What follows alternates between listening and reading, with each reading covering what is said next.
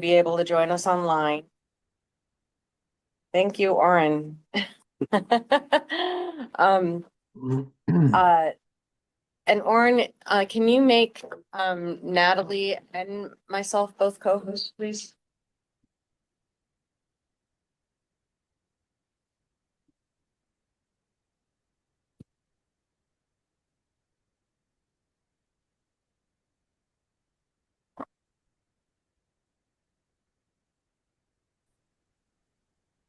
Oren, can you hear me?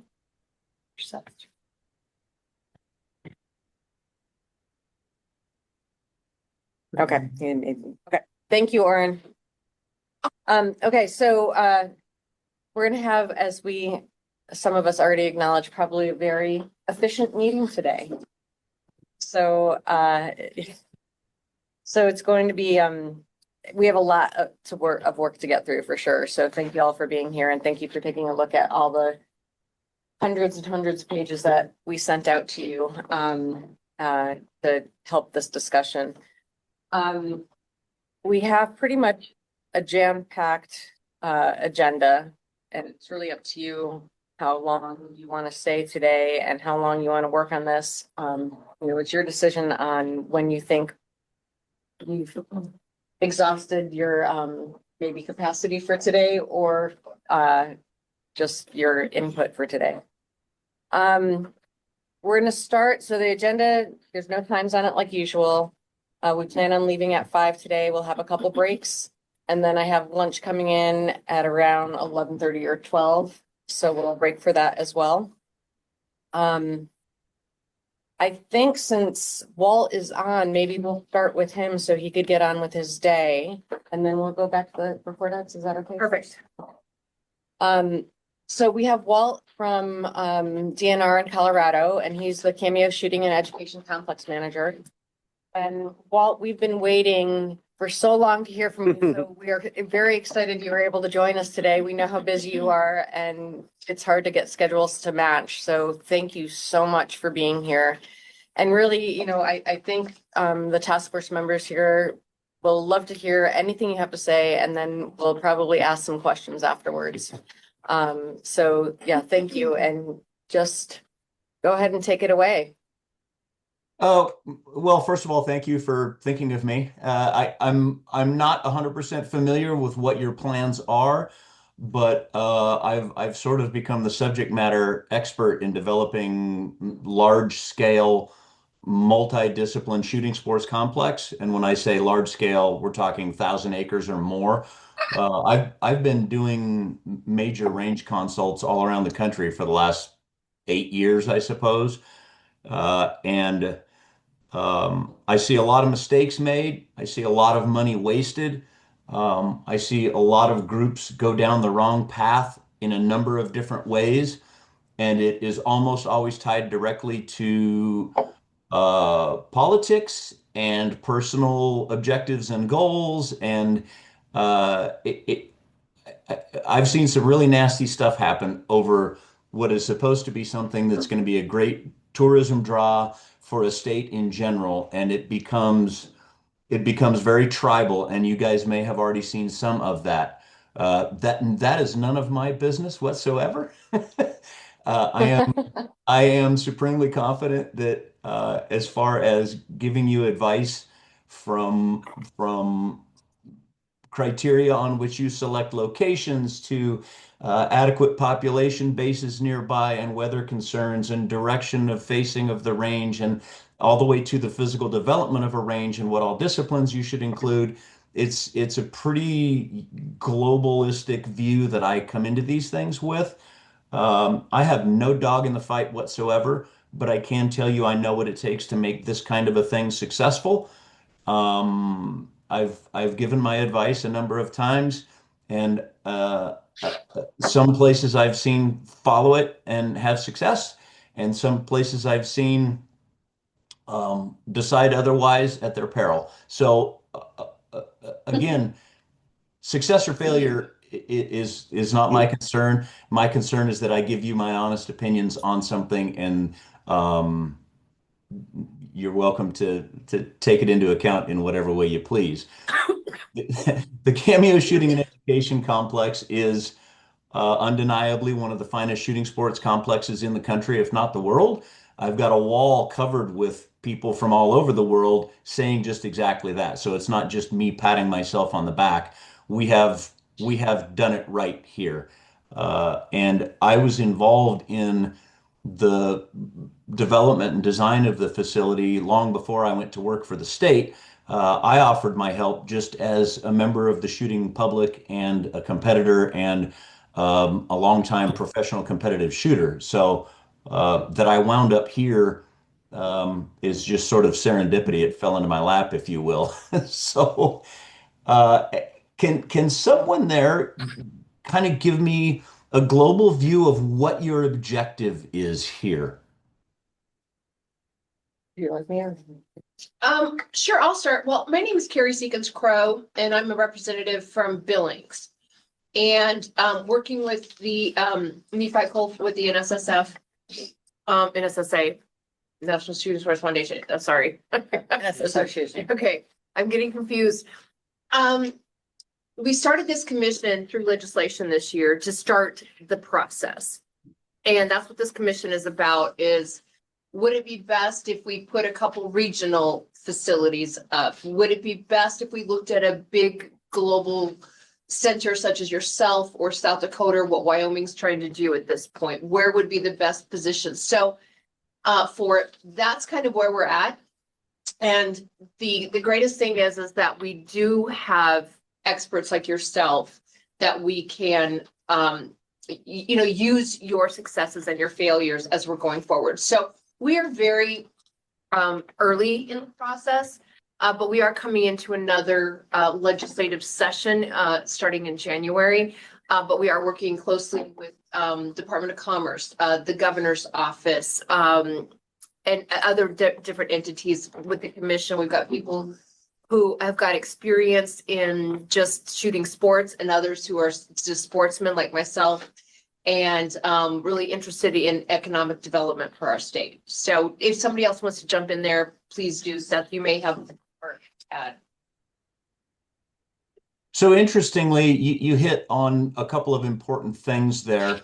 There is deciding on a location. And again, that's where a lot of infighting starts. Everybody who represents their area thinks it's the best for whatever reason, and that's to be expected. You know, they're being loyal to their base and representing where they live and who they represent. Secondarily, let me first of all say location is absolutely critical. You put it in the wrong place, it is doomed to failure. There is just no arguing that there are certain criteria that something has to meet with regards to property acquisition, size of the property, location proximal to an adequate population center to support just general public attendance. If you don't have that element, that leg of the stool, it won't stand. Access to transportation, including air and ground transport, lodging. You've got to have infrastructure there that can support major events and multiple major events simultaneously. If you put it in a location that doesn't have all of that, can't make it. It's got to have all of them. Right? So, Burn that. Walt, I just want to also tell you, I do not think, I might be singularly thinking this right now, it should not be in Billings, Montana, which is our major population center. One is because Rapid City is 5 hours away and Cody is 2 hours when it's snowing. And so I think that those are things right now. I know Seth, Senator Fuller, myself, we've had these conversations about where would it look best in our state. And so I can say having had the conversations we've had, those are things that you mentioned that we do believe are really important. But beyond that, I don't come up with a decision yet. Okay, I can just tell you that without all of the parameters being met, it's doomed to failure. That's just the way it is. Okay, you hit on something else important: economic development. What a facility like you're talking about developing brings the goal is to have it be revenue neutral at least, right? Have it pay its way. The real benefit to your community and to your state is what it brings in tourism wise and is significant. We've had a number of studies done regarding what Cameo generates just for our local regional economy, and it's in excess of $23 million a year. That's between Wow. transportation, lodging, meals, retail. It is significant and it's year round. It's not just like we have the Junior College World Series here, and we have until recently Country Jam, and we have Tour of the Moon bicycle race. These are all notable, successful once a year things that happen here. And, if you talk to any restaurant or hotel, they'll tell you, yes, that's wonderful that we're real busy for a weekend, but what do we do the next weekend, right? When you've got a facility that can serve as many disciplines as you should be able to, you should be hosting events ongoing year round. Last year, we hosted in excess of 539 permitted events here. That doesn't include Wow. general public attendance. That doesn't include non-permitted events, which are law enforcement and military trainings, hunter education courses. There are a number of things that we don't do permits for. This is all individual permitted events. We did 539, and as of March this year, we were 101 permits ahead of where we were at that time the year before. So, you need to keep building every year, and you start to get a saturation of events. It's like one group doesn't get cleaned up hardly soon enough anymore for the next one to be in there. It's just ongoing. And again, every one of those significant events keeps people in hotels, in restaurants, in the sporting goods stores, in the retail shops.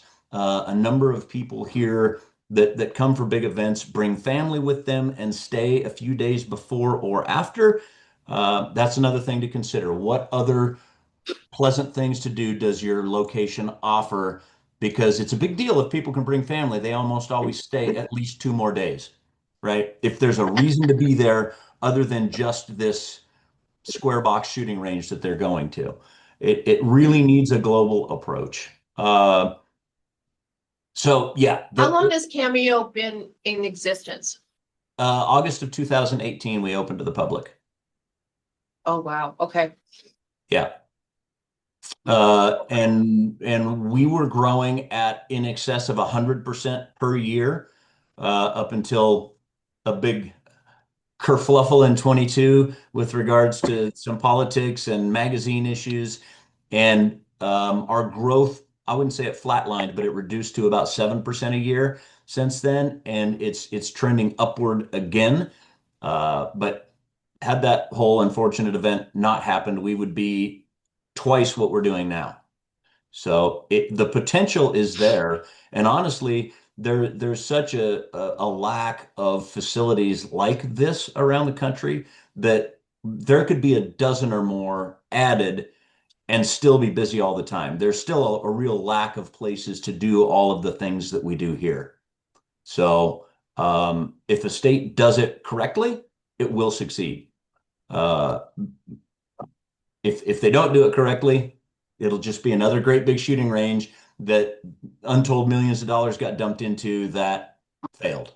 And it's interesting because the recipe is not that complicated. It's almost always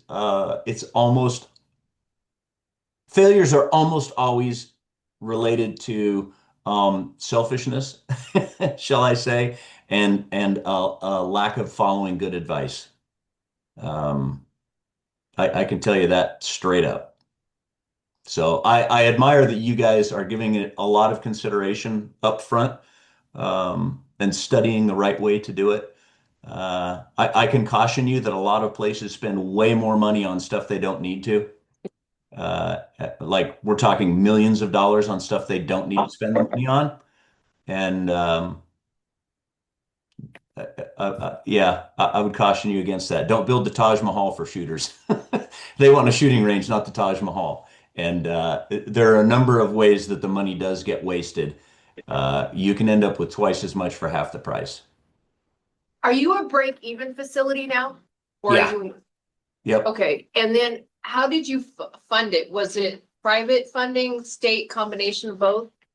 Great question. The Colorado Parks and Wildlife put up $1 million of game cash because we were an enterprise agency. So this was from, sale of hunting and fishing licenses, OHV registration, that kind of thing. So there was no taxpayer money in it. $1 million leveraged against a $3 million match from Pittman Robertson funds. So our initial outlay here was only $4 million. Wow, Yep. that's We've amazing. got, And South Dakota is about 20. yeah, yep. It's not good. See. We've Yeah. had another, I would say roughly another $1 million worth of money put in the form of state grants for some capital improvement projects here. So we're a little over 5 million total investment here. And we are well in excess of 13 million in value added, largely because we self-perform a huge portion of what we do here. For example, we're building a new multi-use facility right now, and on the 21st of this month, I and 15 volunteers are going to go put roof and walls on this thing. The columns for the structure were donated gas pipe from Williams Midstream, I'm sorry, Laramie Energy. A number of our volunteers, we fabricated the yokes in-house. We got a bunch of the earthwork donated. That's another thing. If you've got local companies that are interested in being a part of this kind of thing, um, it, it- you can get a lot done for a fraction of the money. Um, you've got to get the right people in place that know how to leverage that, though. So, What's your acreage footprint? 1,800. Okay. Yep, about 1,800. And then do you charge users to Yes. use the place? Yep. Okay. So we And is have that we have a multi-tiered fee structure for just general public access. You can come here and buy a $12 day pass, and that gets you all day access to all of our pistol bays, our rifle bays, our 3D archery loops, our flat known distance archery range, that sort of thing. If somebody wants to just come out and shoot pistols and rifles, $12 day pass. We also have an opportunity for a $150 annual pass, which for somebody who's a regular user, if they come out here 13 times or more per year, they're money ahead to get the $150 pass, and we have a lot of people that do that. Then for events, we charge separately for events. If it's a very large event, we do a per person charge. If it's a commercial operation, like a for-profit type deal, like a training, then we charge a percentage of gross. Um, I could share all that with you. It's public knowledge in sure? more detail. I don't want to bog you down with it now because it'd take an hour to describe it. But yes, we charge to use it. Well, thank you. Yeah, because both South Dakota and Wyoming are doing it differently, which is, I mean, I don't have any opinion on either of those, but it's just great to find out from y'all what you're doing, and see what is working, what's not working, what could possibly work for Montana as we go forward. On How this. many employees do you have on staff? I have, and this is going to shock you possibly, I only have 4 full-time employees. Wow. If you look at Ben Avery Shooting Center outside Phoenix, which is also owned by a fish and game department, they have in excess of 50 full-time employees, and they're the only facility in the country that compares size-wise with Cameo and what we do. Yeah, I have 4 full-time employees, of which I am one, and a varying number of temps, because during the winter we have 8 hours a day. During the summer we have 12 hours a day, so we need to cover the overlap. We're open 7 days a week, so we will have anywhere from 5 to 7 temps also working. Um, I would advise you strongly, you will need more people than 4 to do it right. Was your land donated, or where did you get the land from? No, that's another interesting element to this. This land was formerly a reclaimed coal mine property belonging to Xcel Energy and Snowcap Coal. And the town of Palisade, which is proximal to the range here, it's the closest little town, actually leveraged a DOLA grant, Department of Local Affairs. It's granting agency for economic development. You guys probably have something similar. They leveraged a DOLA grant to buy the property with the express intention of allowing CPW to build a facility here that would benefit economically the town of Palisade because they're the closest. And in that regard, it's worked out well. They bought it. We lease it for a 10-year period, at which time it will roll over to our possession. DOLA, first of all, DOLA can't grant money to another state agency. That's not within their charter. And secondarily, whoever they grant the money to must retain real property for at least 10 years. And that is to prevent real estate speculation with DOLA money. And the reason they did that is that that kind of thing happened a time or two in the past. So, yeah, it was a creative way to get the land. Ideally, a state would either trade for land with something else attractive elsewhere for a developer that has a piece that is attractive to y'all to develop on, or converting existing state lands, or doing a swap with BLM or whoever else. There are a number of creative ways to do it. And I think it's significantly easier. I hate to use that term. Nothing's easy, but easier if you've got the full force, weight, and power of an entire state government behind having it happen. So being that the state is wanting to do it, I think opens up a lot more doors for you with regards to getting an ideal location. So I have two quick questions. Is there like a video online that walks through so we can kind of see what it looks like? I mean, pictures obviously, but interestingly, there's a private website done by a volunteer who runs a website about Cameo. It's cameosec.org. And there are countless videos. There's a calendar on. It's a very well done website. There's a lot of stuff you can see. It shows pretty much everything we have here. The other question was, you said a small town near, you were talking about housing and things like that. What hotels, how many hotels are in that town, or do you guys have camping facilities at Cameo? The town of Palisade, I can almost see it out my office door. It's about 2 miles away, but it's at one end of the Grand Valley, which includes Clifton, Orchard Mesa, Grand Junction, the Redlands, the town of Fruita, Loma.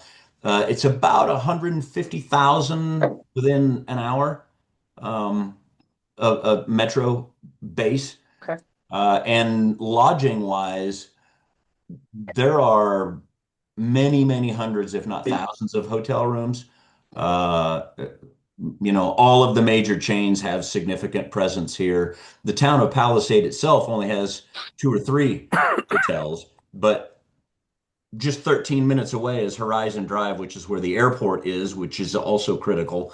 So 13 minutes away, there are 21 hotels. Gotcha. Yeah, lots of hotel space. And a number of the events that we have here will negotiate with hotels to do block room rates. So it's not uncommon for an event here to entirely fill a hotel. But additionally, all of the people that want to come and stay at an Airbnb will also, fill that niche as well. You also have training facilities there for police, federal, local, sheriffs, whatever that would be. Every level. Yep. We've had special forces train here off and on from day one. So. Okay. Do you sell ammo or guns? We sell on ammo, site? not guns. Yeah. Managing an FFL as a public entity is just really problematic. Yeah. Um, Yeah, I'm sure. If and when we build phase 2 here, the intention is to have a concessionaire that would run a pro shop, and that may or may not include gun sales. So, yeah. Our goal here is not to be in competition with local businesses, and at first that was a real concern of theirs. And, in the interest of avoiding that, what you do is open up for concessionaires so that the local businesses themselves if they have the entrepreneurial willpower, they can't say you're in competition if you opened it up for them to bid on running a concession there. So. And we kind of interrupted you with our questions. So if you want, if there's other things you need to keep going, and we'll probably keep interrupting you, but that's fine. Go ahead if you've got more information. No, I mean, I've gone off on several different tangents because there is just so much involved in all of this that if you pick one thing, boy, I'm going to go after that. And then if you redirect me to something else, that's where I'm going to go with that. But I think I've been covering what I wanted to cover. If you want to circle back, though, ask me a question and I'll back up. Go ahead. This is Well, I Beth. came I'm in on- late, so I missed some of your presentation, but I want to take off on a question I heard earlier about competition with local entities, local businesses. You said there was a fear at the beginning of when you first started this. Have you done any kind of back channeling back to those companies to see if they're experiencing anything plus or minus as part of your presence? Oh yeah, yeah, absolutely. And as the facility developed, their patronage actually increased, obviously, as a result. If we've got thousands of people coming here to do something at this range, some number of those people are going to need to go to Cabela's or to Sportsman's Warehouse or to Jerry's Outdoor Sports and buy ammo or buy a gun cleaning kit or lube, or while they're in there, they see a used Model 12 that they remember from when they were a kid and they buy that while they're here. The ancillary effect has been nothing but positive for the retail establishments that were concerned about competition. Thank you. And obviously for all of the retailers, the food and the lodging, transportation, that sort of thing, there's no competition here in that regard whatsoever. So that's all been positive. Thank you. And how close are the other shooting facilities to you there? Are there any other local gun clubs or anything? Yeah. Let's see. Orchard Mesa Gun Club, Orchard Mesa Trap Club. There's a small range out at a small place called Whitewater, which is where a number of the groups that now do most of their stuff here used to go, but it's still busy. You know, a rising tide lifts all boats. If your average interest and participation in shooting sports events elevates, you know, in addition to growing here, those other places have seen more business as well. And that's what we're hearing from South Dakota as well. And how about, what are you guys doing with youth sports? Are you involved with the 4-H clubs coming out?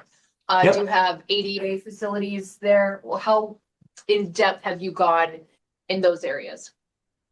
Very in depth. 4-H, yes. S3DA, which is another archery group, they shoot here regularly. Boy Scouts do some merit badge shooting here.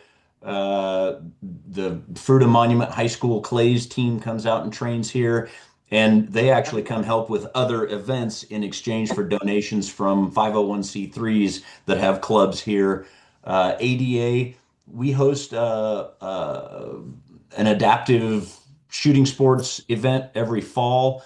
We also have the Veterans Administration that comes out here weekly, doing archery stuff with people that are physically and mentally impacted from their service. We reach out to all of those groups all of the time. Fabulous. Oh, got another question from Christy. Seth had one. Oh, Seth has a question. I actually have a couple.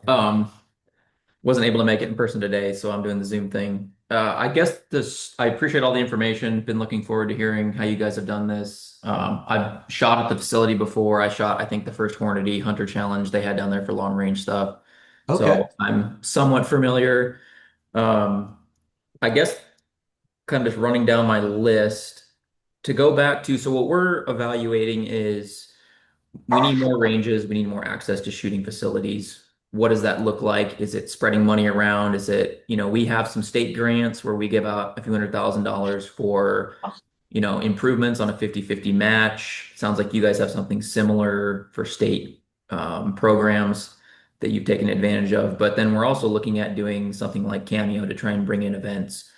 When you guys were looking at this, or you said you have a background in this, have you looked at funding sources for multiple shooting ranges, looking at, ROI calculations, draw calculations? South Dakota said they were like 5 to 6 hour draw. I would guess you guys, do you have an estimate on kind of what your draw area is? Just trying to walk around, you've done this a lot.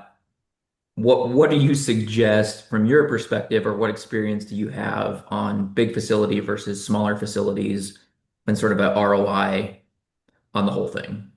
Great question. They're two completely different things.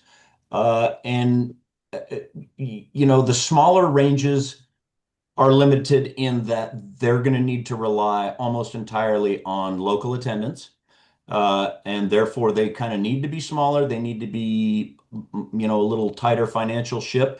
They're not going to produce the tourism revenue for the local businesses, the hotels, the restaurants, so forth, that a major event facility is going to. So they're two completely different things, and they're both really critical for a state. Everybody needs to have the local shooting range to go shoot, to sight in rifles for hunting, to go participate in a small local club match for, IDPA, USPSA Steel Challenge, whatever like that. Those kind of facilities typically already sort of exist organically.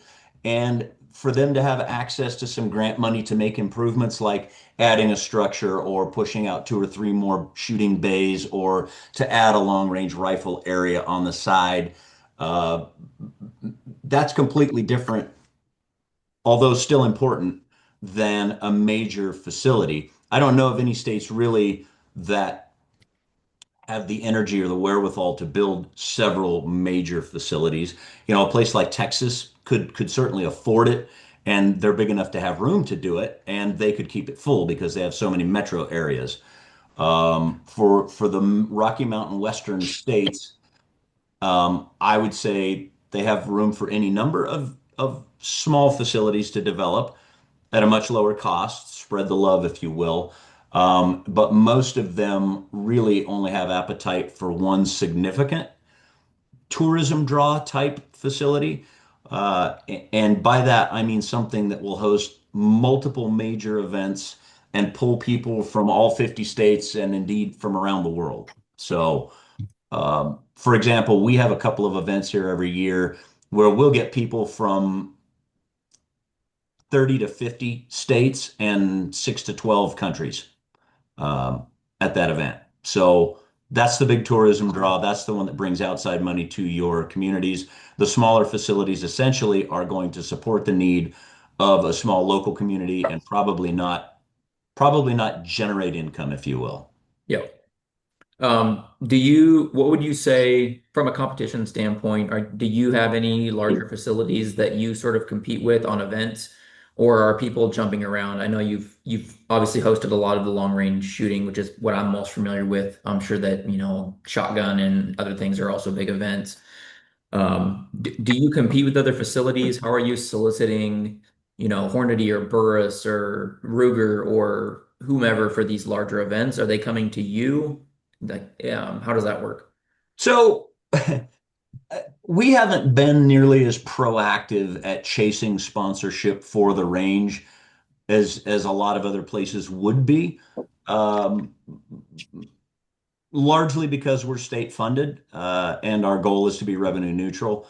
We also don't have some of the costs if this were a private entity, vis-a-vis have to be profitable or you fail, taxes, all that sort of thing.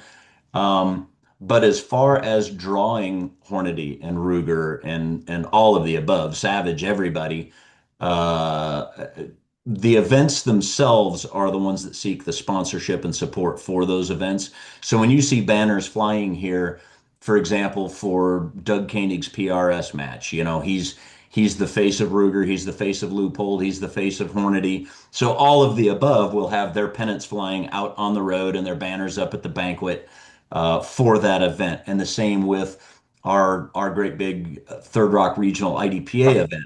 It's sponsored by Ruger, by Glock, by Wilson Combat, and by a dozen other companies, all of whom are supporting that event for that group that puts that on here. We don't run those events. We just don't have the bandwidth to do that. We are a user group driven venue. We've got 120 different user groups that host events here of different sizes. So most of the sponsorship comes in the form of supporting events for the user groups. That's perfect. Yeah, that was so you're basically match directors are approaching you, which I guess was more of what I was getting to with are you most of these matches have a director, they host them in different locations sometimes. So the match directors are essentially coming to you and then you're just facilitating a handoff. Are you and on that, one of my other questions was in terms of it sounds like you're running 4 employees, maybe with some temps. Are most of these ranges essentially self contained in terms of workforce? You're just giving them the venue and they just run it? That varies from user group to user group. There are a number of the events here that we throw a bunch of support behind and we are integral to helping them run their event. For example, Girl and a Guns National Conference is here every year, and we are at capacity. I won't say we're closed. We are at capacity with their event. So basically, they have the whole facility for a week, and therefore our staff is dedicated to helping them with their event. I teach classes during that. I teach 6 different classes, as well as being on call to do my regular stuff. But everybody here helps out with that event. When the Adaptive Defensive Shooting Summit comes here, everybody wants to be a part of helping those folks with that event. So I'm involved with that, but so are a number of other people on staff and our cadre of volunteers. We have over 100 volunteers here that participate in helping with event support. Some events that come here do almost all of their own setup and tear down and running of the event with no real support from us. So it's Depends. it's a real spectrum. Some we help out a lot with, some we don't. And really, as far as our volunteer support, that's really if a user group comes here and says, "Hey, have you guys got some volunteers that can help?" We say, "Yes, we can send out a notification and see what kind of response you get." And there are some events that the volunteers want to jump in and help on, and some not so much. But really, that's up to them. They Gotcha. are, after all, volunteers. So. You'd mentioned that you have nonprofits based on site. So do you have people that sort of use this as their home range of sorts for an organization or? Oh yeah. Yeah, most of our user groups consider this to be their home range, if you will. Most notably Action Pistol Group. They're a 501c3. They're a local club. They host IDPA, USPSA, Steel Challenge. They sponsor the Hunter Field Engagement course that we teach here. They host numerous events every month and Gotcha. consider this their home range. So they're sort of I guess, a range partner of sorts. Is that how you view them, or from a structure standpoint?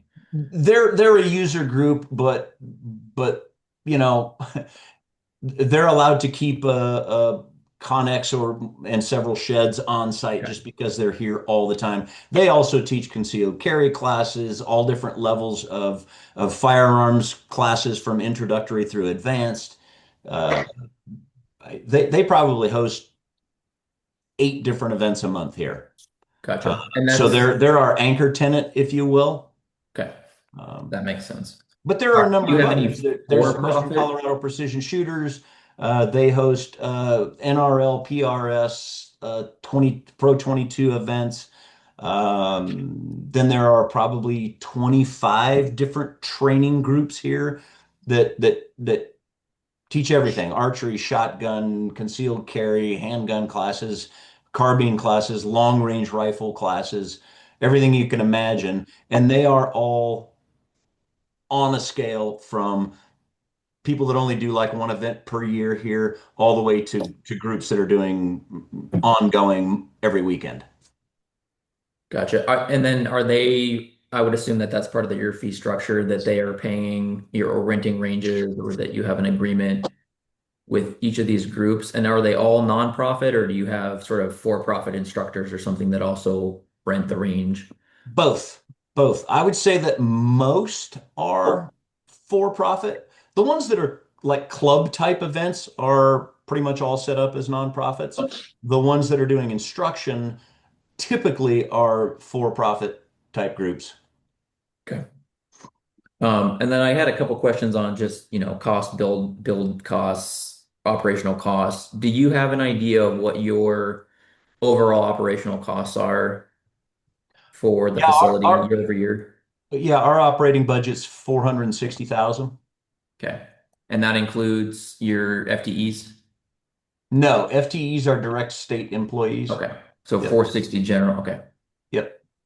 And then what was you mentioned about roughly $4 to $5 million total build, depending on funding, or what was your build timeline like from, start of construction? Could you kind of walk us through, we had a gleam in our eye, we found the property, Yeah. and completion. So our first build out was a small 23-acre area, and the first thing that we built was what would provide the most low-hanging fruit, if you will, meaning it would cover rifle bays, pistol bays, archery bay. We could host events. We could have the general public come out here for whatever activities they wanted.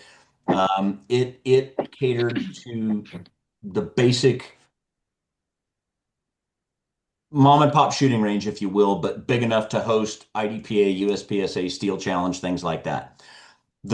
And that we built in about a 5-month period, 4 or 5 months. We started early spring and we opened to the public at the end of August. Then the second part of that was phase 1A. Phase 1B was building the sporting clays courses, 2 sporting clays courses and a 5-stand location. And we built that out again, self-performed. I was out running the excavator, building the trails and the positions and everything. We built the 2 sporting clays fields about a month. Didn't take very long. Okay. And then went out to bid for all of the throwers, and a part of that as well was to buy a bunch of side-by-sides to use as the golf carts, if you will, for sporting clays. Yeah, so phase 1B, all of the clays stuff, took a couple months to build out. Okay. So pretty quick. Yeah, we've built a multitude of things since then. You shot the Hornady match here, the first NRL, and so you were up. Did we have the big building up on the long range area yet? I don't think so. We shot on the archery course, more or less. I think on the west, just straight west of the facility. So I think we were actually drove up past or through the archery range and then shot up against Yeah. and I don't think there were any buildings up there yet. Okay, well, we've got a 3,200 square foot building up there now that we have a long range area where people shoot from benches out of that building out to 2,000 yards. And that uses that same area, but when we're doing an event downrange like what you're talking about, that part is closed, and then we go downrange and shoot in a different direction. But we built all of that out entirely self-performed, in bits and pieces as we went along. We just keep adding things. Gotcha. So do you have a state-owned dozer that you're running around out there with, or how does that, what's the functionality? No, fortunately, in my previous career, I didn't burn any bridges, and oftentimes I can get the loan of heavy equipment. Um, and as long as I'm the one that's willing to go run it, they'll loan it to us. Okay. So sometimes I will just disappear for about a week, and I'll fill the seat of a dozer or an excavator or whatever we've got, and go do a bunch of work. And that also saves a boatload of money. You figure Oh yeah. any piece of heavy equipment is going to be $100 to $200 an hour manned and fueled, and Yes. eh, eh, South Dakota said that they're just moving dirt was 14 million of that 20 million. yeah. Well, a lot of times places will move dirt less efficiently than they could, or build berms to an engineered spec that's unnecessary and spend twice as much on that. Sure. And I was involved in doing some assessment work for them early on. And then so I wasn't there when they put it out to bid and all that sort of stuff. So I didn't ever see their bid specs. From the state aspect, what did you do for engineering? You know, I know that you lived in the range world, sounded like for a while. Does that go back to, I mean, I know that military ranges have specifications for how they want them built. I don't know about USPSA and some of the others. Sam's our resident range guy, so he probably is more familiar with that than I am. But did you guys have this engineered? Did you essentially just lay it out and say, this is where we think the berm should go and start pushing them up? Or what was that So like? I did all of the preliminary range design layout myself while I was in the private sector, and just gave them my designs. And then our state engineering group actually did the drawings, the bid drawings and that kind of thing. Okay. So And yeah. then I guess my last one, I think, was you talked about getting a DOLA grant for the land, and then it's a 10-year lease rollover. What's your annual lease for the property? A couple $1,000s. Okay, so it's essentially a token. Yeah, it's a pittance. Yeah. Yeah, and the benefit to the town of Palisade, it's paid back for them many times over. So Yeah, I have a couple more questions for you. Thank you so much for taking your time today to answer all these questions. Mhm. So Senator Fuller and I were looking at some of the pictures that y'all have. What, and I see you've got a couple buildings. What are in your buildings? There's training space, banquet space. What do you have in your buildings? So that's interesting. The building that I'm sitting in right now, we just call it the office at this point, but it's a very large metal building, red iron inside, concrete floor throughout. The back 2/3 of the building is basically a giant warehouse space, but it's nicely designed inside. We've got an engineered sound system in there. We've got a stage in there. It's used to host awards, banquets. Numerous trainings happen in there. When Girl and a Gun is here, they fill it up completely as their store, if you will. It's a retail space for swag, but it's also used to store our fleet of side-by-sides during inclement weather. We keep them in there most of the winter because they last longer when they're indoors. We've got my office, a retail space, a break room, the front counter, bathroom facilities. Upstairs, we've got what we call the loft, which is over the office portion of this, and it's half classroom, half storage. So it's truly a multi-use building. Mm. We have a modular building that was our original temporary office space before we built this larger building, and it was going to cost the state more to get rid of that building than it would be to just keep it and make it permanent utilization for our property technician and for the operations manager who works for me, runs the day-to-day stuff. They have office space in there, but then the center section of it is used as a jumping off point for our volunteers that work as range safety officers here. Their med kits are in there, their safety vests are in there. There's a microwave and a refrigerator. They go in and eat their lunch in there. Those are the two main structures here. Other than that, we've got picnic shelters. We've got our long range precision shelter that we built that is a building, even though it's open on one side. We've got the structure that we built for our 5-stand location. We've got a structure that we're about to put up for our multi-use facility. Those are mostly more open. They're shelters more than buildings. So, Mhm. yeah. Yeah, that was one thing that Rapid City said, don't underestimate how many bathrooms you'll need, how much water you need, and storage. Those were the three things. The other thing that they have within their building is a kitchen which the banquets, when they come in, they are able to use that as well. And they have found that to be very handy. So, and that was the other thing is storage. So I heard you say Connex is that what you basically use for storage or? Because that was a big thing there. They did not plan for as much storage as that they would need. Yeah, that's part of the element. We have a number of connexes on the facility. Like at our clays ranges, for example, you need to keep your clays near the throwers so that you can refill them. Well, a connex is perfectly good. It's entirely weatherproof. And so we have those near our clays ranges for restocking clays. We have nested connexes in proximity to each other and then built a roof and walls over and around them, basically cocooned them and created an enclosed garage storage space in between those. And if done correctly, it's not an eyesore in any way, but certainly way less expensive and more cost effective for what you get out of it to do that sort of thing. So. And it was very interesting because they said one of the things they did not plan for was just to get the trucks in. So they didn't have the turning radius into the entrances. So, I mean, it was great to speak with them on, well, we should have done this differently, just for storage. So, very interesting.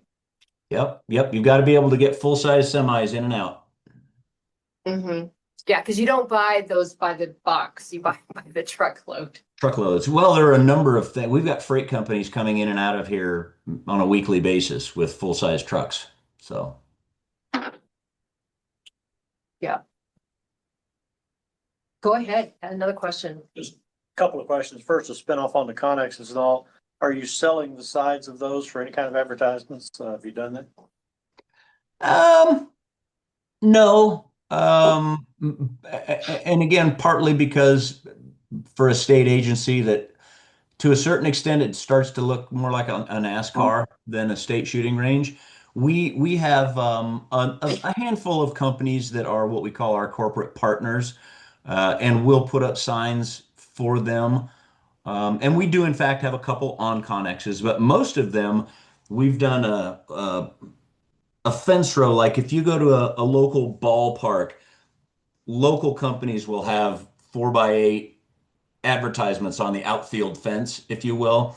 So we've got an entire fence that is primarily for local companies that participate with us on an ongoing basis, whether they offer us discounted services or discounted materials or participate by coming out occasionally and doing some work for us at no cost, that kind of thing. They get a sign on the fence. But as far as chasing big sponsorship, we just have not done a ton of that. Rocky Mountain Elk Foundation has been a partner with us. And my guess would be that they would want to do that with you guys as well, being as they're out of Montana.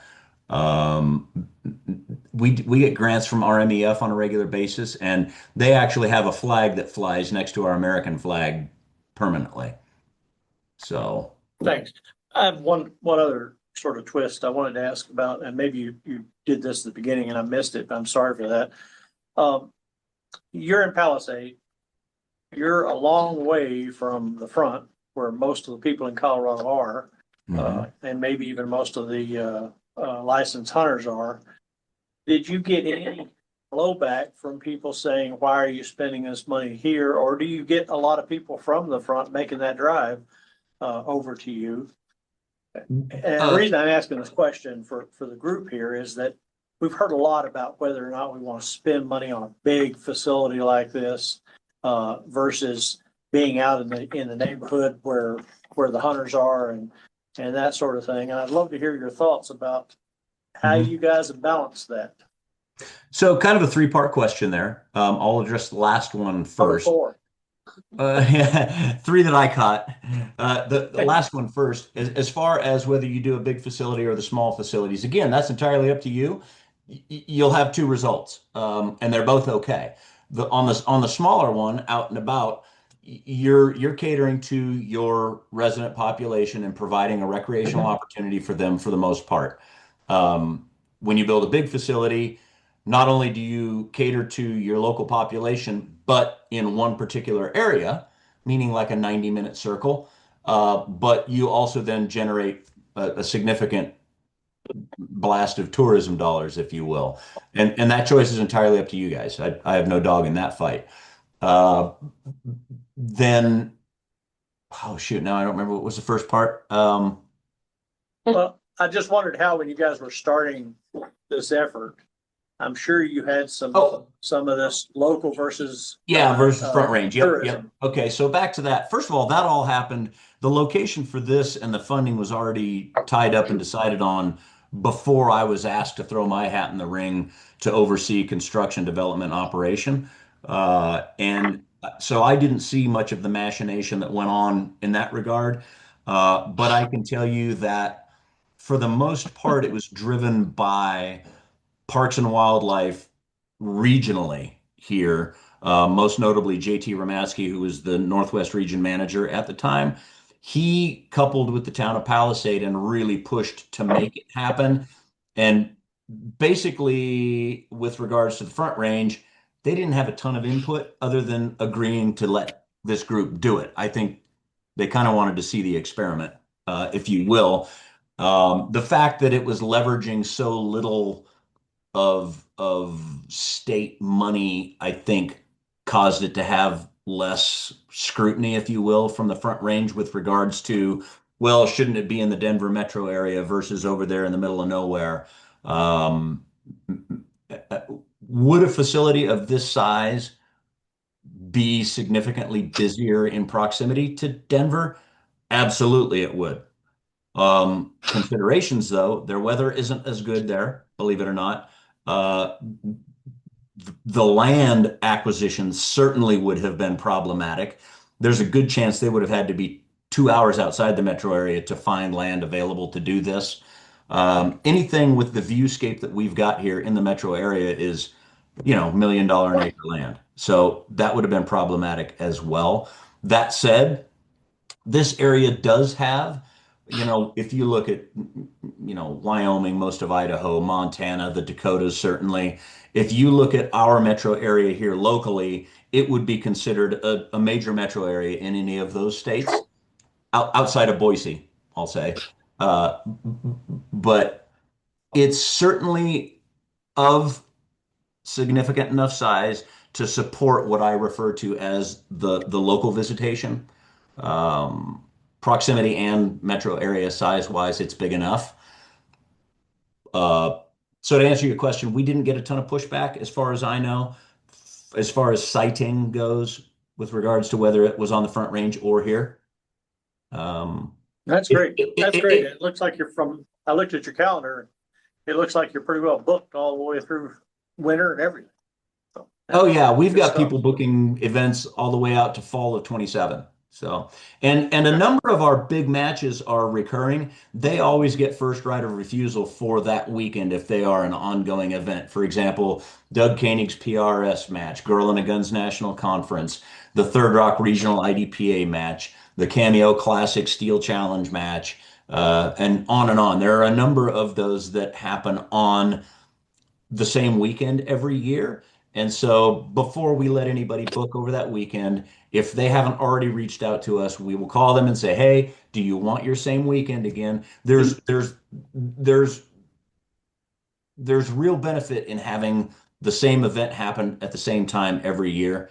From a planning perspective, from an expectation of people to travel to an event perspective, it benefits a facility to maintain those weekends. But yeah, so we have people that the day they leave from cleaning up for an event, they'll walk into the office and tell Valerie here, "Hey, I want the same weekend next year. Can I book it?" And so we do. Cool. How did you come up with the name for the complex? We knew it was going to be Cameo something, and they bounce back and forth between Cameo Shooting Center or Cameo Shooting Sports Complex, or a number of things were bandied about. And I guess when I came into the picture, we just sort of talked about it and decided, well, it's a shooting sports complex, and we want to put an emphasis on education as well to satisfy the requirements of our Pittman Robertson grant. So it's shooting and education. So Cameo Shooting and Education Complex. What is significant about the name Cameo? This location, the power plant that used to be here and the coal mines that were here for 100 years, there was actually a small company town called Cameo. And where I'm sitting right now was the beginning of a ramp that went down into the mountain for the second mine that was here that went a mile back underground. They were actively mining coal here for 100 years, and it was always the Cameo location. It's named after an edifice, a rock outcropping across the highway from me that looks like a face, and it's called the Cameo feature. So It's been my experience that naming something is important in publication. yeah, and how you develop your logos and your retail items, particularly clothing and hats, that make people want to buy them and wear it even if they don't know what it is. So I mentioned Valerie earlier, an admin here who's also an amazing artist and has developed the artwork for all of our retail items and the logos that go on the t-shirts that we do and things like that. That cannot be understated. That's a significant portion of our retail here. So are you also working with your Department of Commerce, your Department of Tourism? What does that look like as far as that partnership, or how does that work for y'all? Yeah, all of the chambers of commerce. I do presentations to them on a regular basis just to keep them updated on what we're doing and what we offer so that they can then disseminate that information to their groups. The Greater Grand Junction Sports Commission, which is a local, it's a local organization, I think sponsored by all of the town's chambers of commerce here. We participate in things with them. All of the local, like the Rotarians and the Kiwanis and groups like that also play a greater or lesser role in economic activities. I do presentations to most of them once every year or two as well. We're partnered with them. I wouldn't say that they play a proactive role here, but they certainly want updates and information on what we've got going on and how we're doing. Pardon me for asking the same question. You mentioned earlier that the economic impact to the community and the surrounding areas was so many million a year. What was that number? North of 20 million. Yeah, north of 20 million. Thank you. And how do you measure that? Y'all have a sales tax, or how do you measure that impact there? There is a county sales tax here, and then of course the state sales tax. But it's actually a large part of it was done for us by a girl and a gun because they calculate metrics and they track the spending of their participants. And we've also surveyed other people that come here for other events, and the amount that they spend here when they come from out of state or even just from the Front Range is remarkably similar. It's around $1,500 a person between what they spend here and what they spend locally for lodging and meals and retail. And yeah, you can extrapolate an average. I'm sorry, what? Oh, I was just gonna say, it's a little bit more difficult for us sometimes in those events, like being from Billings, to measure the impact of a group coming into Billings. We had Garth Brooks who did 5 concerts, and he actually came in and said, this is the economic impact that I will have coming in there. And so that was very, very helpful for us. So it's just a little bit, we know it has an impact. It's just harder for us to measure it sometimes without. Yeah, and it's going to be nebulous no matter what. There is no exact science to it. You can go more in depth and probably get more accurate. But if you're looking for an overview, there's certainly trickle down effect.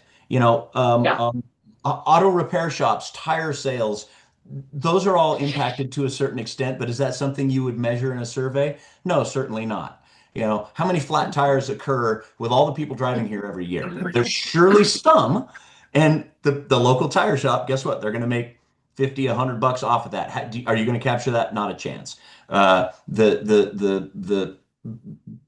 local mom and pop sporting goods store, they have a banner month. That's going to trickle down somewhere because they're going to buy more retail than they would have otherwise.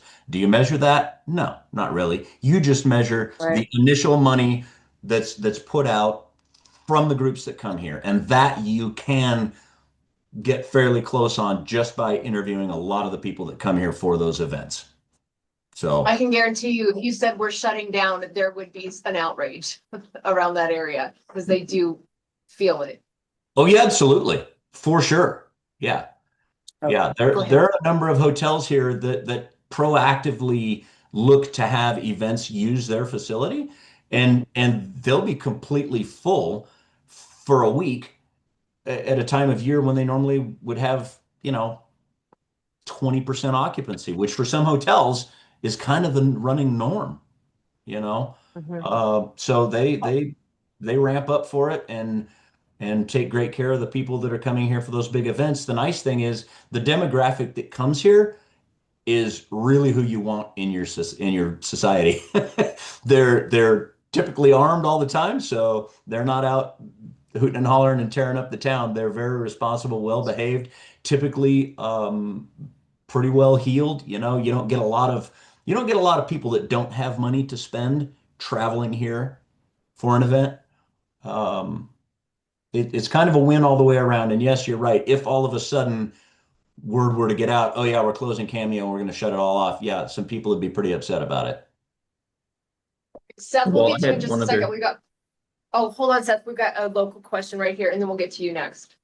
So, hey, Walt, Rich Roth of the governor's office. I was looking at the range on the map and stuff, and it looks like it's around, of all the complexes and all the shooting bays and all that stuff, it's around 100 acres there. And you're right by obviously the Colorado River, and it looks like a water canal too.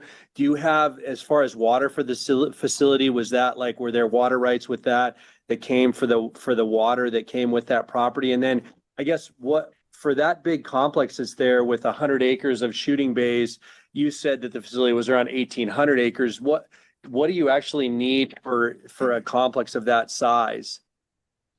So, and that's also a open-ended question. The bigger the better is all I can say. I would say to do something like what we've got, to include all of the disciplines that we've got, you'd need a minimum of 2,000 acres. And more is better. If we had 20,000, I'd fill every bit of it. I lay awake at night dreaming the next thing that we're going to build out and what group we're going to cater to with that part of the facility. So water wise, we are actually on city water. Oh, All right, Seth, go ahead. There Yeah. was water that came to the old power plant that they decommissioned here. So there was already water there was a fire hydrant right on the edge of our property. So we tapped onto that. It's convenient. My question kind of dovetails on that. I know you'd mentioned that location's key and that you were involved in the site. Was it a competitive site selection where this was chose? Like, how did you come into this property? It sounds like the opportunity presented itself and you kind of looked around, there wasn't anything better, so you ran with it. So that predated me. The location was already chosen. The land had already been acquired. And by all estimates, people that looked at this property said there is way too much vertical here to ever do much with it. And we've sort of proved that wrong. I mean, you've been here, you've seen it. Yeah, it's broken up. There's a lot of up and down, but that in and of itself, the terrain features actually kind of a benefit. Absolutely. They create natural barriers and they create a feeling of a much bigger facility than what we've actually got. And certainly if someone were looking to site something, those would be considerations, looking at topography, vegetation, drainages, all of that would you need to look at it holistically. And it's super critical picking the right spot. This spot was sort of already picked for us. If you were to just give me all of Colorado and ask me where would I put it, I could pick 50 places that are better. But not many of those would have of ease of acquisition, um, um, all of the proximity things I talked about. But this place was already picked before I even started helping them with design work on it. Gotcha. And Do Walt, you, just another question, just real quickly, Seth, did you need legislation or anything, or was this something that you were able to do because of the way that the funds were able to be appropriated for the site? So it is included in legislation. It's part of the Future Generations Act, which I think was passed in 2016 or 17, if I'm not mistaken. It's certainly beneficial to have it included. And I'm sure some of you that are more in the know might be saying, no, absolutely not. It'd be better to just cowboy it. I don't know. But I think it has some benefits in that it can establish more permanency, possibly, and more commitment on the part of the state itself, ownership, if you will. Yeah. All right, go ahead, Seth. Sorry, I interrupted you. yeah, I was just going to ask if you had a criteria list or a flow chart, or you mentioned, site selection, that there's numerous other sites that might be better suited. Do you have a system that you use for looking through that to sort of weed those down quickly? Are you looking at it kind of holistically of, well, you have to have population, here's your checklist, you run it all Mhm. through a filter, it needs to have this, and this, and then you start sorting from there. We have some challenges here. We have, vertical, but then we also in Western Montana have a lot of trees, which are not easy or cheap to move generally, versus sagebrush, which never gets above, an appropriate height for shooting. Do you have kind of a metric that you feed all this information into, or is it you've just been doing it long enough that you know a lot of it and you can just sort of yeah, that's going to work or it's not? So kudos to you. You may have just asked the most important question of the day.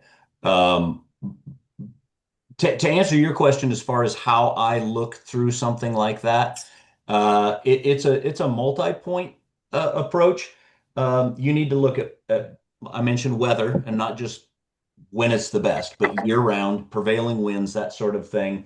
Lodging, transport, interstate access, local population, hopefully at minimum of 50,000 within half an hour or so. Preferably north facing for your archery and your pistol bays. That seems silly, but that's important.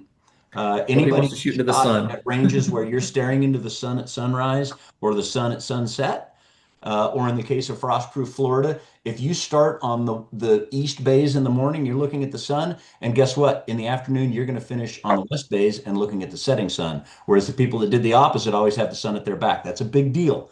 So that's a consideration.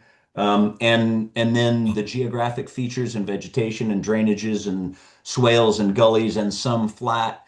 I looked at siting for another state, and I'll go on to Google Earth. I live on Google Earth. I'll look at Google Earth, and then I'll go to county assessors maps to see who owns which parcels of land, whether it's state or private or investment company or BLM. And I can't help but just gravitate to locations that would seem to be easier to acquire with state horsepower. And of those, I look at the ones that are in nearest proximity to population areas that would support such a facility. And it's I don't know as you'll ever find the perfect spot, but I have seen some that are what I would consider the best I've ever seen. And sadly, those don't get selected, and it's not for lack of them being the best spot. It's entirely having to do with tribalistic pressures influencing where something goes. And I caution you, you need to not let that happen. Probably my recommendation would be to find a committee of 5 people that have no dog in the fight, but that know that of which they speak, and have them help you make that decision. Um, I know that's sort of anathema to people who have a vested interest in steering something in a certain spot, but that would be my strongest recommendation to you. Appreciate it. Yep. Location is everything. On that note, we have obviously snow issues here. I know you guys probably get some snow in the winter. It's probably not like we get in terms of Very winter. little. So that is a consideration just from areas that you've looked at in less temperate climates, let's call it.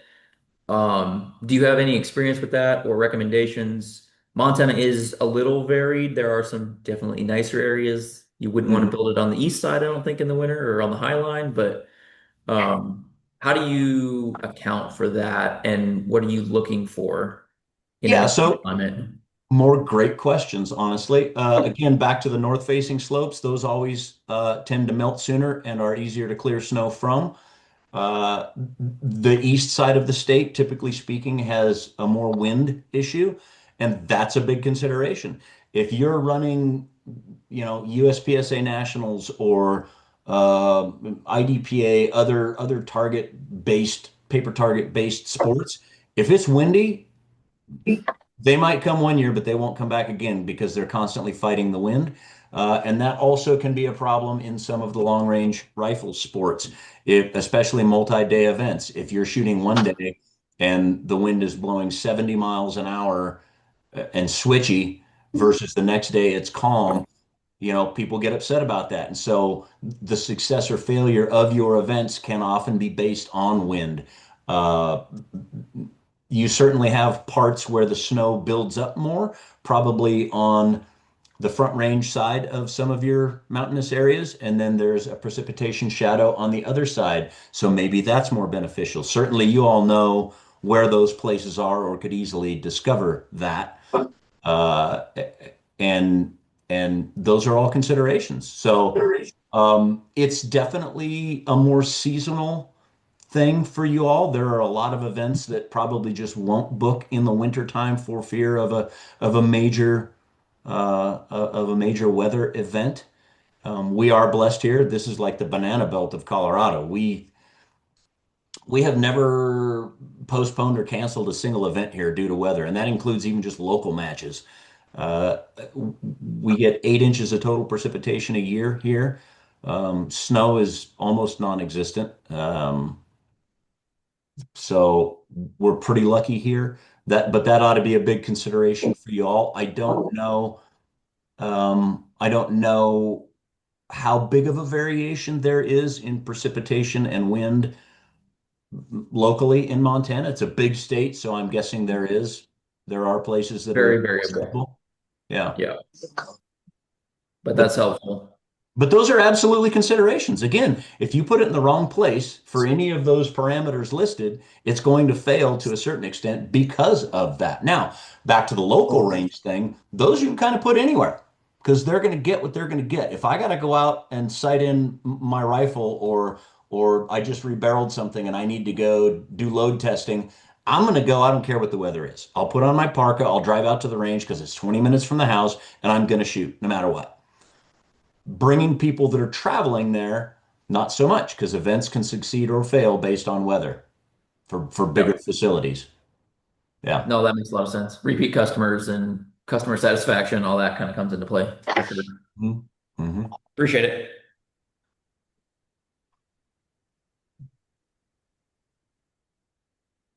All right. Do you have a down and dirty list of prerequisites for selection of a site? Yeah, I took notes right before I got on here with you guys. And certainly lodging, transportation, and transportation means a significant regional airport served by at least one major airline, even if it's just American Eagle or whatever, working for United or American or whatever. Proximity to an interstate, or at least really good highway access. Weather considerations. A local population, meaning 50,000 or more within half hour, not more than an hour. Land, certainly more than 1,000 acres. If you're planning a big multi-discipline facility like what we've got here. A significant portion of that laid out so that the bays can be set up facing north. Even if that's cutting it out of a hillside, it's actually less expensive to build shooting bays for those disciplines.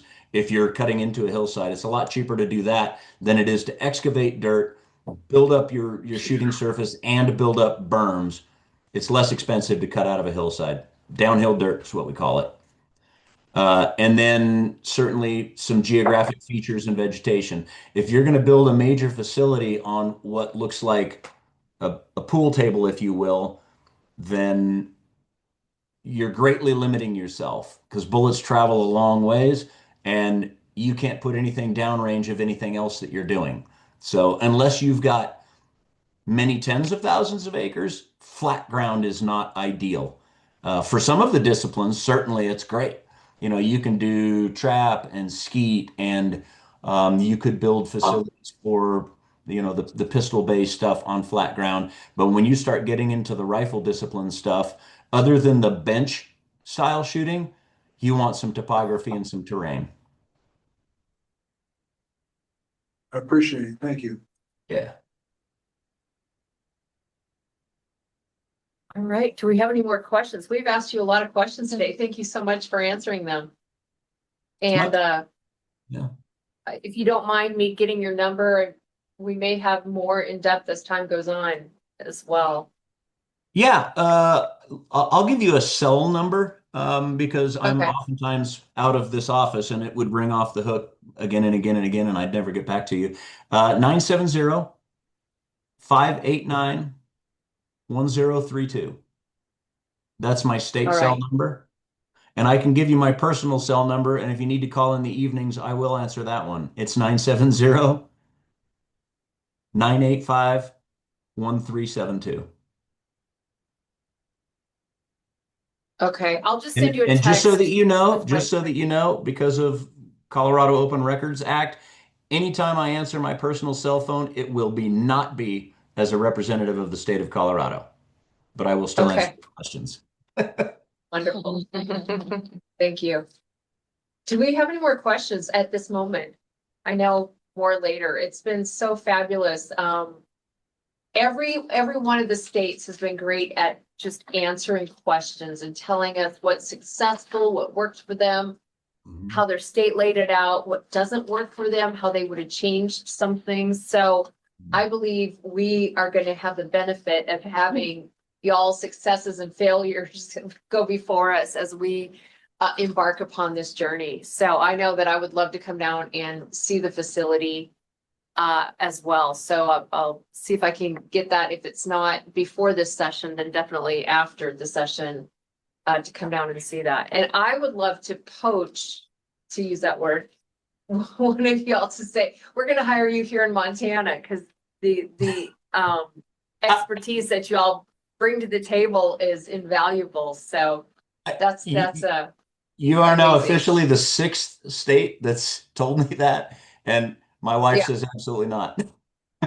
Yeah, I know. Although Well, we both know, love we have Montana, higher- I we have love higher Montana. power to make the answer too, but Yeah. you know, I definitely get that. My husband should always say that as well.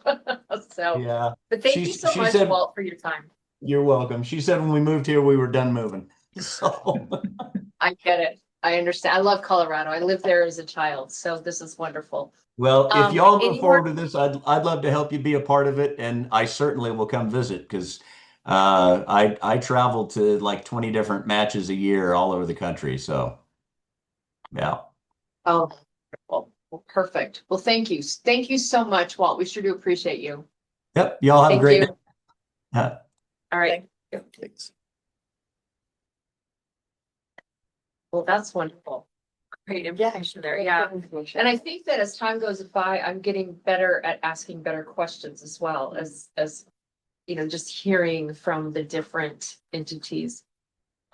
do we want to report on kind of what we've seen and heard in this last month or Almost so? anybody needs a break. Just Okay, well, I don't an think. hour and a half does. Oh, I'm just Christine. okay. Wanna take a- Okay, we'll take a quick break and then Seth, we'll start off next with you talking about our conversation with Wyoming, which we may have already kind of answered some of those questions, asking those questions. At this time, but so we'll just take a 10-minute break. Sounds All good. right, perfect. Is this an extra set? Yes. That's for you. That's for me. My name on it. Thanks. Just- Doing well. How's he doing? Hey, Mitch, how are you? Good, man. How about you? Good, good, good. On the agenda, and then I have, going on to. How are you? Yeah. Talking about. How are you? What it is. And. I got notified that we did get our grant from Nifwith. Oh, you did, all right. Yeah, this is the one that, attaches to the. Coming up with recommendations, what it's gonna be. And Does that mean- Yep. So it's basically going in and working with ranchers. They give you stuff. Yep. And it's primarily focused on, of course, it's wildlife money, wildlife related, but it focuses on their ranch separation. And what they might give or better or improve upon. Yeah, no, so water facilities, virtual fencing. But. Yeah, yeah. It takes the governor's lease program one step further.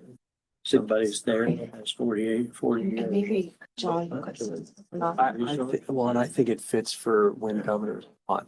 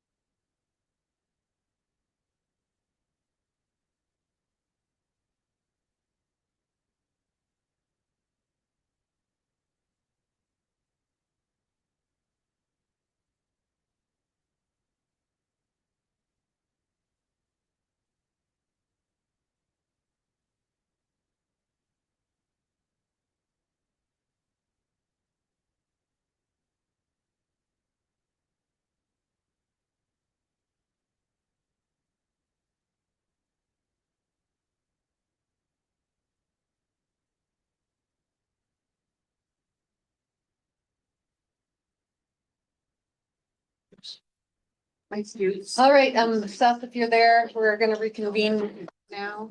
Okay, and I apologize that the break was longer than we thought it would be. Still lots of questions, lots of information going out. One of the questions that we were asking, kind of going in the direction, with the information that we already kind of had in our brains, but even Walt filled in more. The conversation Seth and I had with Wyoming, the field trip that I made out to South Dakota, looking at weather, lodging, population, transportation, vegetation, drainage, weather, but then also looking at what lands could be available and also understanding we're going to have to be closer to the Cameo budget than we are to the South Dakota budget in all of this. So one of the questions that we have asked Jeff is could some of the state lands, the WMAs, be available? And his answer, like any good attorney, was it depends. So he's gonna fill us in at this moment, with his answer, that expounds upon it like any good attorney would do. Yeah, sure. And yeah, the answer is it does depend. In principally because of whatever funding sources may have been tied to the acquisition of that particular WMA. And so it ends up, ultimately being kind of an assessment about whether or not the proposed use of that land would be consistent with whatever original constraints were tied to the federal funds that would have been used to acquire it. And I mean, you probably know, I think it seems like more of the older WMAs we have had were a lot more PR heavy and LWCF heavy, Land Water Conservation Fund or Pittman Robinson funds. And those have a little more strings attached to them than maybe sometimes we found some state dollars to use. But it really is an exercise in going back and looking at that specific site, what the funding sources were for the acquisition. Now, Fleecer's pretty old, isn't it? Yeah. It's been around a while, and I do think historically, most of the older ones were more PR heavy because we just didn't have as many state dollars available for habitat acquisition back in the day. So, but I could absolutely run out the ground on that particular site at Fleecer and see what the funding origins were, and then get with our federal programs folks. They know the finance side, Adam Brooks, and between the finance shop and the lands unit, we can get to the answer pretty quickly about what funds were used to acquire, if any constraints are associated with Or, that. maybe help us kind of, target an area. Yep. And just to let you guys know, I don't know if you're familiar with this or not, but Cameo is looking at a $5 million budget for what they've done. And Rapid City is at a $20 million budget. Yeah, but in just the way that the differences in how they run and I'm not trying to shame either one, saying one's better than the other, but we're going to have the advantage of being able to learn from what they've done well, what they said we would do differently, and the facilities, as well as Seth and I talked, and I'm going to have Seth talk about Wyoming here in a second. How they're putting it into place as well. They have been phenomenal with us in answering questions and taking questions, and I think that I'm just getting better at asking better questions as this process goes along. But and they've been telling us this is what I would do differently, which is wonderful for us as we go through this process as well. But of course, finding land, finding a place that would be suitable for to deal with all of these different things is going to be the number one top foundational question that we get answered initially, if that exists. So your job, if you choose to take it, is to find the unicorn. May the odds be ever in your favor. I will do some digging on Fleecer. Or in the words of Captain Picard, please make it so. Please make it so. But Yeah, those aren't ones lawyers are necessarily always good at executing on, as well as Captain Picard's crew was. Right. But the governor, To my level best. I know the governor supports what we're doing, but is also, as we are as well, concerned about how we would put this into place, what it would look like, but also what it's going to mean to the state of Montana. So thank you. I Yeah. appreciate you. And I'm sorry, wasn't able to get up here for a while. Did CPW start with their own property at Cameo? No.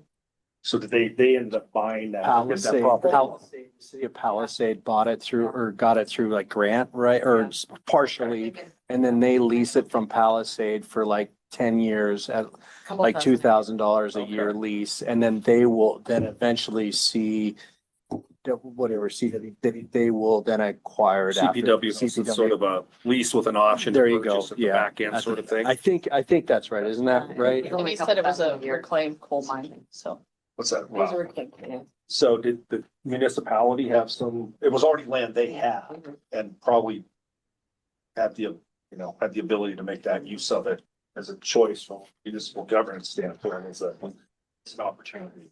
I think they Yeah, said that and then sounds like Seth's gonna talk about Wyoming, because that ended up being what we would call an interlocal here in Montana. I think Yes. it's some sort of joint power structure that they're referred to in Wyoming. Yeah, and I'm gonna plan on actually traveling down there. It's really easy for me to do that from Billings, sometime this fall as well. But Seth, do you want to go ahead and talk about our conversation we had with Wyoming briefly? Sure. Yeah, and I don't have all my notes with me, but just from a high level, this one's kind of a different style than what we've looked at on the other two, in that it is a joint powers. It's a state, city, or state municipality, county. I was just looking at, they posted some more information. They have a website now that kind of does the range layout, and it's actually not in the location I thought it was. I thought it was going to be north of town. It's a whole new facility, so it's not part of their existing club that is there. It's south of town. But this was more of a competitive bid, state funding with a match. And then they got a $10 million grant from the Civilian Marksmanship Program, which the CMP basically, they sell surplus rifles, pistols, etc., like military surplus. And then they also have 2 shooting facilities. So they run the Camp Perry national matches. That's one of their facilities. And then they have another one in Anniston, Alabama. And I think they may have a third range set up now where they are able to shoot international style, Olympic indoor air rifle, more of your 4-H kind of type events where they can shoot 22 and air guns inside. And I think that's part of what's going into the Cody event, is that they're going to have an indoor air range with electronic targets. They have digital feedback, so it's computer-based feedback as part of this. So they're making this. I mean, they're kind of copying Cameo, but Cameo Plus. So this is more like a high budget Cameo, I guess, where they've got a lot more funds coming in. So it was informational in terms of seeing how they did it. I was more interested in some of their metrics, and it seems like they kind of just, this sounds good. Here's how we're going to grade. This is a high score, and then they just sort of ran it through their metrics and came up with Cody. So, I don't know if anyone has any specific questions I can try and answer, but it's definitely more of a high dollar. They hired a CEO to run it. It's going to be more, private public partnership venture style range. And I kind of think that in our conversation with them, that had a very, that was weighted very highly with a private, public, interlocal. Yeah. And that they came up with a very good RFP. I'm not quite sure that the other RFPs quite agree with that. After talking to South Dakota, because he was a part of the Sheridan RFP. And so that was a kind of interesting take from him, he's now the guy that's running the South Dakota range. Okay. But talking to both of them, the South Dakota range is phenomenal. And then of course they also implement a lot of the computer. They've made sure that their skeet and trap can have international competitions there, because they made sure that everything was to the centimeter appropriate with everything. It was very impressive. But also, just everything that can be done on computer and having that technology there as well. I don't know what Cameo has with all of that, if they're that high. Well, but that was really impressive for the different kinds of matches that they can have there. Also ADA compliant, also dealing with, 4-H and FFA and having, all of that as well. But, it was very impressive. But the other thing I got from both of these is that they're very interested in working with us on a very regional level. However we decide to go in Montana, that those partnerships then and having kind of regional style events and partnerships, however we decide to go with that. And because of that, that's one reason why I know my colleagues in Billings will say, well, what about Billings? Well, what about Billings? We've got Rapid City 5 hours away, Cody, hour and a half. Let's think of this at a higher level, Montana type of a level instead of just a regional one. So, yes. So I did have a long conversation with Judy Lugerski. Yes, please tell us. So interesting enough, I have like 3 random pages of notes because she just was speaking off the cuff.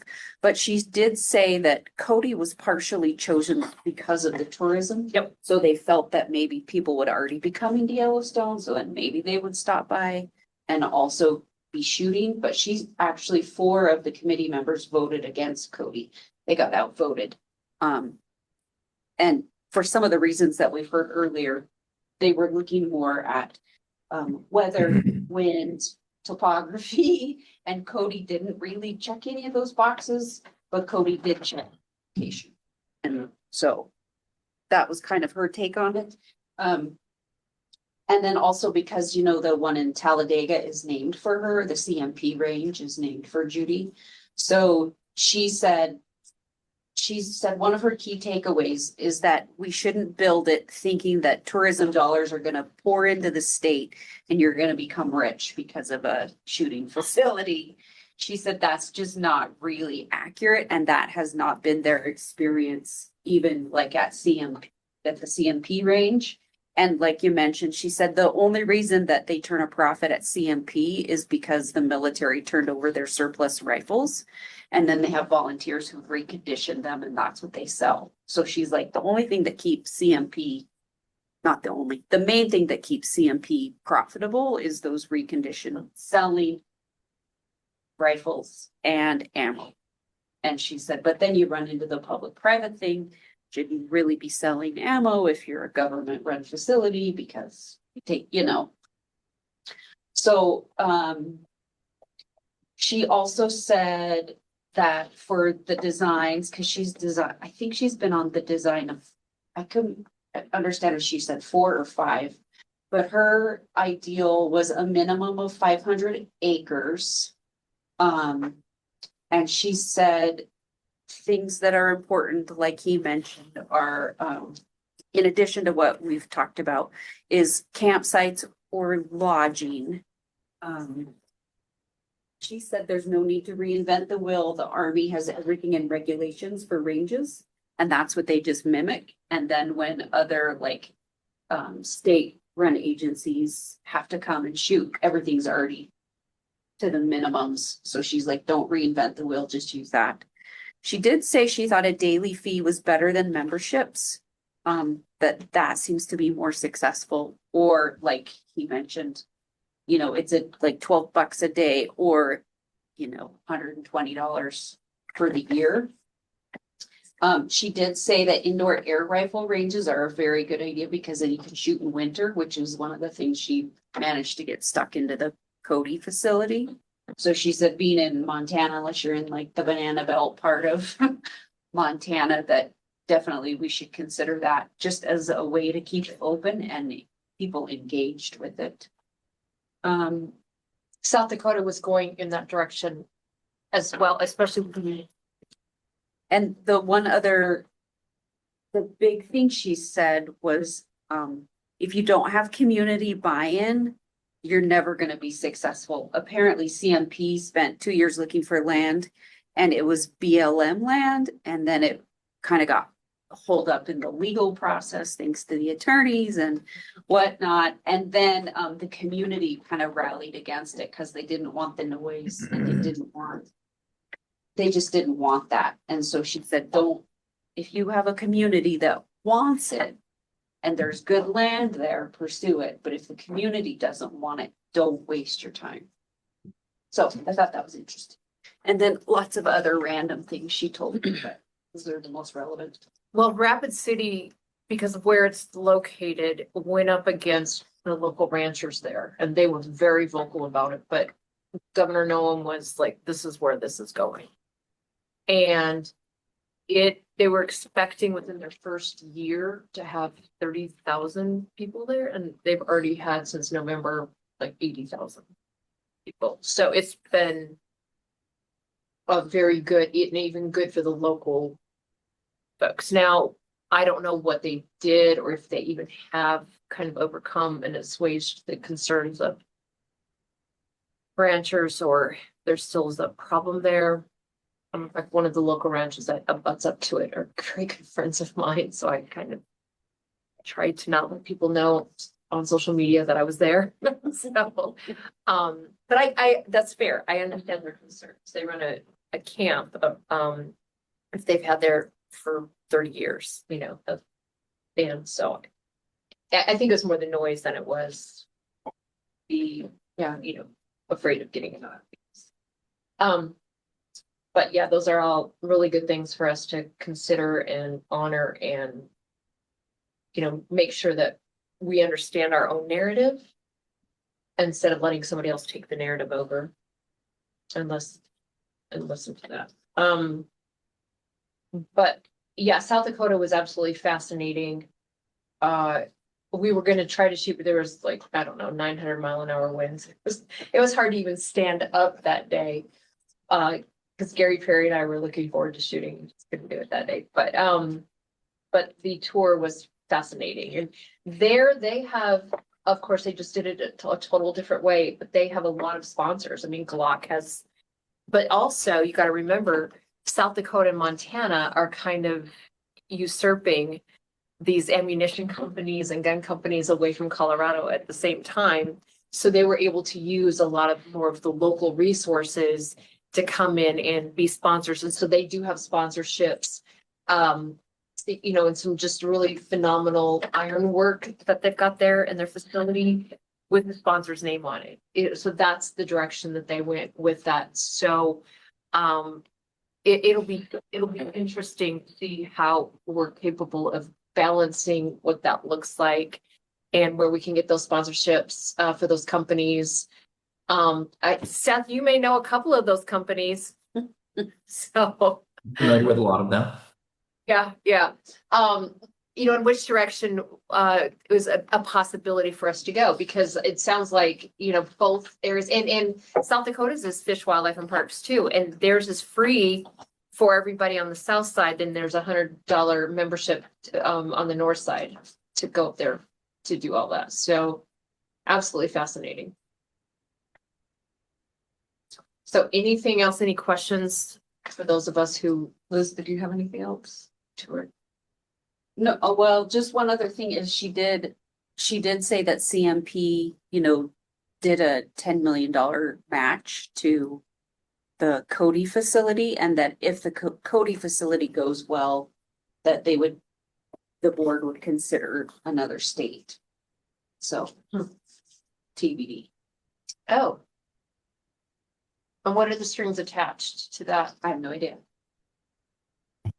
Okay. She just said, and yeah, she said that Cody, the town of Cody has to raise $6 million. It's a challenge to. Yeah. So they have to raise $6 million, and then I think they get the 10 million from. They match it dollar for dollar. So it's for every dollar of new private or industry funded secured by the WSSC, the CMP will match it dollar for dollar up to 10 million. So they must have got 10 million in private, and because they were awarded 10 million. So Well, and John did tell me that was, you know, a big part of his job was raising, I think he raised 8 million. That's what he said. And will continue to do. So, I don't know if they are breaking even right now, though. And I don't know how they'd measure it, letting it be, you know, with them being free to the public either, what that looks like. So I don't know what their measurement of success is. I mean, the measurement of success, of course, is the number of people that are there. But what the ROI as well, I'm not quite sure. those are questions I could call back and ask. So. Seth, do you have anything else to add? I don't think so on the Wyoming side. I think there's going to be, as we get through this, I think the discussion's going to have to be, and I guess the survey discussion will probably feed into some of this, but deciding if we did a facility, what that's going to look like, where it would be, if it's a mix of that and something else. I think the Cameo model is definitely more what would work for Montana. I don't think building a 10, 15, $20 million facility in Montana necessarily makes sense. Just based off of year-round access, proximity to population and some other factors. I think it would fit well in that $4 million range if we could get something like that. But it also sounds like Walt was out there doing a lot of work himself and not necessarily cowboying it, but functional is better than, all right, everything needs to be engineered. Really good for. Even like he said, downhill dirt, which looking at Cody's design, it's a lot more hilly. So you can use natural topography versus South Dakota looked like they pretty much had to move every pound of dirt into position, which was obviously a lot of dirt. So. And they said it was $14 million of dirt work. Right. Out of 22, 25, whatever. I they think they're said. 20. At Okay. 20 right now. So yeah, I think I 2/3 of their heard- cost is just moving dirt. That's pretty crazy. It's crazy. I heard Sam volunteer. He said, get me a dozer and I'll do it. Sam- You get me a dozer and I'll Sam's the volunteer. cowboy. And do it. Let's do it. School. There you go. Were there any other updates from anybody else? Even the belt, shooting, not everybody went, so I didn't know if you wanted to talk about that and how that went Well, or anything else. then I got to go and visit with Senator Fuller at the Quigley. So I'll just hand this around as well. But the other great thing I saw about the Quigley is they were also talking about other matches around the state, which is exactly, if we were to put a facility together, what this would be intended to do as well. So I'll hand this way and this information this way. And Senator Fuller, along with his son and grandson, they took first of the three you can say it. First and the third in the three generation category. Hey, There were 573 shooters there and approximately Oh, 2,000 to people look at. camped Oh, on gotcha. the ranch where wow, the shoot was held. it was impressive. And the firing line is probably half a mile long and shoots into a ridge. Not sure. Excavation necessary. And as you'll see in the brochure that Forsyth and Norfolk County came up with, they've got large community involvement. It is an economic boon for probably 10 days. A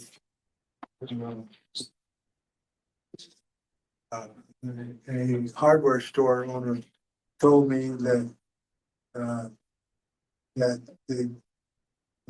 went in and talked to him about that, and he went in and told me that Quigley Week puts him into the black in the hardware store.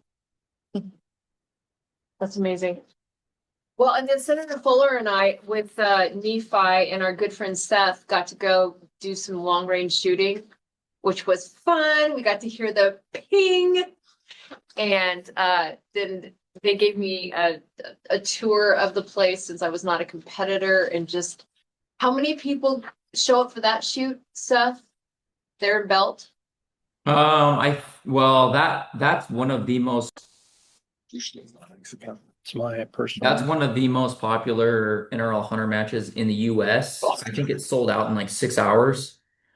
And it's like 200 and something competitors. So I don't know total team individual, but around 200 or a little more.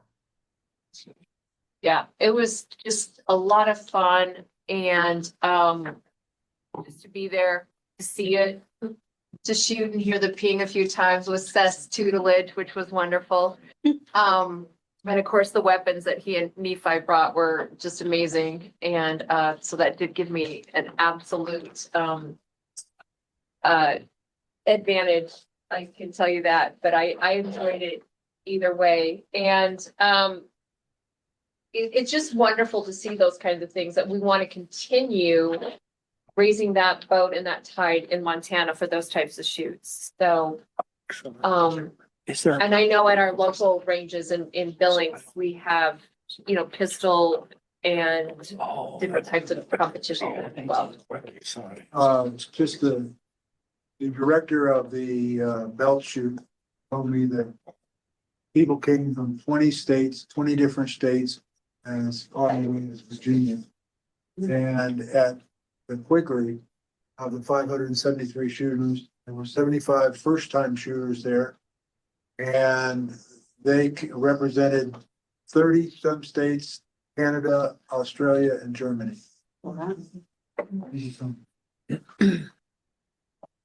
So, tourism can be an economic. Well, and I think with the governor's interest in any of us who've been to the SHOT Show can see it in inviting companies that may not feel welcome by their own state, hint, Colorado, to come to Montana. And we've had some of those come to Montana as well. So I think it all fits very well together, hand in hand. I think lunch isn't here yet, right? No, not yet. So is there something we can start? I can tell you a tiny bit about, so Andy and I, yeah. Yes, we went to the Whittington Center. Mhm. So the Whittington Center is 33,000 acres. And that's in New Mexico. New Mexico, Raton, New Mexico. 33,000. So it was I think the knowledge that I have is that it was donated, like somebody rich bought the land and then donated it. It's called an NRA center. It is an NRA center, but the NRA doesn't put money. It holds itself up. It does all of its own fundraising. Everything it's not like the NRA doesn't throw money at it. So when you drive in, they have all the state flags. It's got an awesome museum when you drive in, and then it's got all of these different sponsors because it's private, right? And they host all sorts. I mean, Seth probably could give a better recollection of all this. You've been there. I haven't actually. Okay, so they do all sorts of competitions. Have you shot the silhouette there? Or what? Yes. Yes. The NRA championships, which the Yes. NRA no longer does. Oh, I didn't know that. The NRA is no longer interested in black powder cartridge rifle shooting. It's disappointing. So they have several different ranges. They also have commuter housing. And so they have like bunk bed housings, they have lodges, they have campsites. And they have hiking, they have an old mine. You can go tour the mine. They have all sorts of other things. They It's even sell available. hunts, Yes, they sell elk hunts too. deer hunts.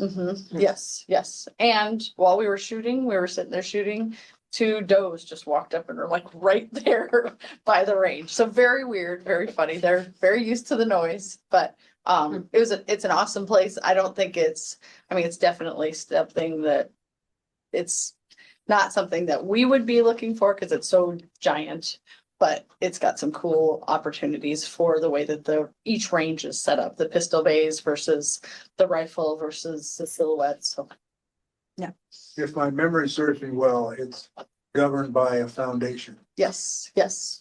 which Mhm. obviously is probably not suitable for what we. Mhm. Do you think they set up the foundation first or concurrently? What do you think? Concurrently, is my understanding, and I've been asleep since I found this out. But Whittington Ranch was available. He was a gun guy and they wanted to do something. So they came up with this foundation center concept. And it's worked well. They've hosted numerous national championships there of various shooting disciplines. I didn't see any pistol bays though, did you? That's where we spent most of our time at the pistol base. Did you? Oh, okay. Yep. Well, being a rifle guy. Yes, yes. So they have, I'm trying to think, 25, maybe it's 25, 40. I can't remember exactly, but yeah, they all at one bay. You can do the closer range all the way out to like 60 or something. And then they're on target that their reactive target would fall off, and then they close the range and everybody goes out and sets all the targets back up. And so, Okay. yeah. Well, they have 1,000-yard target range and A big- multiple, all with 33,000 acres, sure, options are not limited. Great topography, great, you know. Mhm. Where is that in New Mexico? That's in. Raton. Raton, yeah, Raton. It's just, you go Colorado Springs and then, I don't know now, what's in Colorado Springs? Yeah, across the border. Mhm. There you are. Yeah. The other thing that I think is super important that Walt talked about was having a facility for banquets. Because when you bring these people in, having a facility, they have two different places where they could do banquets. They had a smaller place, then they had a bigger place. And maybe, I mean, you get into expense when you're talking like kitchens and things like that. But even just having the bigger area that you could do as a classroom or as a banquet or things like that is very smart. Yeah, and Rapid City said that as well. And then you can even make it into your air rifle Mhm. bays as well. So, but he did say, because they put that kitchen, it's not a big kitchen. It's probably a quarter of this room. So- And that they have two different places for. Yeah, Two different he kitchens. said that that's been absolutely valuable as they do put on the different banquets and everything for whatever organization is sponsoring at that time. So it's been a very and it necessary. And they only have the one building there. The one thing he did say is that they did not plan for storage in Rapid City. So they have all of the connexes, and it's not bad that there's connex, but it just was an afterthought to them. And so he said bathrooms, water, especially in Rapid City, if you know that area of Rapid City, right? It's not the Black Hills. This is when you get out into the plains. And storage, bathrooms, water were the big. The other thing with the Whittington Center, the one range that's got they have a buffalo at 1,123 yards. And so that's the big white buffalo. And if you shoot it and hit it, you can go buy yourself a shirt at their museum. But they had it shut down the one day because they have to weld all of the targets. So a welding facility, you know, maintenance kind of area is a smart thought too. So, because if you're having all these targets, you know, they're gonna break, so. Yeah. Just those are the kinds of things Mhm.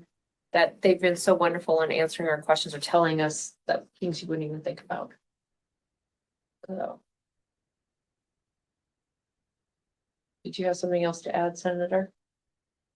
Well, I was just going to say that for each discipline, it comes with its own technological requirements that has to be computed into the overall cost. So what's that range? I can't remember what he called it, but where it's just like all of the fun stuff with all the kids. What's that called?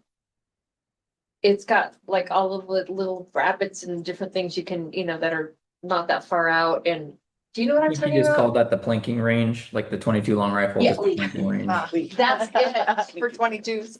Yes, and he said that that is the most popular. They've got two of those. He said it is the one where people are lined up during the day, and right now they don't have reservations, but he said that that is the most popular family place to come and shoot. And if he were to set it up again, he would do more of that.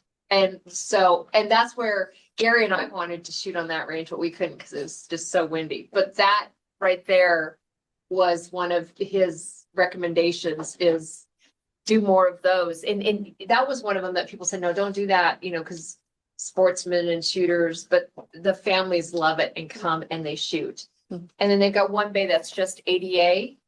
And so he had some recommendations about that. He had recommendations about putting up the barriers, what he would recommend for that, what he wouldn't recommend for those kinds of things. You know, so it was just fascinating to watch that. So the Pistol Bay that we spent most of our time at our competition was, not a competition, but whatever. I think it probably had maybe 100 lanes. And then having, you know, the different, tables, rests, that kind of thing. But, then just to the next berm was just a very small, there was like 4 different small berms so people could set their own paper targets up. And so having ability to have like a big competition versus having, I just want to set up my own paper targets and do them at my own ranges, that kind of thing. So. Yep, so fascinating. Anything else about kind of in this general discussion time? Are we just waiting for lunch to come? Yeah, it'll be here. It's really right next door, so, Oh, okay, so it'll be here in a couple minutes. good. Who's It's I Dive Bakery. people are Right laughing here. Okay, it's So okay. nice. It's Dive Bakery, but they own Norm's Cafe in the. the sandwiches we had in Great Falls were so good. Well, this is quiche this time, and I made the salad last night because they didn't have big salad, so. Oh, I had to make wonderful. salad for you You guys were too. the best at this. So, all right, well, Seth, we'll go ahead and break for lunch for, are we okay with a half hour coming back at noon? Everybody? Good to me. Okay. All right, perfect. All right, thanks.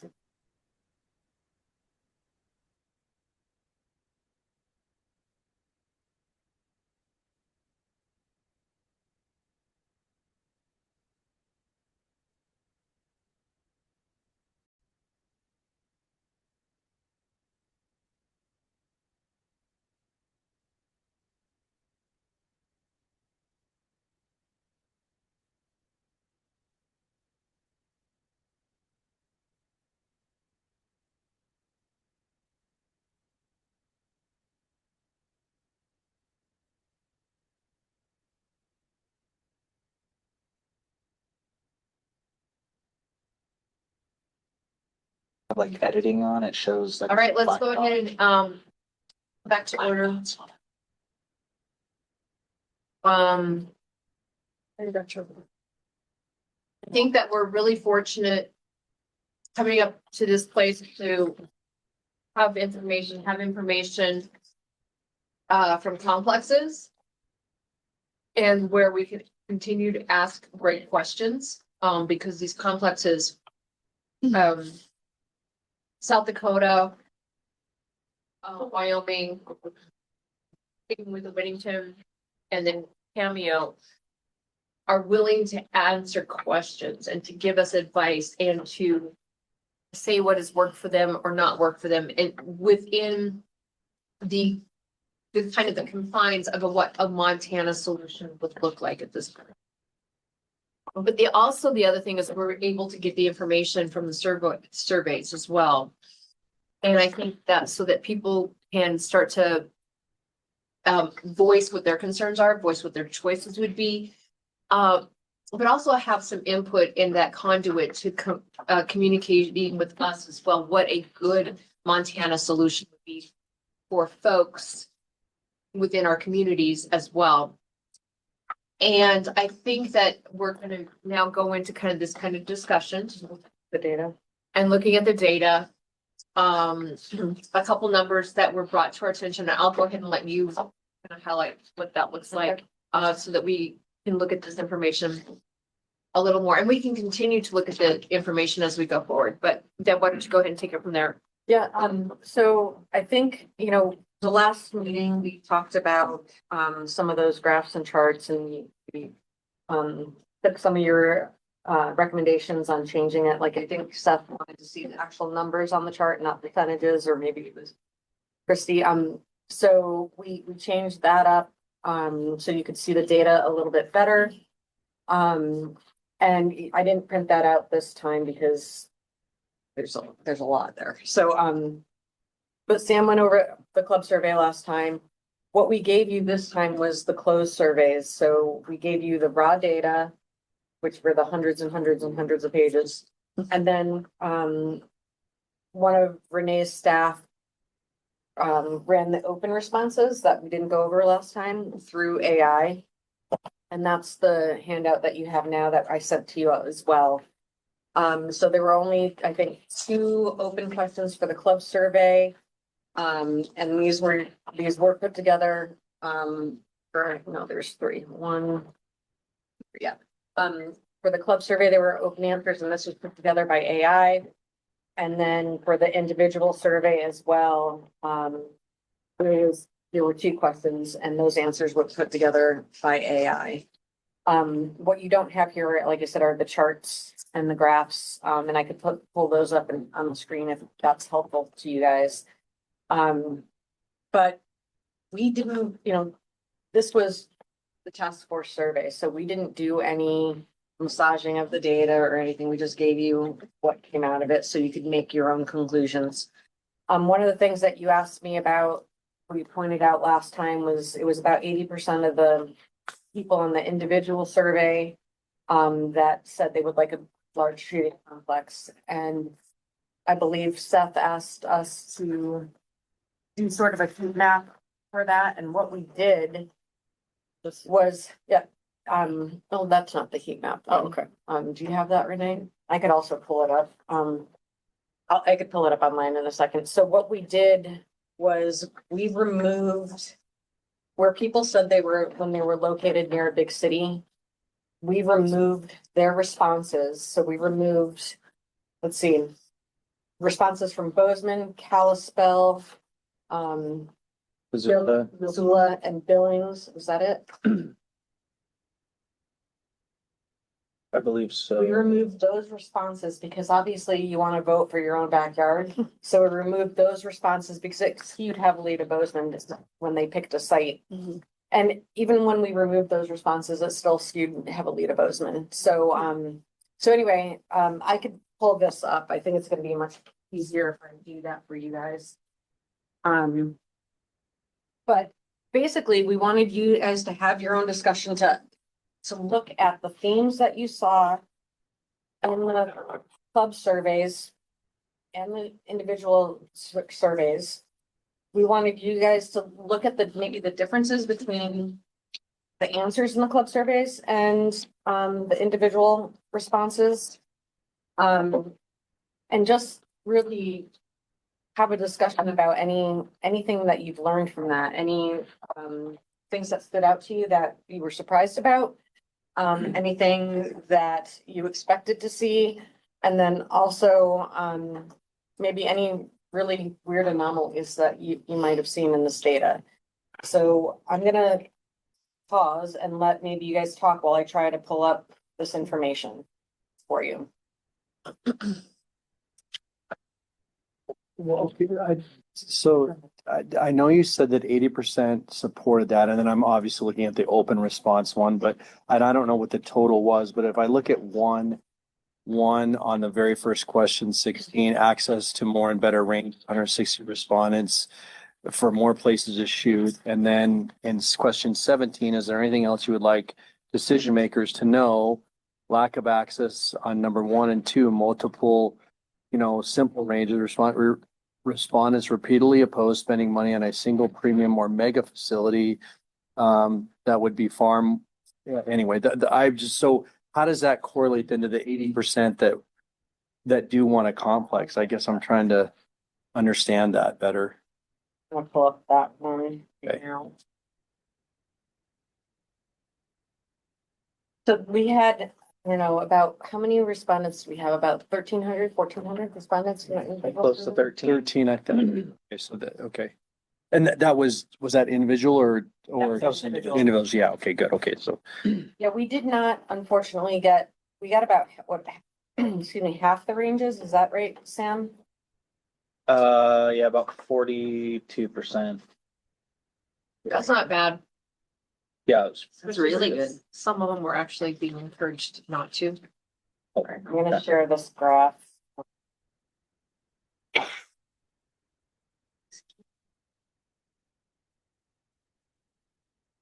So this is the.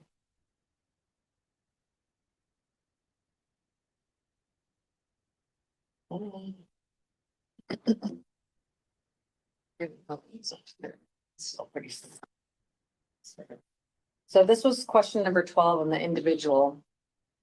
And 1,016. Yeah, okay. Individuals were in favor of a Montana, Very. shooting sports complex, and 224 were opposed.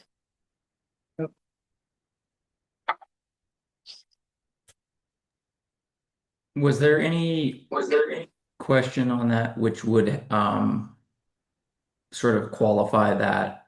Obviously, everyone should be in favor of it generally. Was there any sort of qualification question of an either or type of an option? No. Okay. Thank you. That cleared that up for me. And then this was the number of responses by county. Which you guys asked us to show. That's helpful. So obviously Gallatin had the most responses. And then, let's see, we asked how far you would be willing to travel. And under 100, well, yeah, under 100 miles with, I think it was 82%, 53% there. And then this is the one that we dropped out. So we dropped out respondents from these areas. So we dropped out respondents from Bozeman, Missoula, Great Falls, Billings, and Kalispell. We took On the next one, I think there's a Q 15.1 on the next slide. Oh, okay. And I think. Oh, that's this is where the, okay, thank you, yeah. Renee, thank you. So this one has all the respondents in there. So we did get more respondents from Gallatin County, so obviously Bozeman was, they picked their backyard there. And then, can't really zoom on this, can I, very well. And then this is the one where we dropped out those respondents. And it still was pretty significantly, Bozeman area was chosen.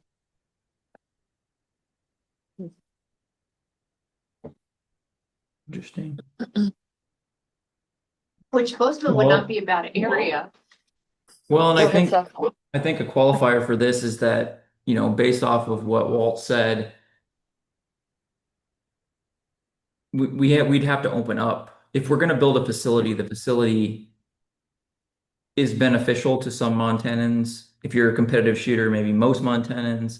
But generally, if you're a recreational shooter, you're not really the target of a facility based off of what Walt said.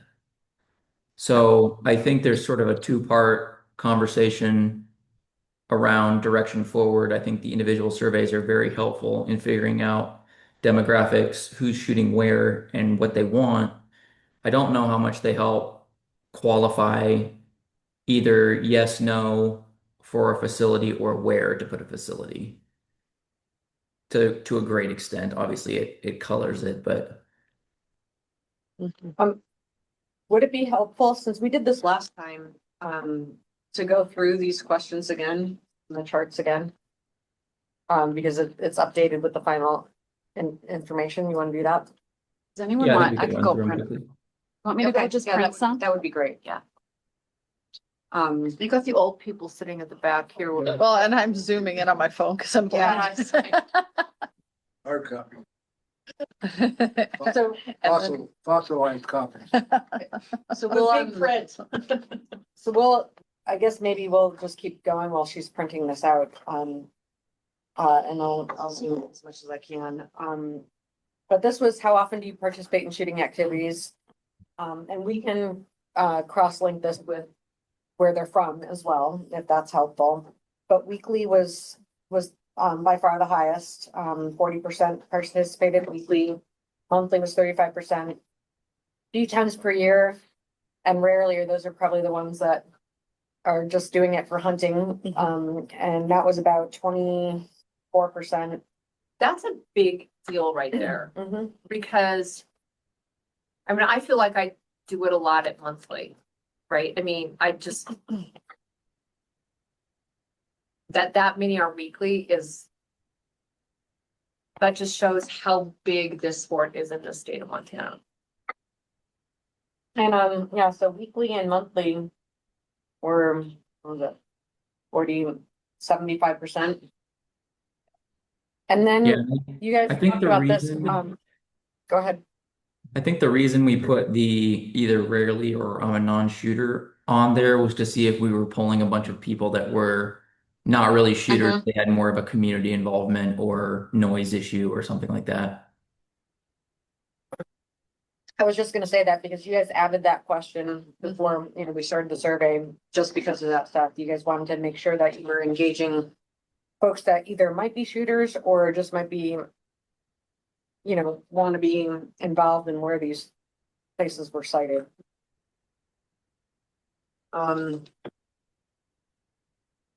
This next one was what types of shooting do you participate in? And this really small, but 83% was rifle shooting general. Well, that looks backwards. I just realized that. This was 88% was handgun pistol. 50% was hunting related. And then 31 were long range rifle.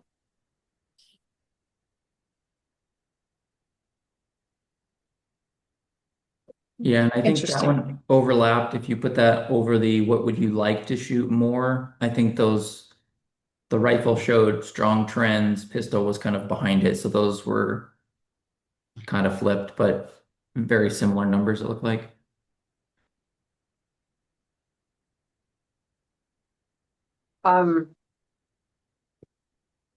This next one is how frequently. So whoops. Oh. Hold on. There we go. How frequently do you use shooting ranges? Or the types of shooting ranges? So the top was private, operated by a nonprofit. The second was public land with no established shooting range. Next one was private land with no established, so it's, owner permission. And then a publicly established shooting range, and then a privately established shooting range operated for private. Was it a number system? Is that what they did? Like 1, 2, 3, 4, 5 on Yep. the order? Yep. And so we had 600, 1,150 say they do private shooting ranges by a nonprofit and on public land.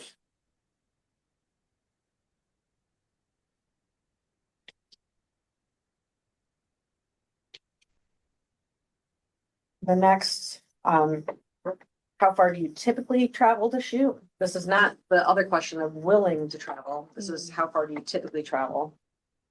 And more than 100 miles was the smallest, was right here, 26 respondents. This by far was less than 25 miles, 726 respondents. And then 25 to 50. I guess one of the questions we should have asked was, did you buy your house because of its proximity to a right shooting range? The answer is that was one of the factors in my case. Well, here, we said, how far do you typically go to shoot? And 11, almost 1,200 said less than 50 miles. But in that willing question, I think it was about 82% was they'd be willing to travel up to 100. So how far they travel now is different than how far they're willing to. But 100 seems like kind of a funny answer for Montana's because people will go to Bozeman. I'm not an individual right now. People will go to Bozeman from Billings, which is, She's already probably most of her. that's a 250 round trip, right? But they just do that. So I think that if you were simply Billings, would you go to Bozeman? Or the other question is, this might be related to, are you gonna go, go sight in your rifle for shooting, for hunting? Versus, are you going to a competition? Are you going to like a shotgun shooting competition, something like that? So I think they're kind of two different avenues. And then if you were gonna add in the part of that, are you gonna go, because there's some days where I'll go to the driving range for golf and then also shooting, right? I mean, but are you gonna go to the Museum of the Rockies and to shoot? I mean, if you were to add like layers of what that could look like, or you're taking your kids to a swim meet there, and then I decide that I'm also going to take my gun because there's the big complex there. I mean, you know, when that would add on to it, I think that that would be different, so. Mitch, there's plenty of food if you're. Thank you. Sorry about that, folks. And it's phenomenal food, especially the salad. Oh, yeah, let's stick with salad. Well, the quiche is amazing. All right, this is really easy to read. Yeah. This is what challenges, and maybe we'll wait for this one. When you can have it in front of you, and Renee should be coming back shortly, because this is really gonna be a difficult one to read, but. Looks like one of those blind tests. Can you see this? Yeah, this was the challenges you experienced when going to shooting, both at private and public shooting areas. And the very high or high impact was 640-ish people said lack of facilities for certain shooting disciplines. Second was overcrowding. About 600 people said overcrowding. I got potential for spam coming through on my phone. Sorry about that. Maintenance issues, about 500 people. Distance and travel time, about 500. Weather. And I don't experience significant challenges, about 120 people didn't experience it. But again, we could go back over this when Renee prints out the graphs. Okay.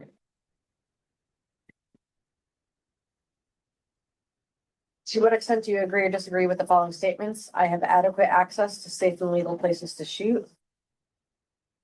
And that was strongly agree and agree totaled 40%-ish. So but 60% didn't think they had, or actually 35% didn't think they had adequate to safe and legal places to shoot. And 35%. Which makes sense if they're all from Gallatin County. Right? From Gallatin County. Then the companion question to that was, I would participate more in shooting if there were new or improved facilities. And almost 50% of the people strongly agreed with that. And 30% agreed. So you have 78% of people saying that they would participate more. And Renee's saving the day. Kind of at the last moment. So that was question 6.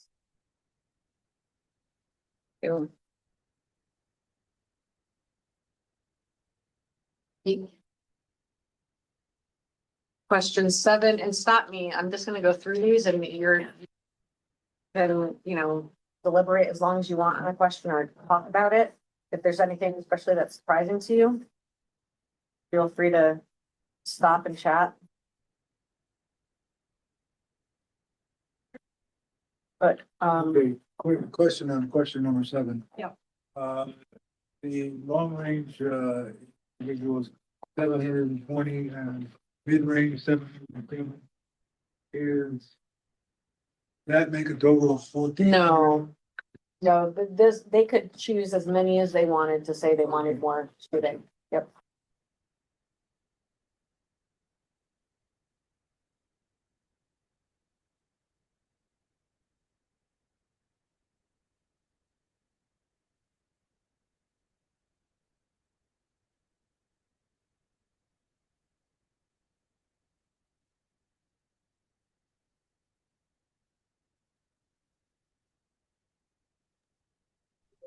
Did we have any qualifiers on any of those, or were they all just mass numbers? We didn't have any cross-reference ability to see who, if somebody did one or the other one, or if we could eliminate multiples or anything like that. No. Okay.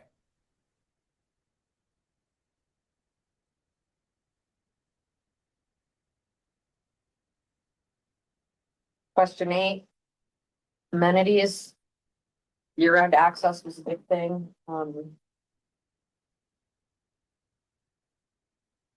Where snow is a problem here. And that might not be, I mean, if it's cold outside.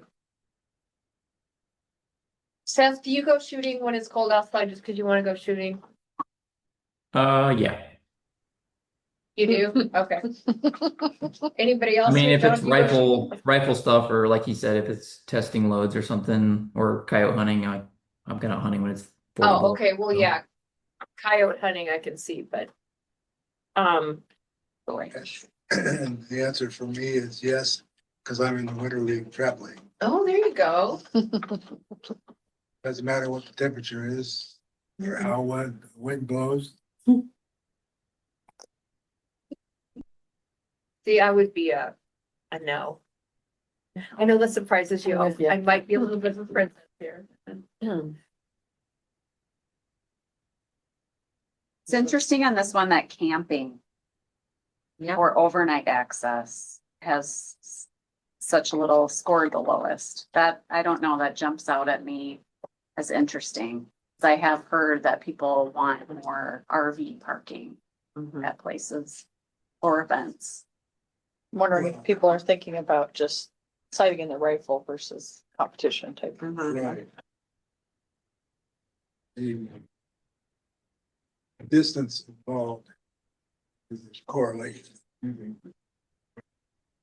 Well, like Rapid City, of course, the range itself does not have the camping, but you could see that there was a couple of places that had been set up privately to accommodate, but not through the range itself. So I think that organically with supply and demand, that kind of organically started to solve some of that. But I mean, the Quigley was, what'd you call that row? The That's Quigleyville. Quigleyville, yeah, There were 3,000 people there. It's just a feed. it is. And they have pork buns. Yeah. Deep Creek has the only real camping facility. I go to. Porta potties. Yeah, but so that was kind of organic itself with, you know, some organization to it throughout the years that they had set that up, but. Just for the record. When I go to Quigley, I camp there for 10 days. And I go to a fishing access in East Rosebud. It's a beautiful campground. I don't understand why more Quigley users don't go there. It's a secret. Not anymore. Have it in recording for forever now. So question 9 and 10, do you currently participate in organized shooting events or competitions? And if yes, what level? And, we have local, was, God, I can't even see the colors on my. Was I talking about getting. Yeah, I'm gonna get to grab my glasses right now too. Local was the most, it looked like. Maybe one of the questions should have been, do you own specialized shooting glasses? Oh, now I can see. The local was, by far the most, but that didn't ask how far would you travel for this? So, but we do know how far they're willing to travel for shooting in general.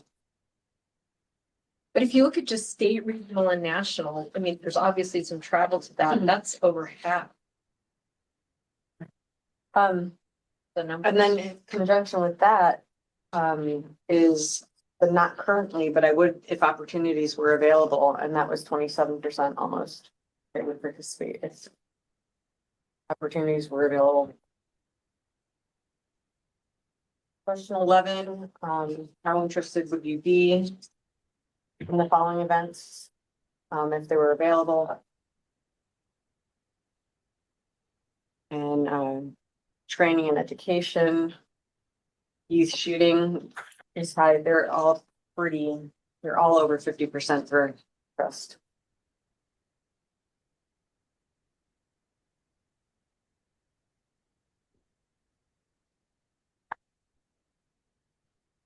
when the Volunteer range stewardship and cleanup phase is pressing over there.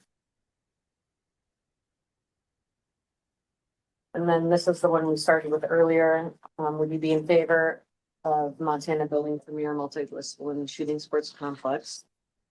About 82% said yes.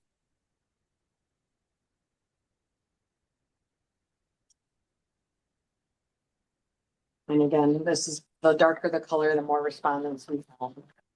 We had 206 in Galvin County. We already went over this. How far would you be willing to travel? So over 80% said up to 100 miles.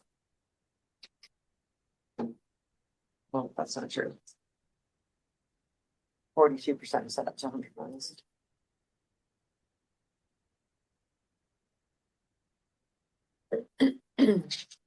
Again, we looked at this. Where would you like it located? The shooting premier or the shooting sports complex? And then again, the next one. We removed those responses in those counties.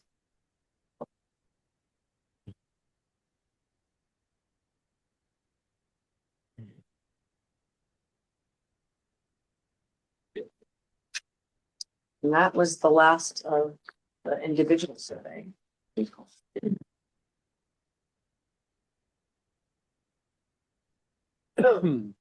If you want, instead of jumping into the club right away, why don't we talk about the individual open response on the handout that you have? And again, this was done with AI.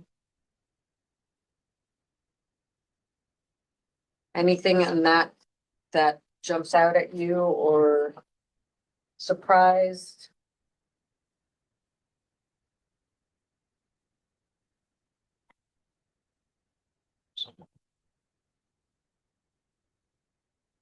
Well, just a cursory look at the open response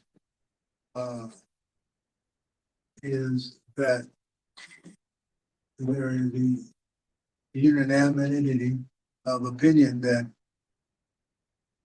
funding and some kind is needed. Some kind is needed. And they all say that. Whether it's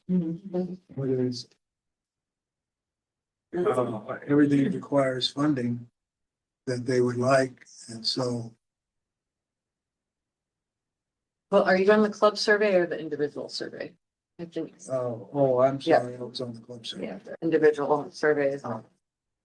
Individual is fine.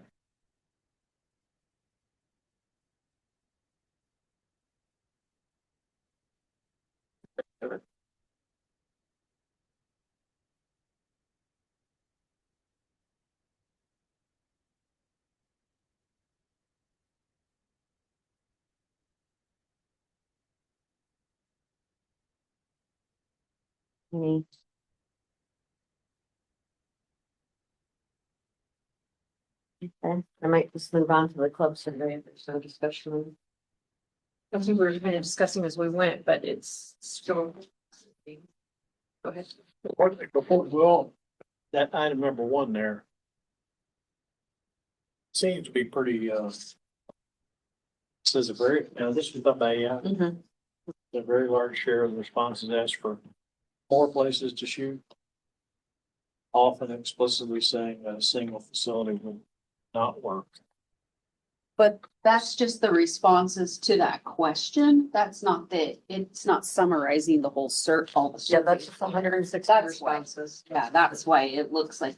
Mhm. But it's. Go to question 12. That one, I think, Yeah, question. answers the question that I had too. Sunlight Mine is right between Bozeman and Butte.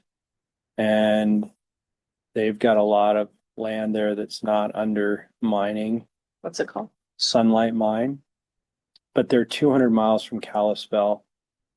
And Deer Lodge is like 122 to 150 between Kalispell and Bozeman, like if trying to find centers of kind of, when you look at that, the map of the regions that we're kind of focused on, you've kind of got really you know, a corridor there of where something would be best off. I don't know what Seth thinks about that, but I'm looking more at highways and corridors and state and federal lands that are close to those that you could actually do something with where there might be an opportunity. Because I don't know, unless someone like a Sunlight Mine would consider doing something, I don't know what private landowners are gonna, you know, open up, or, and I can't see city ownership exactly. I mean, that might be an option too, but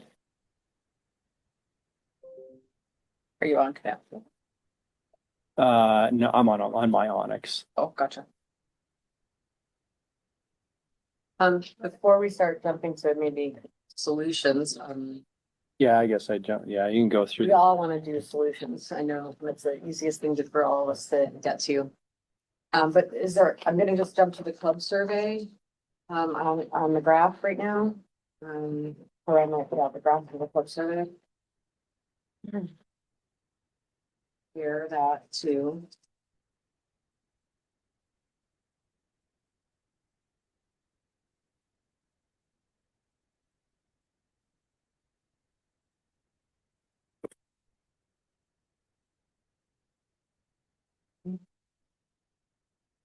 Okay, so these were the club responses. Obviously, the bigger got more clubs in that area. So this is where the clubs are located. Was it color? I don't think so. It's a good distribution. Yeah. Yeah, we were impressed with the, you know, I think we got almost every county. We had a response from for individuals, so that was really good. Question 4, annual number of shooter days at your facility. And 1,000 or less was the top there. And you see where we identified the 2 that were over 5,000. Or 5,000 to 10,000 rather, the 2.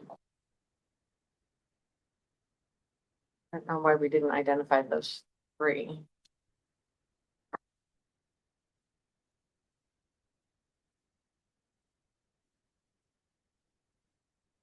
The next is estimate the percentage of shooter days associated with organized competitions or events. Less than 10% was the highest.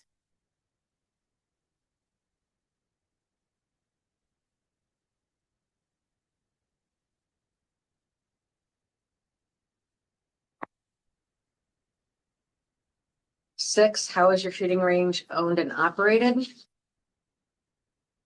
And most were privately owned and operated by a nonprofit.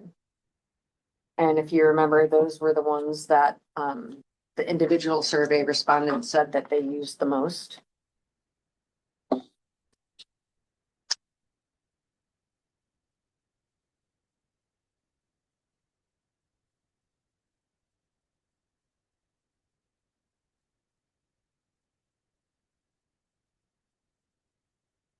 I'm not sure that many of the respondents knew exactly what they are. I wondered. In other words, publicly owned and operated by a nonprofit or a club. Some clubs, they're nonprofit, but they, in terms of publicly owned and operated by a nonprofit or a club, publicly owned land is what the question was meant to say, was it not? Yeah, if you look down, I looked down a lot on the other where they specified, you know, you can see Oh, yeah. DNRC land lease and operated by a nonprofit. So that would have fit in the publicly owned Mhm. and operated by a nonprofit. So I think you're right. I think some of them weren't sure which category they fit in. Yeah, I think that was when I was asking the question over the phone, this one was a little confusing. I think I probably filled in most of these others because they weren't sure, and so they said other a lot.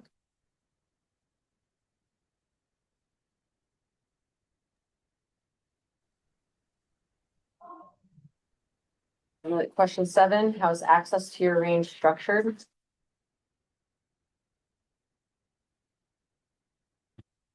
About half were members and then half was a combination of members and public use.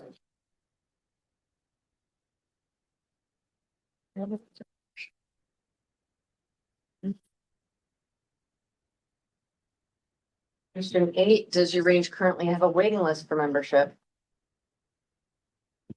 No was about 87%. There was So when we first moved to Billings, the Bod and Gun Club always had a, but I think they've opened it up.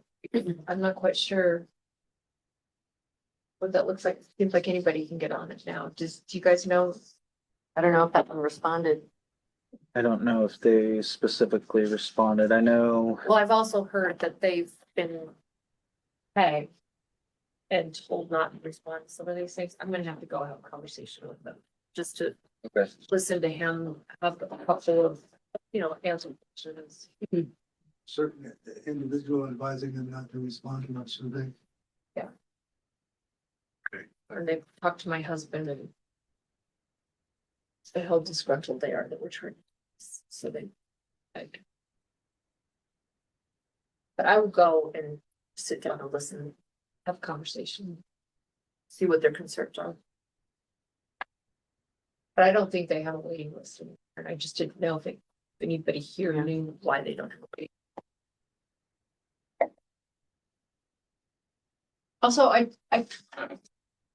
might be backing up or going for, I'm not quite sure, but when I look at the individual, of course, this was AI generated, but on number 5, it talked about some explicitly tie affordability to equitable access, arguing that peer funded or state supported ranges should offer at least some free or low fee opportunities for the average shooter. And what would equitable, or is that just AI generated, or was there something that we asked specifically about equitable access? What would the definition of that be?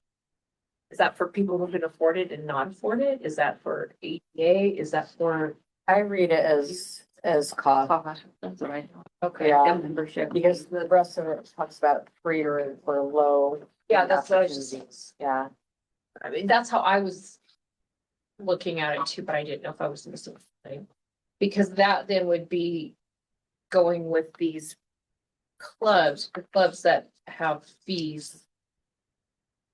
But don't you think we could talk to Walt about some of that? Because you kind of get what you pay for. And if we're asking people that want water and places to go to the bathroom and garbage cans, and I mean, I don't know, free sometimes is you get what you pay for too. I think, I don't know. I think that's something that maybe Walt could share a little bit, because you have shooting clubs that are like a golf, where you're a member of a golf course, where it's $1,000 a year to be a member or more. But you have other ranges that maybe it's $50 a year or 20, I mean, which is reasonable. Or you do, like he said, they had a scale system for whether it was for the day or for, multiple days or whatever. I think we could glean right off of what they've done. And at least then we're kind of netting out, like we're actually putting money back into something that we can upkeep, pay for employees, pay for interns, whatever. Yeah, that's why I don't know. I mean, Fish, Wildlife and Parks is running South Dakota's. And so theirs is free access to the public. Now, if they are having competitions, it's pretty low. They're only charging like $5 per shooter for some of them. But I'm just guessing, like Carrie, that if FWP, whether it's through licensed dollars or whatever, I'd have to ask SWP if they have the funds available to support all of that. My thought is that if you charge people to go and you then have the state pay for 4 FTEs like they're doing in Colorado, maybe there's kind of that nice trade-off where you can get legislative support into something that's not just a free-for-all when you're already trying to balance a budget in a state that's trying to manage through all that stuff. Oh, yeah, I don't think that there's an expectation Okay.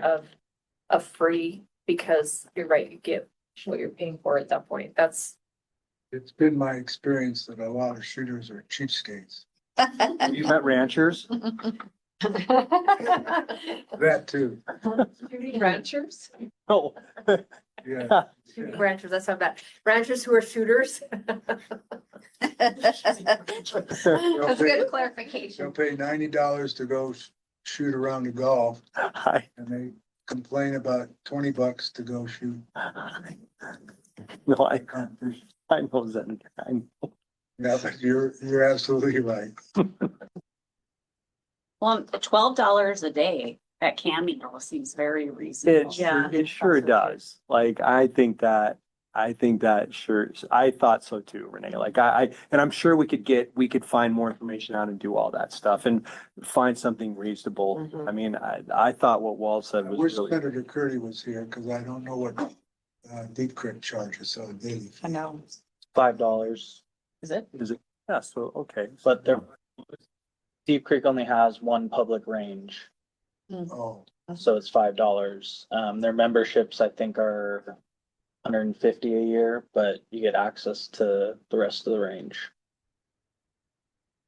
406 here in Helena Very is three. expensive. I think I pay $350 a year. That's just for a 25-yard indoor. I pay $350 a year. you need to move to Kalispell. Can't afford to. That one costs you $150. Okay. $150. See the sales. You can put the $250 on your board. That's gonna get you somewhere. It could be. It could be. That's the breaker, right? Could be. So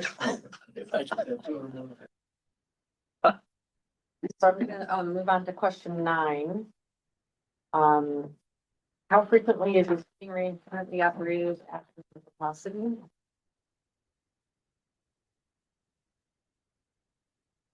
Well, Yeah. this question is problematic, and I think a lot of shooting ranges in Montana have no idea how many people are there during the day. Yeah, we found that in the surveys for sure. When I talk to people, they're They like, give you a key to the gate. I think this one right up the hill here. Do they know? I bet they don't.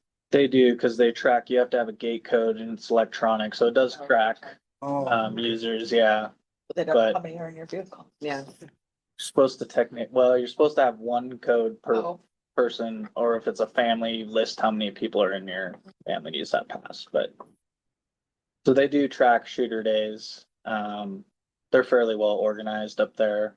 But there's plenty that, yeah, you're supposed to sign in on the piece of paper that blows away every day. Yep. 10, how has the number of shooter days at your facility changed in the past 5 years? And most have it. well, Montana's.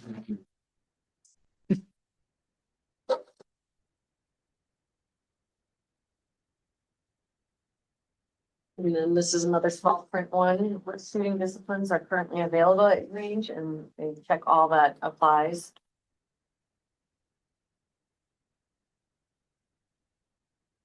And then there were some other responses too.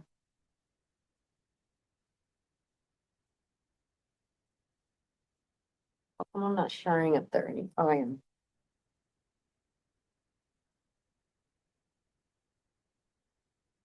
Busting in long range.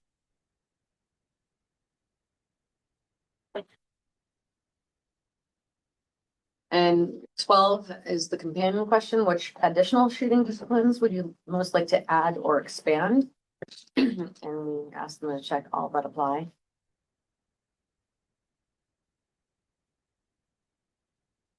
Mhm.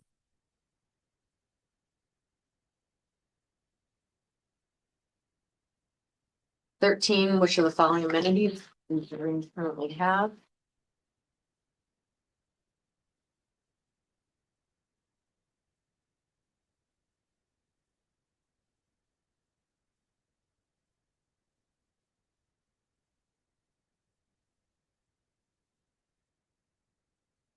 And then, of course, the next one is which would you like to add?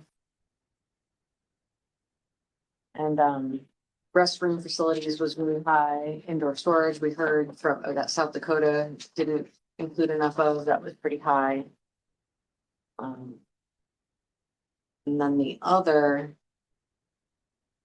Electricity is, right. You can't do it virtually. I mean, you can fill a pit toilet.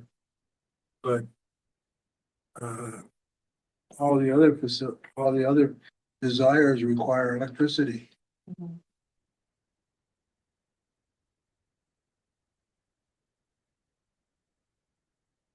then the next page is the other that they specified responses.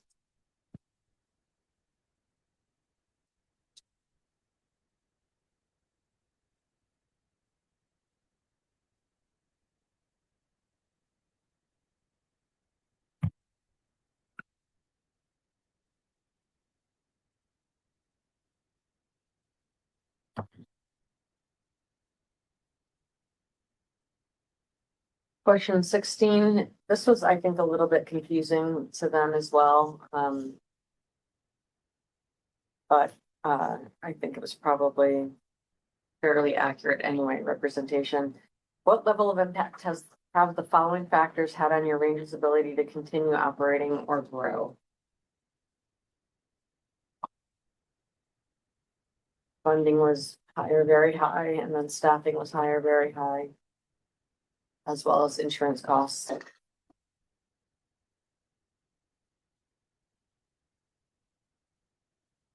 Well, for those ranges that use lease PNRC land, the new leases are big.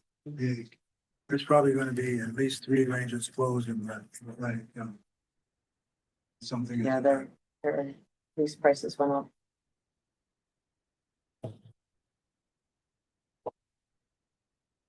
Next is, has your facility applied for public funding or grants in the past? And about 74% said no. Said yes. Yeah. Oh, said yes. Oh, sorry. Mhm. See, those colors said no. on the bottom are very close for me. Yes, yes, and successful, sorry.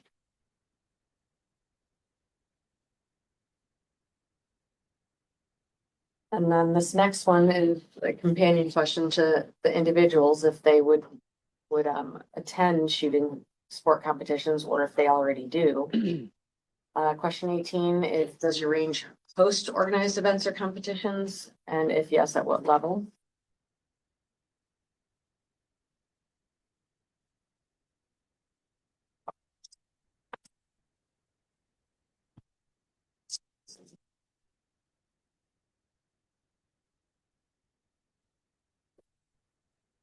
Does your range experience increased pressure due to limited public land shooting access or closures?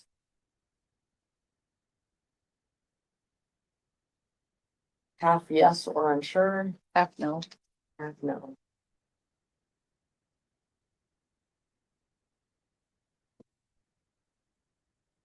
Right. Traffic speed shooting shotgun business near where I live. And I've had neighbors ask me to sign a petition to cut the business out. Just like, because of noise. Mm-hmm.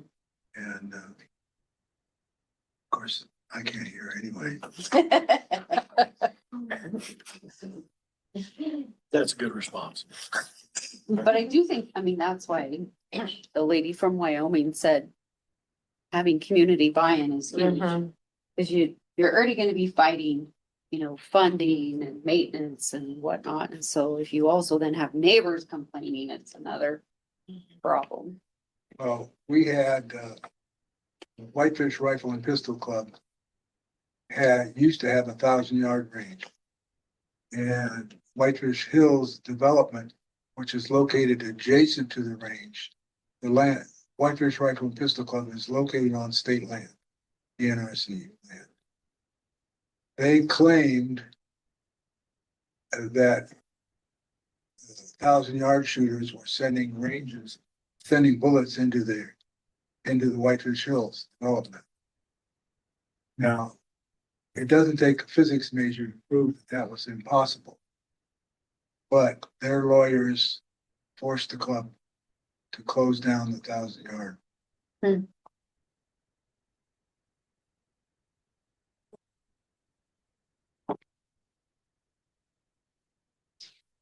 Last question, I think, for the charts. 21, how frequently do shooters report traveling long distances to access your facility? Over 50 miles.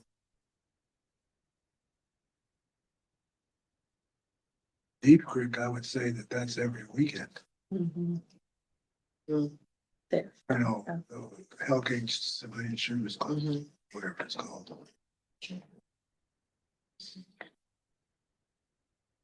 I think that one just seems like it's 50 miles because the last 5 miles takes an hour. Well, that's true, but I shoot there one weekend a month. Yeah. And it's 250 miles for me. Yeah, it's nice range. Okay, so then we have the club survey response, the open summary response.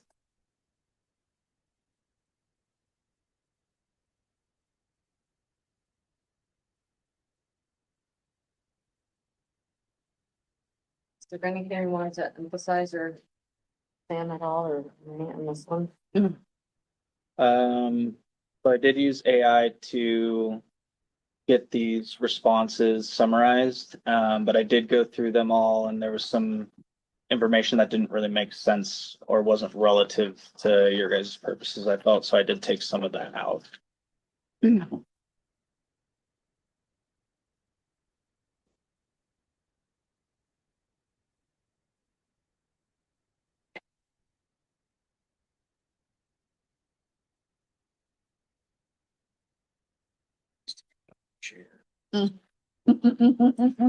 I think one thing in there that's been interesting to follow a little bit in there where it mentions other financial relief, such as reduced DNRC lease payments. I think that one is an interesting one because of what the state's responsibility is with DNRC lands and their fiduciary responsibility to, gain the most out of that. I think that's I don't understand that relationship of our DNRC lands and the responsibility that DNRC has to take care of those. I think the other thing suggested there is certainly, worth looking at, but the DNRC one is a little, it's interesting that they mentioned that. Well, as far as the input of the board members of the Rangers in the Flathead, Northwest Montana, have told me if the Constitution is followed by the land board to the letter, then rifle ranges or shooting club ranges will no longer be able to afford it.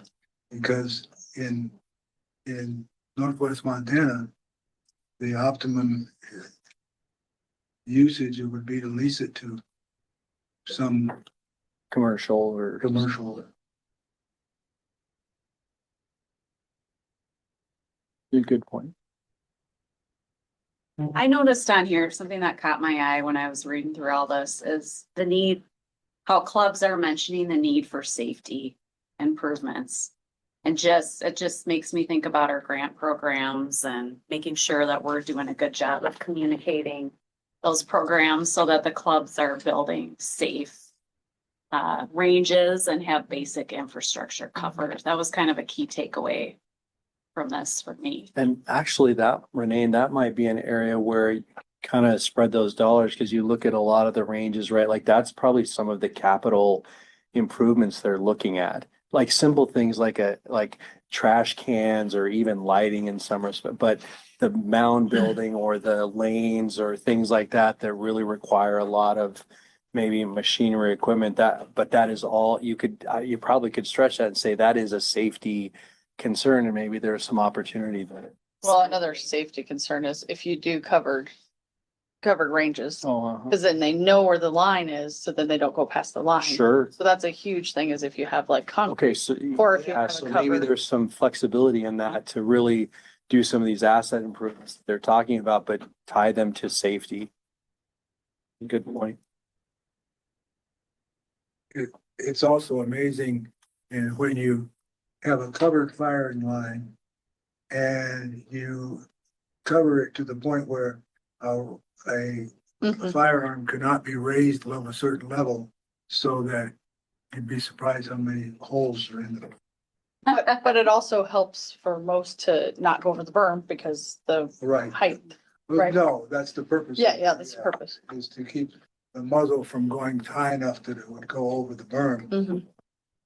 Well, And That's- yeah, when you go into the 406 indoor range, you kind of wonder to yourself, who was in the bay next to me?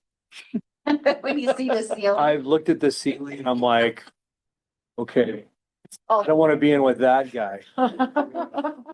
Or the guys that have shot over the hood of their pickup and realize that the bullet dips a little bit before it goes and there's that long streak in the hood. The scope is higher than the bore. Well, it usually just takes one instant of that, and then you remember that. All right, I'm sorry, I missed part of the discussion, but I do think that, when we're ready, I had a conversation with Seth that we've kind of discussed the possibility of a path forward at this point too, so. Well, is that where you want, we looked at all the data, I think. We've only had one person online, I don't know if they're going to. For public comment, but before we, Do they have get a that, comment? you wanna do that, so you have all the information in front of you. Sure. If there's any public comment, you guys even if there's later, that's fine. Natalie, do you wanna just see if, this person would like to provide any comment? Yeah, if you have any public comment, please raise your hand.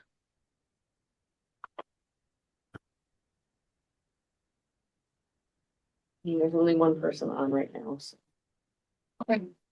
Yeah, no one's raising their hand. We could come back to them if they like. Anytime, public comment is welcome. Okay.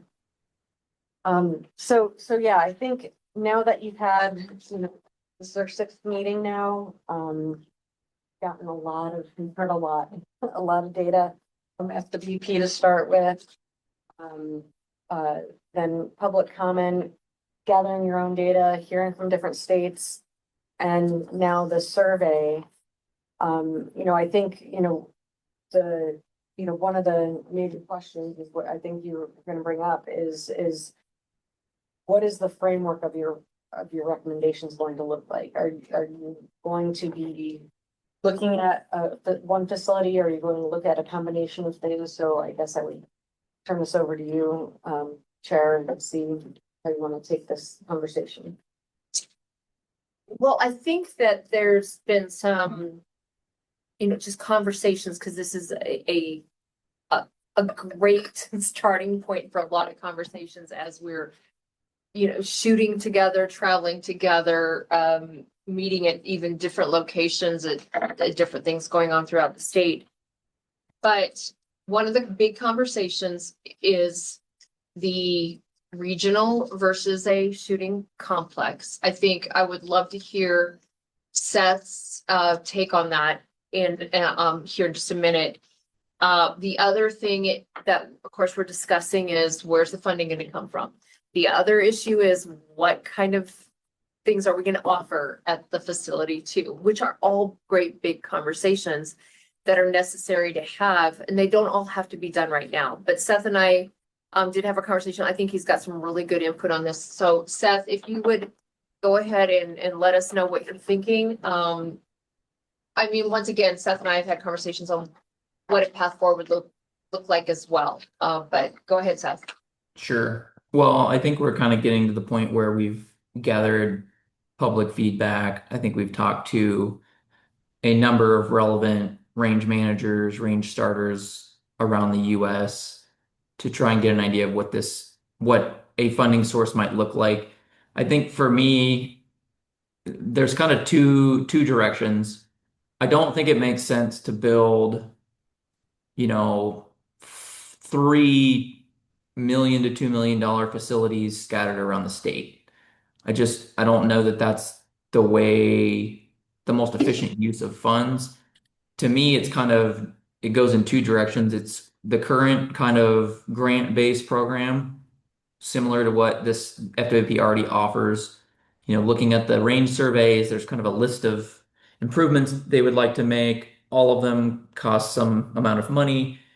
I think as far as the state's concerned, um, or the grant process, it's kind of agnostic towards what they want to use those funds for, as long as it meets an allowable use. So if a club wants to do road maintenance or build a building or put in new skeet throwers or whatever, as long as they come up with a 50% match, they can get some money for it. I think doing something along that model would make sense. I don't think it makes sense to try and reinvent the wheel to figure out a new process to do funding, for kind of general range improvements, for a lot of it. If it's a larger project where the state's going to either build their own facility, or another state facility, maybe that's a different conversation that we can kind of look at. But then the other end of the spectrum is a large facility. So I think we should look at both paths forward to be able to. I don't know that our recommendation is going to be, this is what we think you should do. I think it may be a combination of, if we do a large scale facility, to Representative Crow's point, we don't know how much money we're going to have to work with or where that's going to come from. But I think the Cameo facility, he's talking about $4 million. 4 to 5 million seems like an achievable goal in terms of looking for funding. I think we should look at what a facility might look like in that price range, budget range, generally. And if it doesn't happen through this process, it may happen down the road. At least then we have a starting point for moving forward. If someone's going to pick this up, if it's going to be future legislatures, if we just can't find the money and we want to do smaller projects, at least some of that groundwork's been laid, so people won't have to do it again. I think anyone that spent time around the legislature has seen, someone gets in, they're new, they come up with a bill that's great, but it's the same bill that someone has brought just about every session. I think it would be helpful to build that framework out and get some good information, which we have, so that if somebody wants to do that, they're not starting at ground zero. So I think my recommendation or my thoughts would be towards maybe coming up with a mechanism for funding ranges, if there is some money available, if we want it to look different than the current process, and then looking at what a larger multi-use facility might look like in terms of location, cost, that sort of thing. And that's all coming from, I think there's really two aspects. Like Walt mentioned, these larger facilities really aren't designed for meeting the needs of the state populace statewide. It's more designed for a competition facility, bringing economic benefit to the state, and then providing a venue for larger events, whether those are in the state or out. So they're kind of as two different divergent directions.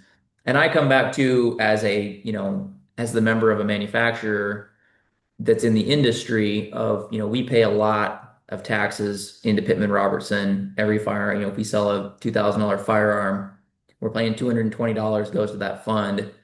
So, I don't know what the total amount paid into Pittman-Robertson is by Montana manufacturers, but it's very significant, hundreds of thousands of dollars, if not into the millions. And I think at the end of the day, I would like to see that money go towards growing shooting sports, whether, no matter how that is, but growing shooting sports to the point where we're helping the next generation of people to get involved, or we're allowing current shooters more opportunity. So to me, that's the goal overall. And I think we should look at both directions. Well said. And if we wanted to do a strictly, Montana solution, making sure that that pathway is there. Now, one thing is I'm coming back this next session, so you're gonna have to put up with me again. So I'm not gonna let loose of this, no matter what direction we'd like to go. And in fact, I'd like to see us set up a couple specific committees right now. One specifically looking at one or two locations with, of course, the governor's office. I'm kind of putting you on that. I know you're loving it right now, but us looking at that, having those tough discussions within a group of 3 or 4 folks and then bringing it back to the committee as a whole. Another one would be looking at the funding specifically.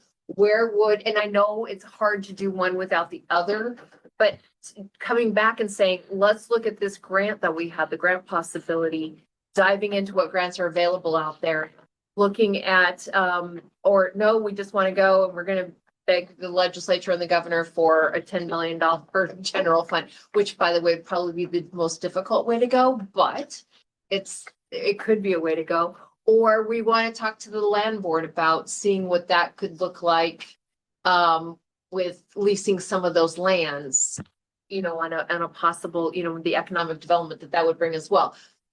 What would that look like? So, that would be my recommendation at this point. Does anybody else have any other ideas or other recommendations?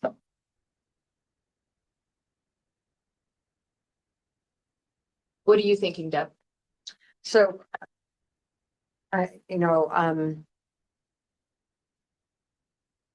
is the task force. This belongs to you guys. So I'm just thinking in terms of process, is there anything that you could do today without gathering more information? Any recommendations that you could make today based on what you know, what you've heard, what you've seen, what you've learned from other states, right now? Or do you feel that you have to do some more information gathering, I guess, with these subcommittees? What are you thinking specifically? I'm not. This is Okay. So I'm not. I'm just wondering, because it is mid-July, and is it mid-July? It's almost mid-July. And it's gonna come, if you still want to stay on that timeline of by the end of October, we still have to think about that. There's a lot to do between now and then. If you want to get any recommendations done by then, you don't have to get them done by then because you really have until June of 2027. But so I'm just thinking, I'm just trying to keep you guys mindful of the timeline. Okay, Liz and then Seth.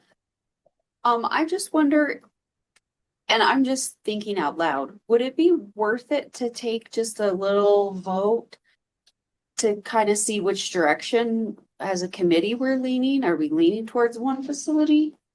Are we leaning towards smaller updates to existing facilities? I mean, like, maybe would it help if we kind of start funneling us a little bit more? And then, because if the committee's leaning,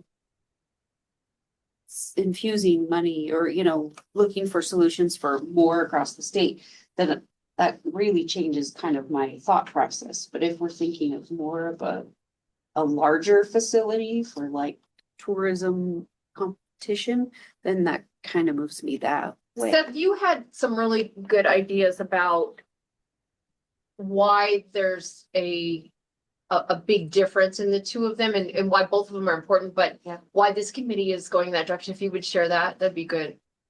Sure. Well, in terms of next steps, I think what might be beneficial is to create a couple subcommittees potentially, or maybe task force, smaller task force of people that can go and look into, I think primarily a large facility, tracking that down a little bit, maybe getting more information, looking at potential sites, narrowing that focus a little bit. Right now, it's kind of like, well, we think it should be towards the west and it's going to be a few $1 million, but we really don't have any idea of where we would put it, what the challenges might be, etc. So having a group of people that would start to iron that out of where it makes sense and then where it might be a good fit for all of the reasons that kind of a lot of that Walt mentioned, climate, proximity to population centers, tourism, etc. And so that would be one. And then the second, I think, would be some sort of a funding subcommittee of looking at, all right, and I'm guessing the governor's office would be more involved in this one since that's part of the conversation, but there's kind of a chicken egg thing where, if you ask the governor, well, how much money do we have? And say, well, what are you going to do with it? Well, we don't know because we don't know how much money we have. It's kind of hard to get going. So I think if we looked at the funding mechanisms that might be available, and maybe that's if we do this, we can get this much money from these sources. If we do that, we can probably get this much money from those sources. I think would be beneficial. And I'm thinking things like tourism dollars, Chamber of Commerce dollars, if there's state grants towards reclamation for doing a facility at a reclamation site of some sort. There's, just tracking that down. Pittman Robertson, how much money is potentially available, the budget impacts, the realities of budget constraints, if that money would have to be drawn from somewhere else, how long the project would take. Is it a 5-year, X amount of funds over 5 years? How much could we have today? I think we need some of those answers before we can really look at creating a real plan forward. And then the other thing that kind of I think became more apparent talking with the Cameo, or talking about the Cameo facility, was that these are really designed for kind of separate purposes. The larger facilities, at least from what he was saying, what Walt was saying in terms of success, is not designed to be a large facility that serves the need of local shooters. It's really designed more for a competition venue, as a economic driver for the state, for a region. So there's sort of like, they're very divergent conversations. So I think we should look at the large facility where it makes sense, and then we should look at the funding sources potentially for either just grants or a large facility and just see what's available. Following along with Seth and that from the governor's office side, I mean, I think funding is obviously a big deal there, and I don't see a lot happening from there, just being honest with you guys about that. I mean, I think back to what you said, I mean, I look at the complexes that I've been watching over, Seth, and there's always a public-private partnership. It's whether it's a mining company, it's someone who's got money that's done it for the big complexes. There's that. And that's, I know, listening to Governor Gianforte talk about, these are the types of partnerships he likes, is that, that they're kind of driving themselves, not necessarily coming to government for that stuff. As far as the ranges go, I think that's why I even asked the question, Liz or Renee, like, what do we have currently in the state with like fish, wildlife, and park lands that are there, whether it's WMAs, what's existing out there that are lands there now that we need to look into. I think that's something I would still like to dive into more and find out what, I know Jeff was looking at that a little bit. What are the restrictions, or what are those places like that? And then, yeah, I guess going back to Seth, I don't know where in the state, the complex, would necessarily have to be, and that would be something this group could, kind of look into a little bit, or look at that a little bit more. And then I think, Sam, like you and I've talked a little bit, just what are the limiting factors to some of these, grant funds or funds that are available through FWP to these smaller ranges, like just having kind of that drawn out so we know a path of what can we ask for, what can we not ask for. Because I'm still pretty naive to all of how these funding dollars are disseminated. And then, I don't know, Mitch, through your different organizations, I mean, you guys are a land, acquisition, it's through some of those different, I don't know if it's MOLT exactly, but, finding these areas that fit in these corridors that we're looking for. I mean, I think those are places to start to find out where we could even do something like this. I think those are some starting points there. So Liz, let's get back to what your question is. I think that we could ask a question. I don't know if we need to take an actual vote unless people feel like we do need to take a vote. Do we have a quorum of voting people here today? Okay. So that we could just say, do we want to have are we willing to take a look at what's going forward on a facility and then set up the means by the pathway to go forward to do that, or, within regional as well? So is there any conversation going forward right now? I haven't heard any. That's why I haven't really been focused on what it would look like for regional facilities. Like Seth said very, very well, we want to make sure that what we're doing is going forward also as an economic driver in the state, not just another grant program going forward to just fund some regional facilities, which would be picking those winners and those losers from local areas with $1 million to $3 million was what that, instead using those dollars for a different purpose that could actually then help build out those facilities if we wanted to use a strictly Montana solution to that problem that we do have in the state. I think what Walt said earlier about if we were Texas, we could do regional because of population and location and all of those things. In my mind, I think the FWP needs to continue the grant program to allow the smaller ranges to get facilities, to upgrade their facilities. But for our task force, focus on one. But that's my feelings. Thank you. Yes.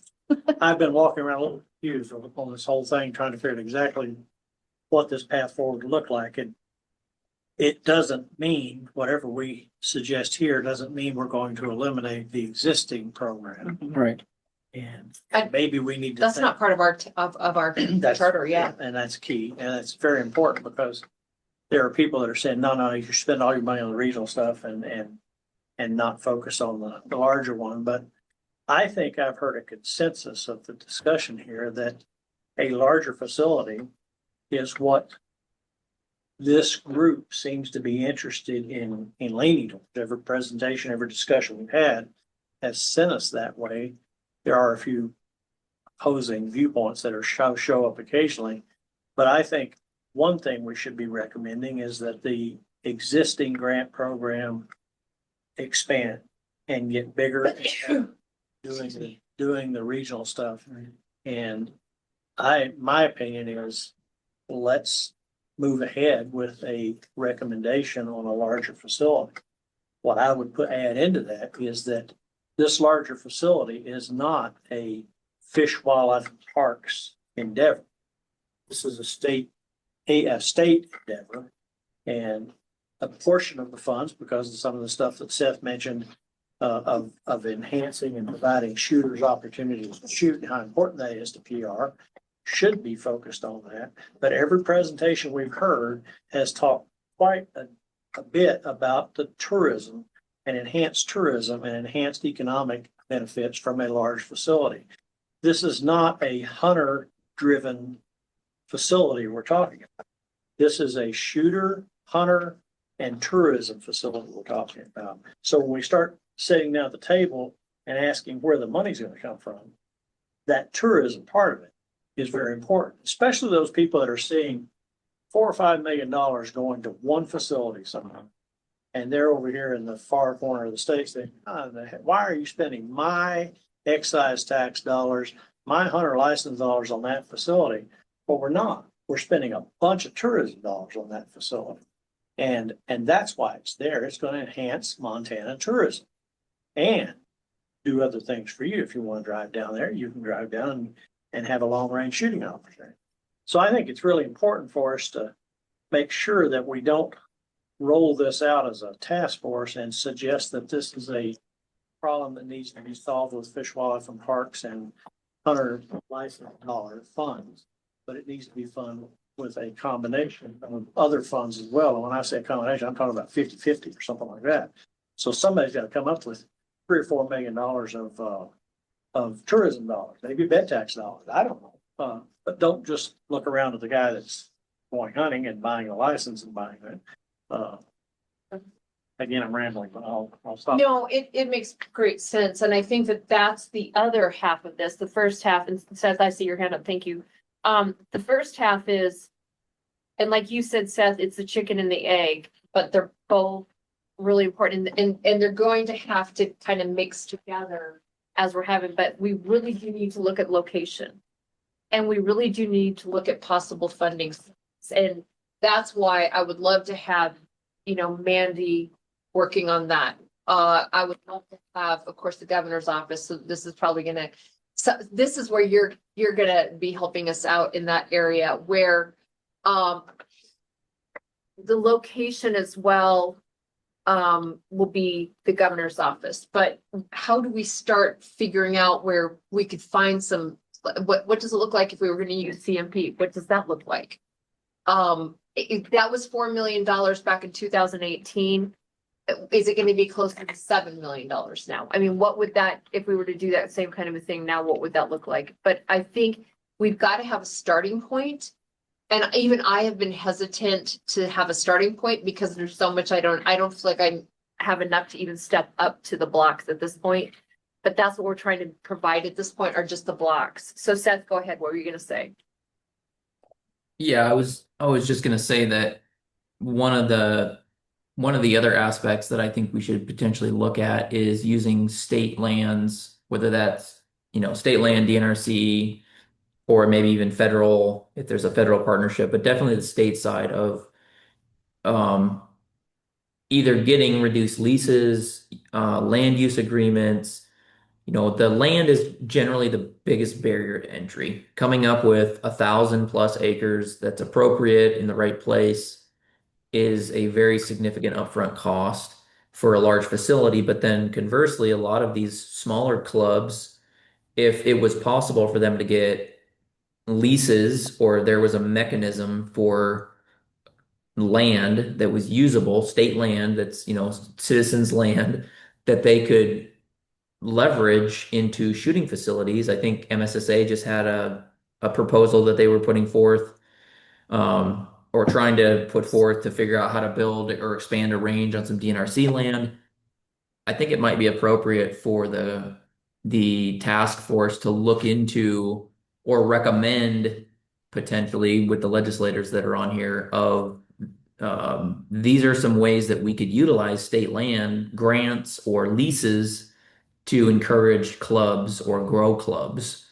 So, you know, that's something I think that's hard to do. It's hard for an individual, either club member or public member, to figure out all of that minutia. They don't necessarily have the connections, and getting everybody on the same page on the same room at the same time is nearly impossible. So maybe that's another aspect that we can look at between now and October to try and get the right people at the table, the land board, potentially if they have issues, and then maybe propose legislation to make that process easier to utilize state lands, because that's an easy way of winning without having to come up with cash necessarily. And that could apply to either a So large let's get- facility or a smaller facilities around the state. I think the process could apply to both. Absolutely. So let's get back to that small facility versus large facility. Is there the discussion around that? And it's a great question. And I think you're right. It might be time for us to answer that because we've kind of gently ignored it as we're finding out more information. Without taking an actual vote, is there anybody who is not interested in looking at one facility, or would rather we just look at regional facilities? Senator Fuller had. Go ahead. Well, if you don't know what you want, how can you point to it when you get there? And right now, in order to avoid being the donkey caught between two bales of hay that starved to death, I would like to make a decision as to where we want to go. Okay. To me, personally, I think the only economic driver for the people of Montana would be a destination shooting complex. Now, that's my opinion. I could be wrong. I have been wrong in the past, I know. Not since I've known you. There we go. We Just ask just my made a wife. motion, that's what he's saying. So I think we as a committee or a commission need to make a decision which lane we want to pursue and which way we should go.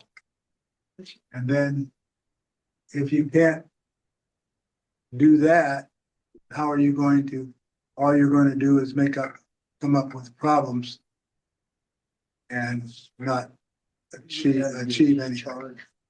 So Senator, would you like to make a motion? I would like to make a motion that this commission recommend that we provide and investigate what it takes to designate a destination shooting complex, shooting and education complex for the state of Montana. Is there a second? And now we can go on to more discussion if we need that. We have been pretty much discussing it, but if there's more, is there any more discussion at this point? One tiny little point, I do think, I wholeheartedly agree with that motion. I do think maybe we need to have the caveat that we will continue to work with the local clubs or work with the local groups and organizations, just so that, like we've been talking about, that we help them with their grant process or, you know, something, so that you mentioned earlier that there's a number of clubs that may have to close down. And so I just don't want to leave I'm gonna call them the little guys out. I don't want to leave them out. So you that- amend the motion to say what?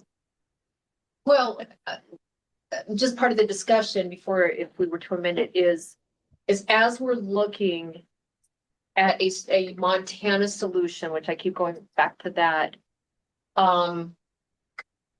Task force is charged with developing a framework to select locations for Montana state shooting. So we are tasked with this, reviewing relevant shooting facilities in the Mountain West, evaluating existing Montana facilities, and developing preliminary specifications, plans and features for state shooting facilities and improvements in Montana, developing a request for proposal so that the local governments, private sector entities, or a combination of both may submit proposals to be considered for the location of Montana state shooting facilities and improvements, and making recommendations for the development, location, and administrative structure of the Montana state shooting facilities and improvements to the governor, the Joint Appropriations Subcommittee on Natural Resources and Transportation, the Joint Fish and Wildlife Committee, Environmental Quality Council, and the Economic Affairs Interim Committee.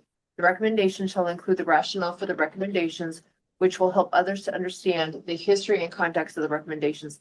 Task Force has agreed to submit recommendations by October 30th, 2026. I don't, it seems to me that we actually have narrowed it down pretty good to two things. And I don't see why we can't do both, honestly, if that's what we're actually tasked with doing, because it says right there, we're kind of tasked with doing both. And we realize that the smaller ranges need financial help. That's kind of what they need. We realize that from the complex side, we need to come up with a recommendation, if there are any, of where a location would be and how much it would cost. We've seen a range of $5 million to $20 million. So if we really narrow it down and come back with a recommendation that this is what we found, here are 5 potential site locations, here's what the cost would be. That seems like a reasonable thing to be able to present, because it's just recommendation. We don't know that we'll get it done. And then from the smaller range things, is we realize they need lighting, they need out toilet, and our existing grant programs don't provide for that. And here's what we would need legislatively to help them get more money to that. It gives us a chance to work with FWP and find out what areas we have even financially to maybe move dollars. We've got some influxes of some dollars through, marijuana funds. We've got wildlife habitat, and maybe those are earmarked there, but I just don't have a breadth enough of where some of the dollars within FWP can even be moved or whatever. And that maybe is something. I know October 30th is right around the corner, but I feel like we can narrow down to, because that's all I've been writing down. Range is complex. So we got that nailed down, and with a complex, it's where do we do it? What type of funding? And what is the range? 5 million to 20 million. Okay. And then the range is what are they needing? They've kind of emphasized that there's some very specific things, but we don't know what it costs and how the programs are to be able to fund them to do that. If there is any opportunity there, it seems like two committees within our committee to break it up and go down that road. Well, basically, we can't do anything unless we were to get a complex, right? I mean, everything's already in place with the grant process. Go ahead, Chrissy. I was thinking maybe 3 committees, one for land and location, one for funding and grants for the big facility, and then one for like the smaller, coming up with existing money and grants for like the current smaller locations and how to work with FWP for that. So like 3 committees. Good. And I agree with both of you all. And what bothered me, John, with your proposal is that it seems like, okay, this is it. And I don't see that as, I think we have a larger charge. I think so. And it's to deal with this whole overall issue of shooting in Montana and shooting opportunities. And we need to keep that avenue open and figure out how we help that, give some recommendations on that. And then we need to figure out where this facility is. And I think, as was mentioned, we know we got to be near an airport, fairly significant airport. We know we got to be near a population of 50,000 people or more, and good weather. So if we can find that in Montana year round, Maybe the odds be ever in your favor. but bottom line is that narrows it down to about 4 or 5 places in Montana. And from that, we need to work on it. We could put that in our overall recommendation that we got, Three Falls, we got Billings, we got Bozeman, we got Missoula. That's just about it. I mean, you could say Helena and you could say Kalispell, but that's the airport is questionable. But anyway, I think we could go both on all directions, both directions on this. And then once we identify a place, to answer your question earlier, Rich, of what could we do from a fundraising standpoint, we got to know where. Right. Once we know where, then that opens up a whole group of potential donors, whether it's the Big Sky community or whether it's the Billings community. As soon as we know where, then we got a donor list we can start looking at and trying to come up with some funds to help support it in some way. And I'm sure they're there. People would. Go ahead, Liz. Just one clarification. As I read our charge, we're actually not supposed to select a location. We're supposed to come up with the framework so that somebody else can select the location. That could be, yeah. Isn't that how you read it? It does say, But was that our that's charge we that's wrote? kind of how I read it too, Liz, but it does say down below, and making recommendations for the development, location, and administrative structure. So you could read that as maybe identifying a few locations or the criteria to find locations. Did we write this? I think we did. I think that, I mean, because what I was doing was I was looking at Wyoming, way that they did that. South Dakota was a lot different, and also because there's some other pressures in place too. But what we also know right now is that where it's gonna be located is gonna be limited, because we know we can't do this in Miles City. We know that we shouldn't do it in Billings, right? I mean, unless they were to come up with an amazing, like, hey, we're gonna fund this all, and so therefore, yeah, let's put it there. But I think that, coming up, because this is where we're kind of stuck, unless we start coming up with some locations, we have no idea what the price tag is gonna be and where to start going for some of that. But that'll also open up some opportunities, I believe, for us looking at the funding. Like, if we could get 1,000 acres, we've all of a sudden got the opportunity to start building out the training facilities that we need to get the grants that are out there for the training facilities. That would be great. So that we can have regional training facility such as Rapid City or Cameo have as well. So, go ahead, Seth.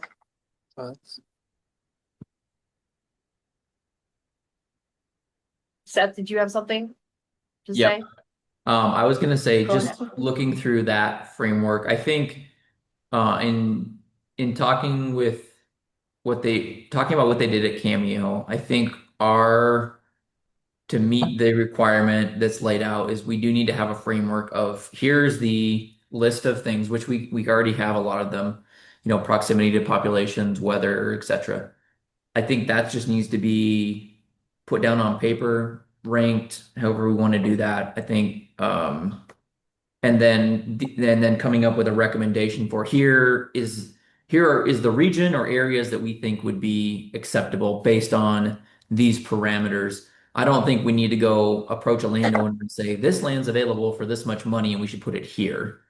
I think that's too granular for what we should be doing, unless that comes up, and it may. But I think generally we just need to make the framework for how we would pick a facility.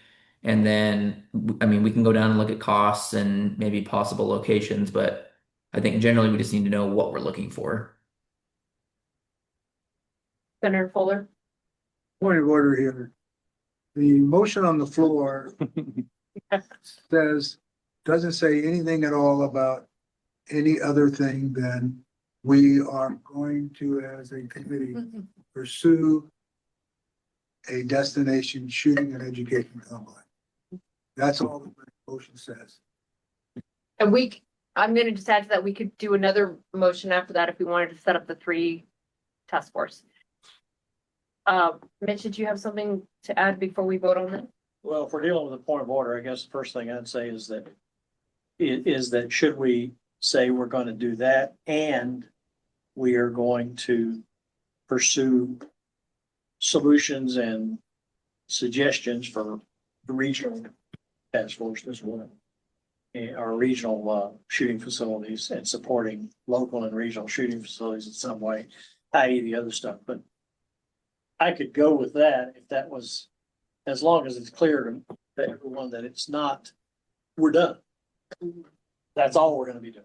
Well, because we leave out that other piece of the charge, the little guy. Well, what I was suggesting is that then we have a separate motion that says these are the 3 task forces that we would set up, which includes that. That would be the 3rd task force, so that they could be 2 separate, but 2 of those 3 task force tie into this one in a way. I think they all tie together. But I mean, what would you? Go ahead. Senators is fairly specific to complex, so I feel like I'm kind of with Mitch that we should either add something to it that includes that, because I like where Seth was going with the framework, and that could be a separate thing too. I feel like we're leaving it. There's no reason to have a motion for complex and then a motion for ranges, because we're already doing that. Like, we're already there. It's almost like we need a motion that we're going to determine the framework. That's one task that we're going to come out of there with. I could respond. We have not yet formally decided that a destination shooting complex is paramount to the economic future of the people of Montana. Okay. That's what this motion is designed to do. Yes. Now, if Mitch decides that it would like to offer a friendly amendment that also that grant programs, et cetera, to facilitate other smaller shooting ranges to us scattered around the state to benefit from this, I would consider it a friendly amendment. Existing shooting ranges, right? Existing shooting. Okay. Agree with that. Me too. You said the word. Well, I think You know how to do that. let's also go back to the original intent though, I mean, because that's the framework. We're just setting up the framework, and the framework has got to be put in place before we could even accommodate those existing ranges. And I think that that's what this motion is intended to do. But however the senator wants to frame the motion, I'm fine with. Okay. As the motion was originally intended, I wanted us to make the decision, to formally make a decision to pursue establishing a destination shooting complex for the people of Montana. Which was to offer a friendly amendment, which I regard as friendly. That included with that would be a pursuit of supplemental grant programs to provide supplemental income for existing ranges. Fair enough, I second it. So we need to take a vote on the friendly amendment. And we need to take a vote on the amendment. All those in favor of the friendly amendment? Aye. Aye. Oh, Willis is with us now too. Well, this is with us, okay. All right. Now discussing the name. I had some questions for you this morning with Senator Curdy, but I can't remember them. Okay. Do we have the amendment, friendly amendment? Do we have the original motion with the friendly amendment? It's close. I was going to clean it up and when I re-listened to it later. It's you move to pursue establishing a destination shooting complex for the benefit of the people of Montana and pursue supplemental grant programs to supplement existing shooting facilities needs. That's why she's in charge. Aye. Way Trying, better. That's trying. good. All those in favor of the motion as amended? Aye. Aye. Let the record show that it was unanimous. Good job, Senator. That way to close it up. I got another question following up on this. We talked about pursuing a complex, a large complex. Couldn't we simply say that here are the 3 or 4 requirements that we see after all the research we've done to have a functional and a good shooting complex that addresses both economic interest in the locality as well as opportunities for large destination shooting opportunities. Couldn't we say, here are those 3 or 4 or 5 criteria, and based on what we know, there are 4 or 5 locations where these criteria fit in the state of Montana, and then set up a request for proposals for those 4 or 5 locations, and Billy's would be one. And if somebody in that area says, hey, I got 1,000 acres of land that we want to give to you, like they did in Colorado, or if we are able to get past the land cost issues, wouldn't that give us 3, 4, or 5 proposals that might come out of it? And then we could go with it, and I would then be advocating heavily for tourism to be a part of that, and tourism funding to be a part of that as well. But we do that. I mean, you seem to want to rule out Billings, but you're ruling it out for reasons that are not a part of this committee's responsibility. It's tied more to somebody in the Billings community that's against it or No, whatever. not at all. Location. It's location because we're 5 hours away from Rapid City and an hour and a half away from Cody. But you're 30 minutes away from an airport. Oh, you're saying because there's other. Yeah, facilities. other facilities, that's fine, yeah. No, I'm Well, that 7 wasn't minutes. one of the criteria I said, that I thought I heard is where are the other facilities around the country? That might be nearby. If I missed that somewhere in all of the discussions with the other facilities, that you needed to be a certain distance where you quote competing with them. Well, it's not necessarily competition. It's more of a regional symbiosis of why where would it work best in Montana? I mean, for Billings, I would love it. I mean, let's just be honest. But no, it's more of a, and then where's the draw? Where's the tourism draw as well? And I really truly believe our parks are more of a draw in that area. If it would be closer to Yellowstone or closer to Glacier, what would that look like if we were to use our tourism dollars as So well? what you're doing, and excuse me, Yeah. what I hear you doing is you're adding a 4th or 5th or whatever it is criteria that's tied to what you just described. And it's a good criteria. I don't have a problem with it. And that would say, okay, so we're ruling out Billings, and somebody in Billings would say, well, why'd you rule us out? And they would And, yeah, so I'm okay with whatever those criteria end up being, whatever it narrows it down, but the point I was trying to drive to is then let's go to those communities and say, you're one of the quote selected few from this task force. What could you offer? That's And kind of what Wyoming did, Yeah. ish. Mhm. They put it out for RFP. Right. They ranked anybody who met the like 5 or 6 criteria. The committee then went and visited Cody, and I think it was Sheridan. Sheridan, Casper, Gillette was another one. Seth, you may remember, you do have your hand raised. And also Seth, do you remember what he said was kind of his, I wouldn't do it that way again? I can't remember. He said something about the RFP process. He would not do it that way again. remember that. I don't remember specifically. I think he said they had some locations that they really weren't considering, other than they were on the list, that it didn't really make sense. And so what I was going to suggest is that we should come up with a list of sort of primary, secondary, tertiary requirements. That the primary would be, it's near a major airport, it's within, population center, location, et cetera. It's a primary. It has to have these things.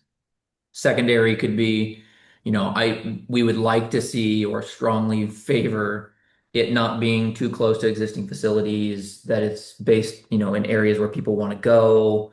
And then, maybe tertiary is if there's a deal or people want to donate, then that's a consideration. But I think if we're planning this long term, if somebody in Miles City wants to donate 2,000 acres for a shooting facility, that's great.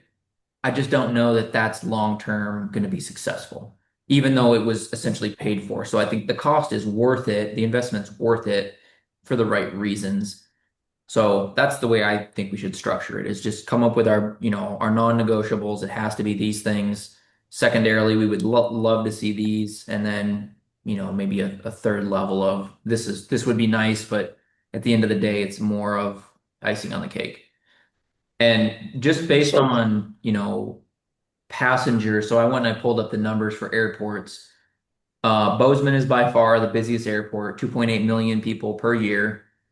Flathead, Kalispell is actually the second busiest airport at 1.1 million passengers. Missoula is third at just over 1 million, and Billings is fourth with 950,000. So I think just looking at, not saying that sways it, but those are those 4 are probably the big 4. You could put Great Falls and Helena in there too. They're probably fine from, accessibility, and maybe Butte fits in there too. I guess they don't have a lot of flights, but I think it's already, as we start to do these, as we start to break it down, we're already limiting. If you say it has to be within, 45 minutes of a major airport, you've already limited it to less than half the state. And so I think as you step down that, here's our top 5 things, you're already only going to have a handful of real areas that you could put this. And Bozeman redid their airport. That's actually what led them to being number 1, because before that Billings was. Billings is in the process of finishing up their developing their airport. And then Missoula has done theirs as well. And Great Falls will be done Great Falls. another 2 months. Okay. Yeah. Kalispell is the same. They're By expanding the this end of the summer. month. Okay. And July, Butte is 89 miles from those. So Mitch, I they're have a within question 100 for you. miles. Just clarification, when you were saying develop an RFP, were you suggesting, just so you know, suggesting that this group develops the criteria for RFP, but not necessarily are going out for an RFP? Or were you suggesting the latter?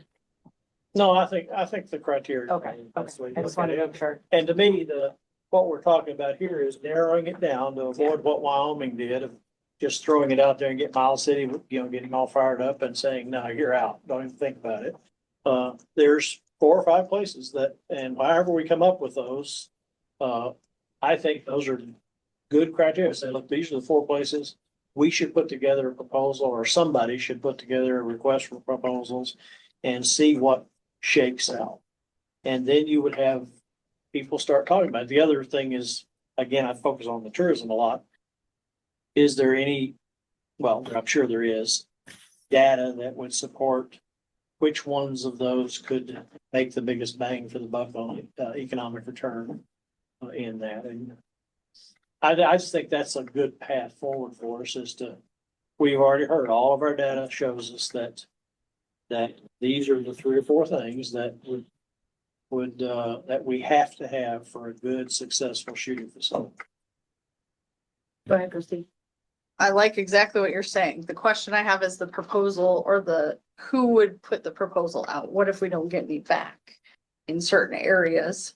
What I'm thinking too is maybe we need to do kind of what we were talking earlier about looking at different state lands, DNRC lands, Fed lands that would be available.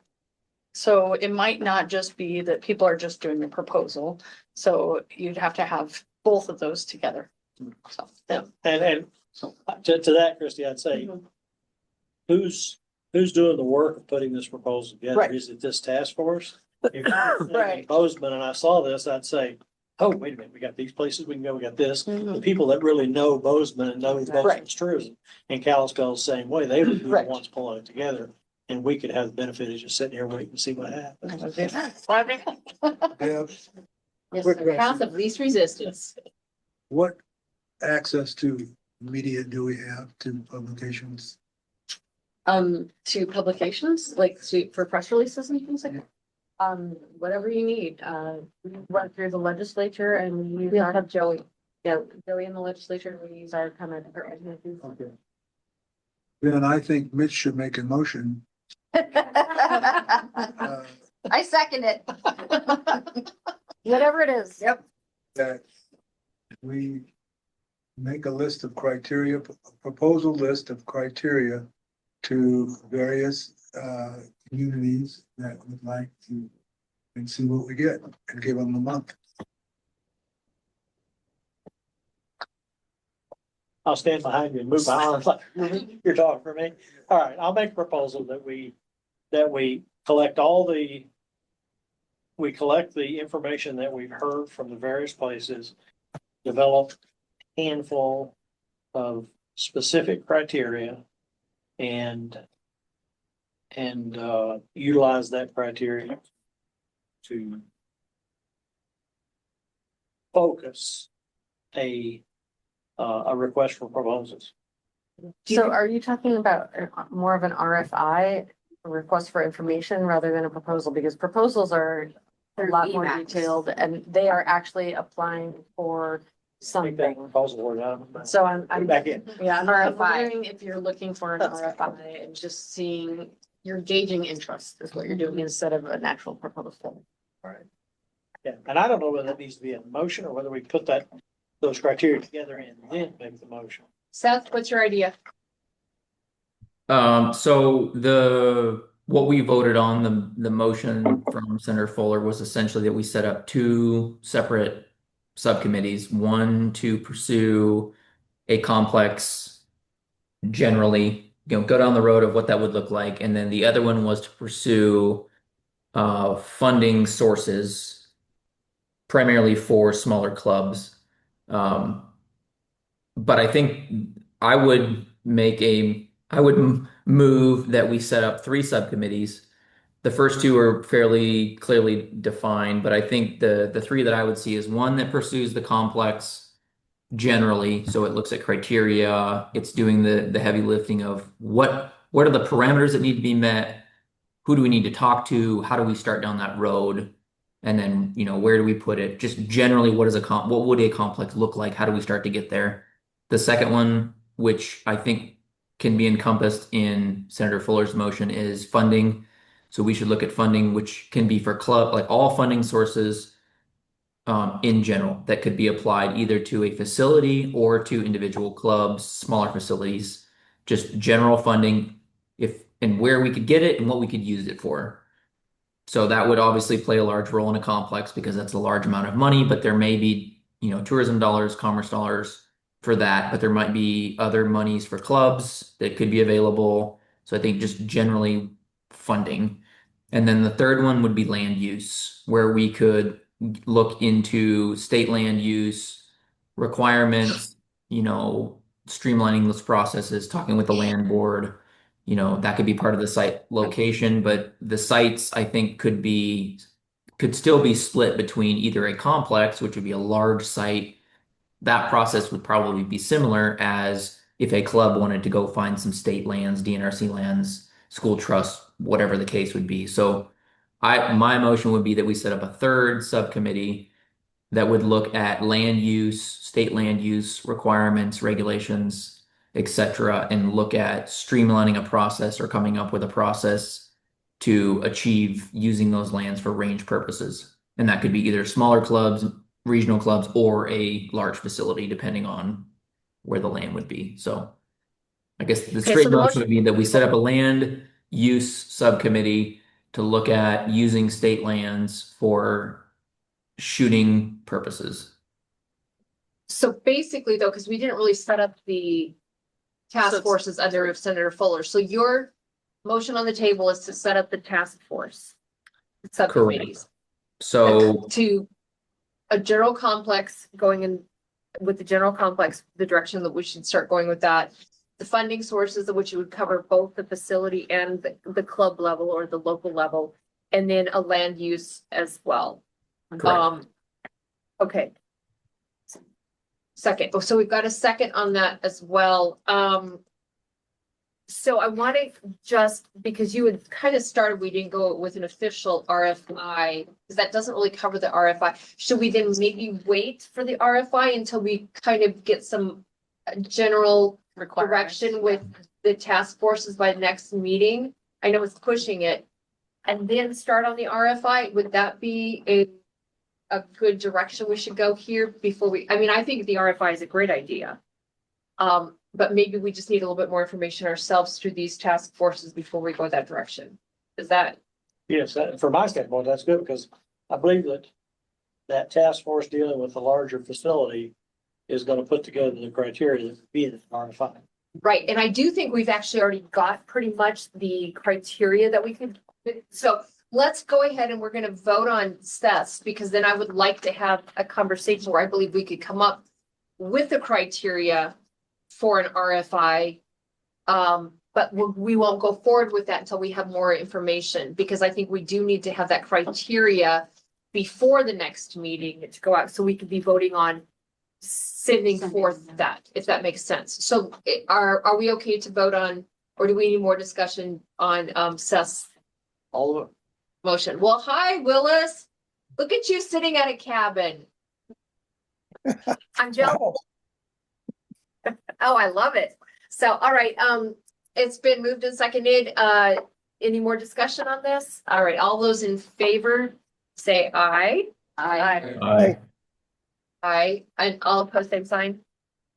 Okay. So our next, so there's two more things. I'm just kind of telling you what's going on in my crazy brain, is for us to set up these task forces and then also to come up with the criteria for the RFI that we're thinking of, which I think we've pretty much kind of covered that as well. Is there something that I'm missing in my brain? Which, okay, go ahead and say yes, I know. Just a quick question, clarification. One of the committees is to develop the criteria for the RFI. No, we're just gonna do that while we're sitting here today. Well, I was thinking the same thing as you. I was thinking the complex was the committee that was setting up the RFI. Am I wrong? Yeah. Okay, I'm wrong. This complex is gonna set up the What did you RFI? think? What were your intent? What was your intent, Seth? Well, I was thinking that whoever's on the committee would probably go down that road. I don't know that we need That's what I was I thinking. don't know that we need a separate committee other than who's looking into the complex to do that.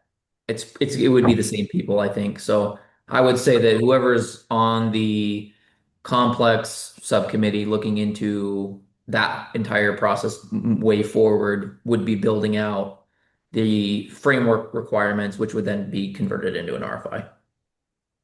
Okay, that works really well. So, but just be ready, whoever's on that, for us to go forward by our next meeting with an RFI. And we have Wyoming's, which is very, very close to the things we've been talking about. So it'd be really easy to just Actually, yeah, I think. edit their document. We also have Department of Army, Yeah. like, as if I was, my if I was correct, you mentioned that. Yeah, First. right, when you said about the lady. That's right. Yeah. Was Wyoming an RFI or RFP? There's the RFP. Well, they did an RFI. Oh, they They did did? an RFI right here, letter of interest Okay. submission. Yep. And Okay. then they chose from that, the committee then chose people that submitted RFIs. to Go visit. Are we gonna set up that committee Right now? now and then talk? Cause I think everybody's gonna be on that committee. I think, Well, and that's fine. We just need to set up. So that Deb then can set up the official subcommittee meetings with those task forces. I guess the reason I asked that, I'm sorry, I know you're trying to stay in all sorts of protocol, but the reason I asked that is that we're all sort of got an interest in just about everything. What, instead of 3 committees, what we've actually done is we've set up 3 charges for this task force, and at least that's the way I look at it, because I'll raise my hand to be on this committee and say, if we use that Wyoming one, we need to put the criteria that mean that it's basically, there's 3 or 4 places here in Montana that would qualify, but submit an RFI and not waste everybody else's time. And you You got got chair of the subcommittee. I think you just raised your, or you just forgot to step back. Is that what you? Well, and that would be important at this point, is to have people who really do want to kind of guide that direction forward. So. Because when is our next meeting set up? August 10th, I think. Let me look at the calendars. 13th 13th. at 10 a.m. Oh, darn it. I'm actually in San Diego at the time. August 13th. Can we hold it the 14th instead? Where are you at, Sandy? What are you doing? I'm on an energy task force. I forget that. I don't need to add an attachment. Got the others that aren't here, because I have all the dates that they couldn't make it, so let me just see. Like either Monday or Friday. Monday would actually work really well for me too, on the 10th or even the 17th. What about? Just pulling that up right now. Let's see. Oh, or even the 18th or the day of the 19th would work for me too. I have to be commission meetings the 18th. Okay. Just FYI. I'm I can do. really Okay, let's see. stressed. August. The only dates that were available for everyone were the 10th through the 14th. I can do the 10th. I can do. Wow, look at I- that. Everybody that responded back in February said the 10th was okay, so. Okay, so we're gonna, if it's okay with everybody, we'll set the meeting on the 10th of August. And Mitch is going to chair the complex. Is there anybody who does not want to be a part of that Zoom meeting between now and then for the complex? We still have time today. I want to do we the have time land use today. one. I want to be on the land use. I mean, we have time if we want to kind of make assignments and then Yeah, Talk. yeah, just like Have that breakout today. Okay, we can do that as well.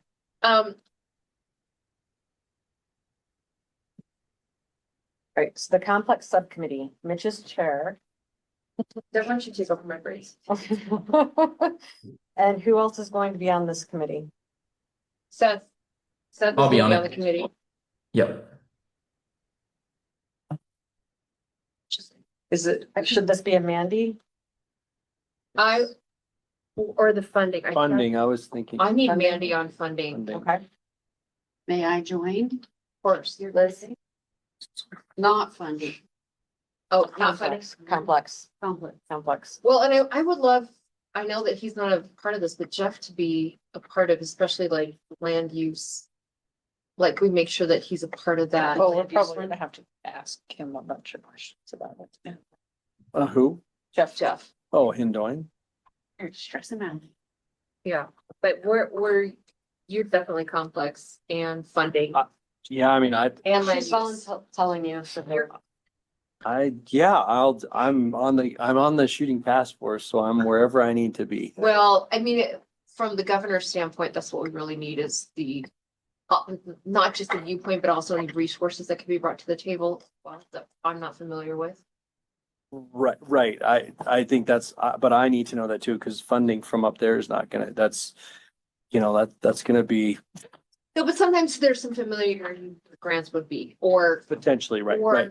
if you're going to use this money for this Right. money is set aside. So I can be on there, I guess, on it with Mandy and just an eye out for where, because I'm still trying to find out from FD, like, I don't know how all this stuff works with you guys, Director. Like, I don't know I mean, they're funding for like the ranges and all that. They have their programs. I don't know any of that. I have to ask them.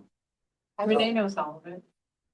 Well, just having Lena budget person. It's probably, Okay. I don't know if today's a good day because we had a meeting Yeah.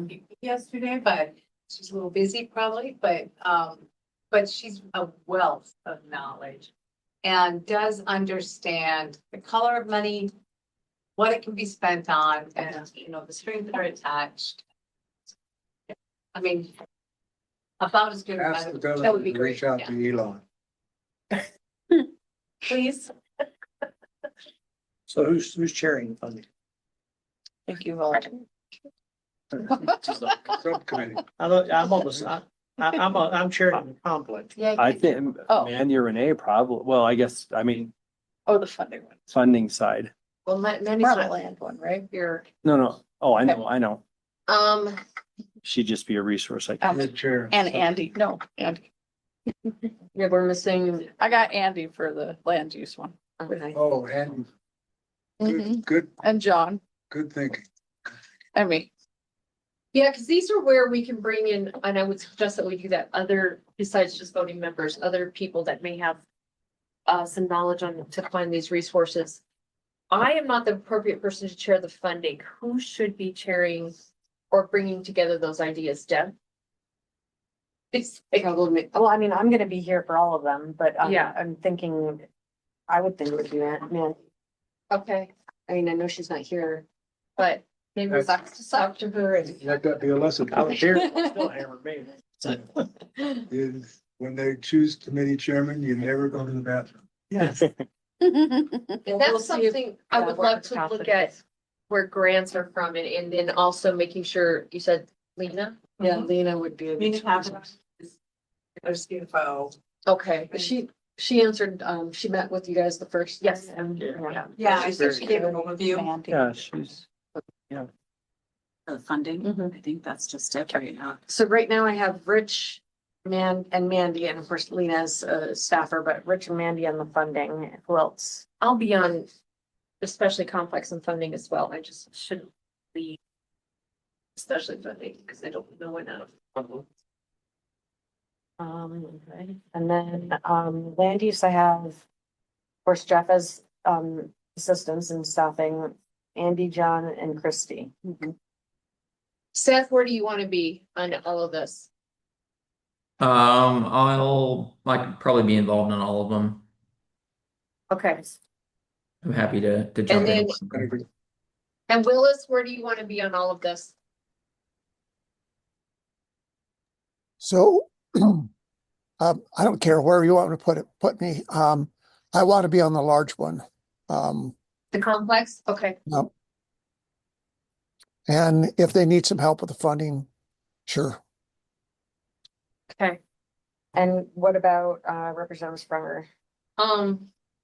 Put her on the complex.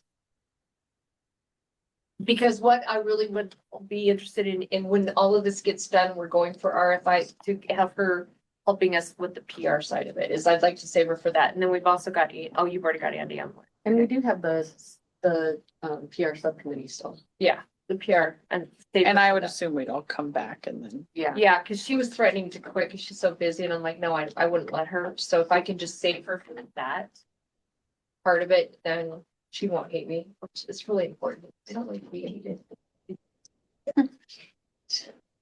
You're in politics, get used to I was it. gonna say, so we'll, house hasn't been in. if that's. Question, under land use, will the LMAs and DNRC and private properties, those will all be under land use? I kind of think so. Okay, so that's, I just want. I mean, because we I don't could bring, we could bring some of, especially DNRC. I bet Amanda would be willing to have that part of that conversation with us too.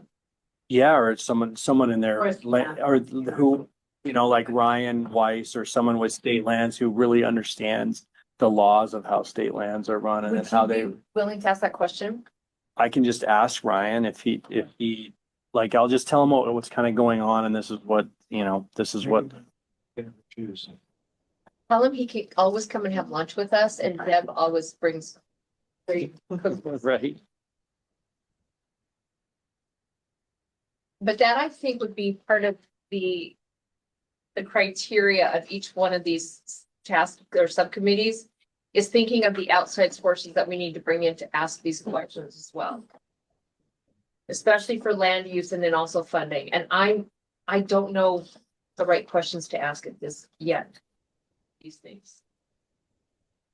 I know they're there, and Austin might even have some input on, Or his staff would. or yeah, some better questions for us to ask, and having been one in the legislature and now AG.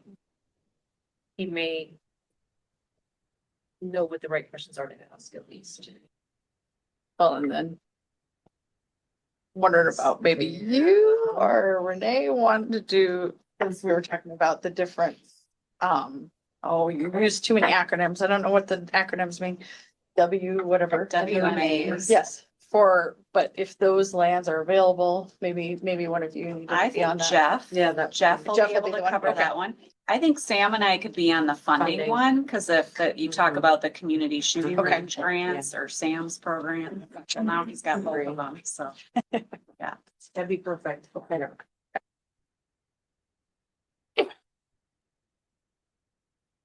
Okay. So this is who I have. I don't have a chair for land use. We nominated Andy. Oh, did you? Yep, he's not here. You're here though, Christy. Or Seth. Seth can do it. Seth's just smiling. I guess. Do you want Andy to be, or who do you want to chair that, Seth?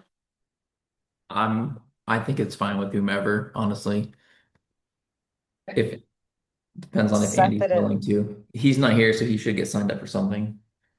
That's what I said. Well, and if Seth and I are serving on all three or there to be part of the conversation, then that will be how we can help tie that together. And of course, Deb as well. Okay, so this would have the complex, Mitch is the chair. We have Seth, Liz, Rich, Representative Seagrams Crowe, Senator Curdy, Representative Sprunger. Funding, I have Mandy as the chair, Rich, Representative Seagrams Crowe, Seth, Senator Curdy, and then Renee and Sam and Lena. And then land use, Seth is the chair. Andy, Senator Furler, Christy, and Representative Seekins Crowe, and Jeff is on there to help.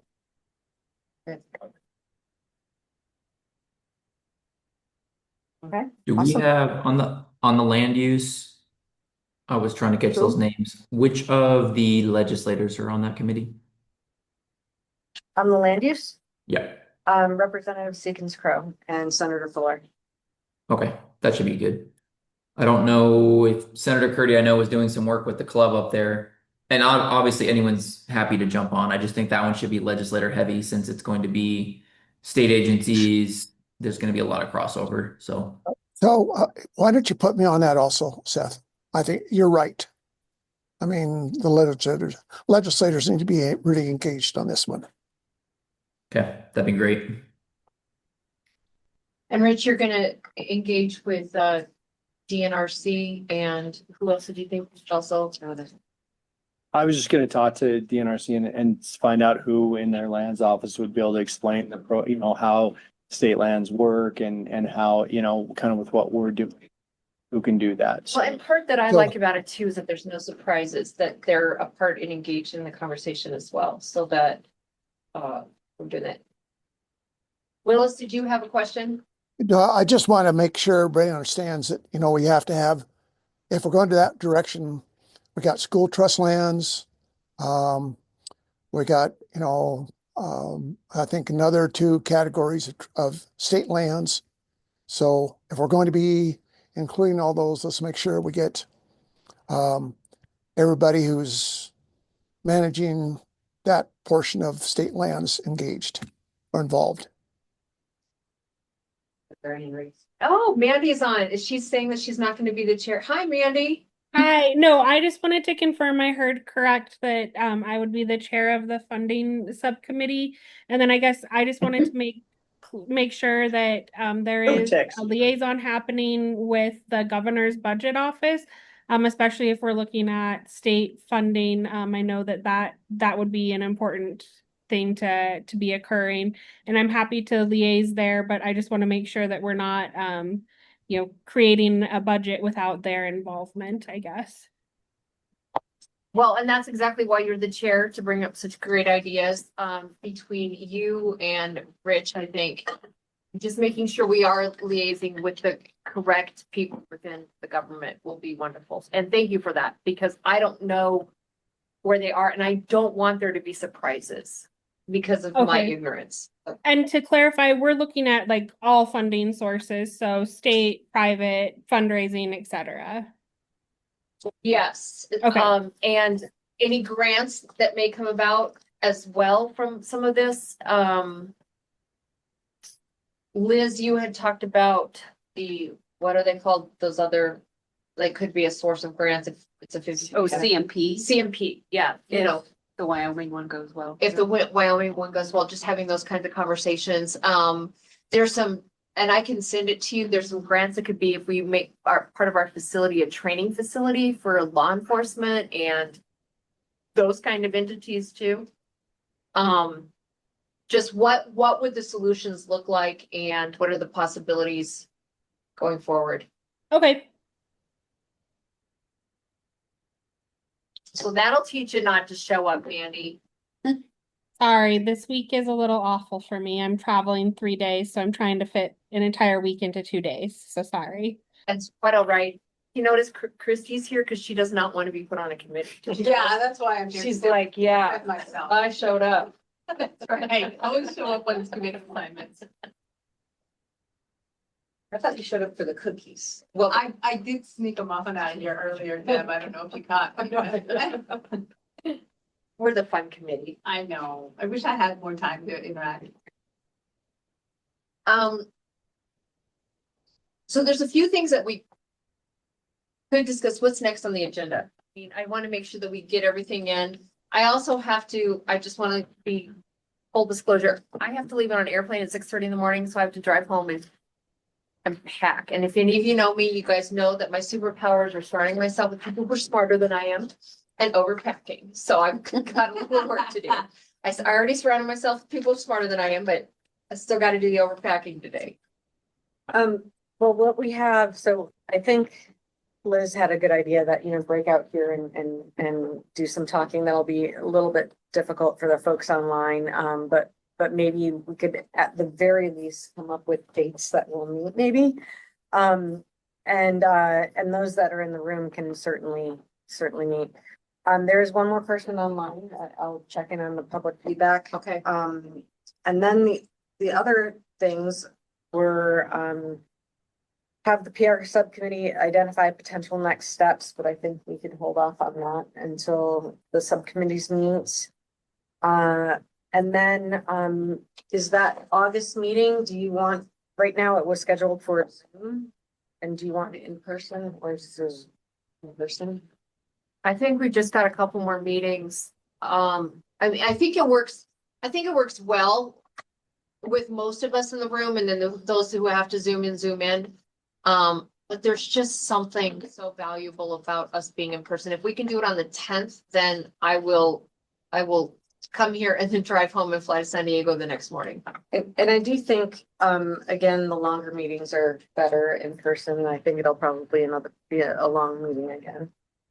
So, Yes. okay. And then that was really it. So I could go to public feedback and see if there's anybody that wants to provide feedback, and then we could Do breakout soon. So Natalie, I saw that we had a couple people on still. Do you want to check in with them to see if they want to offer any feedback? Yeah, if you would like to offer a public comment, please raise your hand.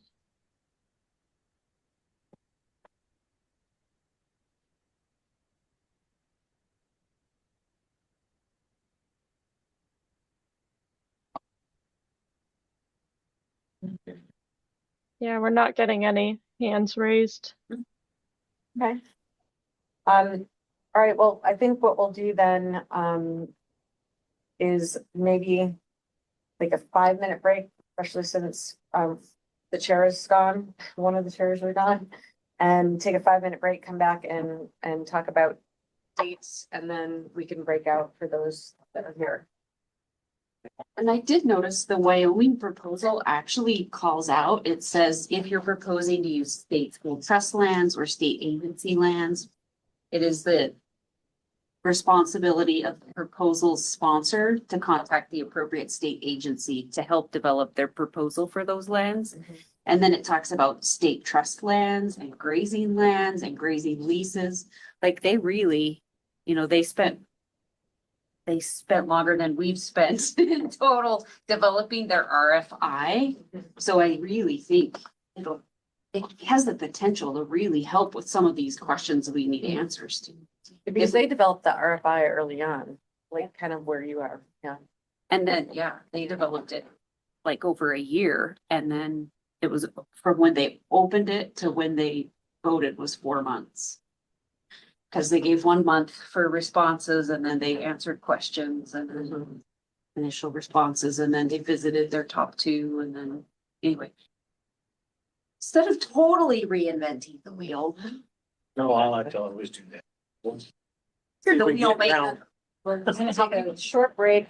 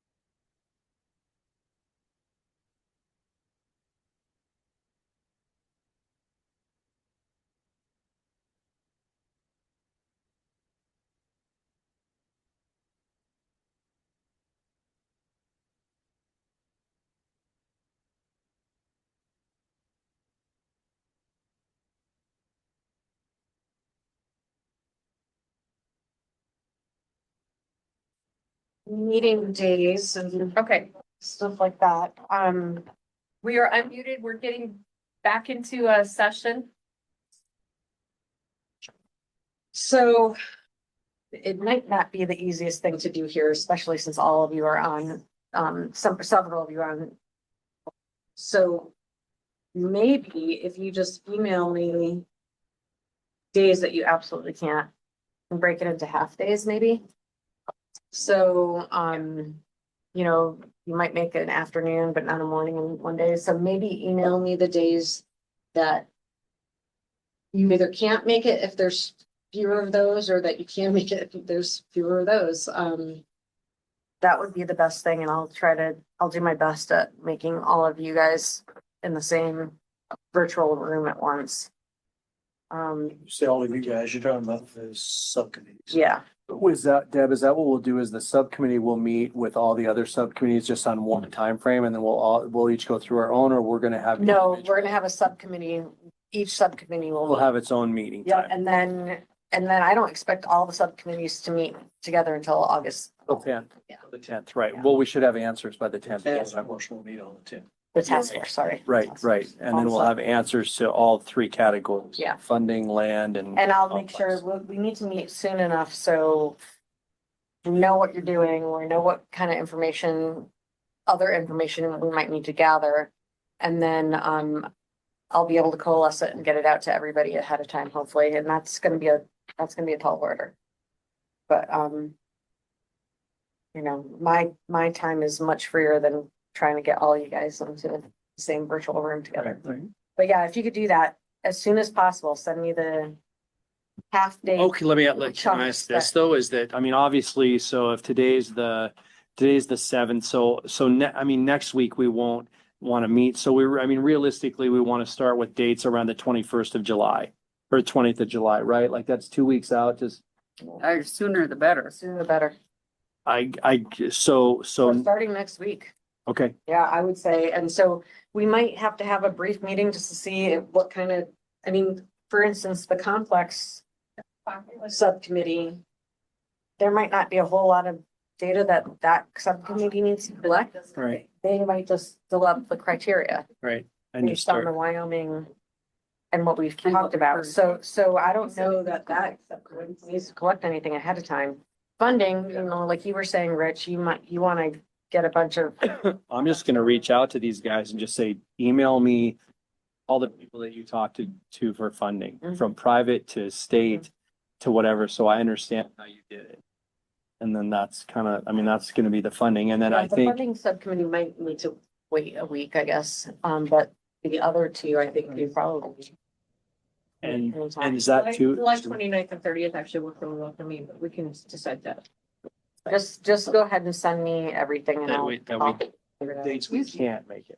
Or can, whatever's. Okay, whatever's okay, okay. Like if there's only 5 days you could make it, it'll be 5. If there's 5 days you can't. I think it's gonna be easier for me to tell you the ones I can. Yeah, probably. And then what I would suggest here, and I think we could do it as a big group, is because everybody's familiar with what the subcommittees are doing. Maybe we can go through each subcommittee, brainstorm on what data you might need in order for FWP together, or like you said, you're together, to be able to meet and have a good. Well, it'd be good to Robust have a meeting. group discussion, I think, because I may not think of all of them. Yeah. I've only thought of the one. So maybe we could just start at our top, start with the Yeah. complex and then go down through all three that we listed that said. Can I interject real quick before? I just went and talked to Jeff about dates that he's available Okay. for our subcommittee for the land use one. Yep. And he can do Monday, Wednesday, or Thursday. Thursday's a little tighter for him. Next week. Next week. All right. So Seth and Willis, if you're available next week, Monday, Wednesday, or Thursday? Let me check. I called Andy. He's on his way to the reception, so he does not know. That's okay. Just send me that stuff. And I have Jeff's down here. Monday's So not good. Okay. I could do Wednesday. Wednesday or Thursday. Okay. What'd you say, Seth? Wednesday what? Wednesday or Thursday. Thursday's the best. Okay. Wednesday would work. Thursday's a better day for me also. Okay. All right, I'll talk with Okay. Deb and we'll get something nailed down. Yep. Okay. Tell me where to go and who to go. All right, so let's start with the complex, subcommittee. All right. What, I mean, I think, we've talked about this one probably more than anything in terms of what this group might need. And I think just everything you've learned so far and everything you've collected will contribute to what this group produces. But is there anything else that I can send the RFI out to everybody? Okay. What else will benefit the group? If I could, on this group, the one thing we talked about doing was establishing the criteria for narrowing it down to 4 or 5 locations in the state of Montana. And I think we've talked about that earlier today over the last several meetings. And then as Liz said, what Wyoming did is a good start, I think, on what, if we were to decide to send someone in Bozeman a request of interest, this would be a good way to explain what we're talking about. So yeah, if you send that out to everybody that's on this subcommittee, and have them look at that and see how we might want to refine the sort of explanation and description of what a complex would look like, that would be a good start for us between now and our first call. And, but today I would like to ask, I'm sitting here looking at a list that I came up with based on what I heard. Airport nearby, and that's an airport so that people can fly in and conveniently get in and out of and get to the facility. A relatively significant population center, and that's important not because of what's population of the people, because there's support services for a large influx of people, like hotels and restaurants and things like that. Local support is a key component. I think I've heard that over and over again. And then land availability. And we're talking about, here they say 800, but I thought I heard it say 1,000 acres of land, wherever that might be and available. And what else am I missing? I can send out the list that I collected, but we talked about good roadways, geographic features, proximity to interstate, hotels. North facing. Could I present that weather? Yeah, I mean, there are some things that will be a little more focused on, that we will focus on, like understanding the geographic and the land itself, vegetation and all of that. But if we stick to we're looking at a major population center, major airport as well, so it's not, a little one, but the transportation, lodging, population, local support as well. Maybe if we just kind of stuck with those things, that would bring it down to a place. And then if we were to send it to chambers of commerce, city councils, kind of a thing to get it out, or. I think you're right. I would stick with, this is strictly, these things I was asking about are strictly the things that would narrow it down so that we don't send it to Miles City. And somebody says, well, why didn't you send it to Miles City? It's here. And these other things like north facing slopes and geographic, road transportation, that's stuff we can tuck into the request for interest For the land. and make And sure. part of the story. Yeah, and make sure that they know what we're looking for. And I think we need to, by the time we have our next call, I think we need to be able to say, here's the 4 locations that we would say in Montana are the best locations. And then focus on that. Don't bother anybody else with it. If somebody else asks why, we can say so. And then really drill down into what makes a good proposal a good proposal. In the request, this seems to be more like a request for proposals, but I guess it's not. Because that has there's some special words around request for proposals in the state. Yeah, basically, our RFI is just seeking interest. And if you don't get interest in that area, then there's no reason to send a proposal. And then the proposal takes a lot more time. The other, Who do you send the request for? Well, that's what we, that's the, I actually wrote that down here. That's That's ex- something that we need to. that was the next decide. thing I was gonna ask. Mitch, Thank I have you. one question, comment. I think maybe when we were talking about everybody's saying within 100 miles. So maybe it's more circles.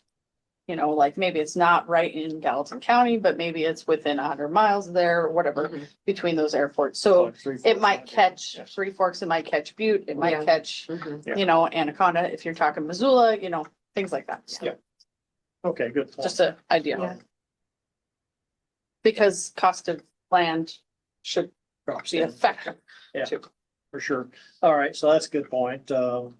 Yeah, and I then the mean, next, if Billings could put something forward, it could be amazing. Yeah. But, it's just not the first place I would. well, that's something that if Billings has the criteria, I would say send it to Billings, see what comes out of it. And if it's quote amazing, everybody else is mediocre, so be it. But then the other thing is, I'll need to know, because I don't, who the right person in those communities within that radius. I think we should that send might be a good conversation to also have with Wyoming or South Dakota, or South Dakota's was different. They knew because that land was donated to them by a private entity, so they knew it was figured out. But Wyoming, how did they get that information out? I know Cody's was the interlocal agreements, they had county and city that went forward, but to whom did they send that information? That might be a good thing to. Yeah, I would think city planners, or I don't know what the right terminology is for somebody in. Does it say in that packet? Can you look at that again? Yeah. So anyway, that's where I would go, and that's what I would ask the committee to take a look at the Wyoming package. And focus on 3 or 4 of the criteria so that we can talk about that at our first phone call. And get that sort of put together. And then we can take it from there. And hopefully we'll have a call set up for second weekend, 2 weeks from now. Because Great Falls or Helena may be interested as well. I mean, you know, Great Falls has been doing a lot of great things in the past 10 years. Yep. Think so.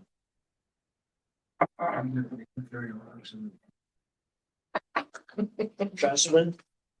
Is there anything else any information that we need to get or gather prior to the complex subcommittee meeting? All right, folks on the complex committee group, what did you say? Anything else? That's good enough for us. What did I miss? Seth? I think that's a pretty good start. It might be worth a conversation, once we get all put together, to check with Cameo and just see if we're missing anything. Sounds like he's got a pretty good handle on what works and what doesn't, and opinions about it, so. Yes. Well, I think, and also, South Dakota will give us that same information too. What works, what doesn't. And it's worth having that conversation with both of them. What they're finding to be the most popular thing that they've got would be another, because that would be another direction, is if we're going to start putting together the cost of the facility eventually, what are the things that we kind of gleaned through the surveys, but with it, pistol bays, rifles, long distance, ski, trap, what does that look like, and which direction should we go there? That might be something else with the complex that we might. Or here's the dreams, here's what we want. And then if they have to pare it down because of cost. Most appropriate. Okay, and so Deb, you're gonna help us set up a call. I will do that Do after a I call. get everybody's dates. And then I will send the RFI to everybody. Then I think, is Liz, anything else that you would recommend we do today while we got everybody on the call? I don't think so. Seth? No, I think I'm good. Good? All right. Everybody good? Okay. How do you pronounce Walt's last name? True. Prue. Okay, funding subcommittee. Rich, I know you're gonna reach Yep, out. so let me just check. So I've got Mandy, Lena, Renee, and I'm CCing you on an email. That's, who else is on this? Representative. Okay, Representative okay, Higgins Crowe, okay. Seth, and Sam. Senator Curdy and Sam. Oh, I didn't have some. Sam, oops. Oh, shoot. Willis.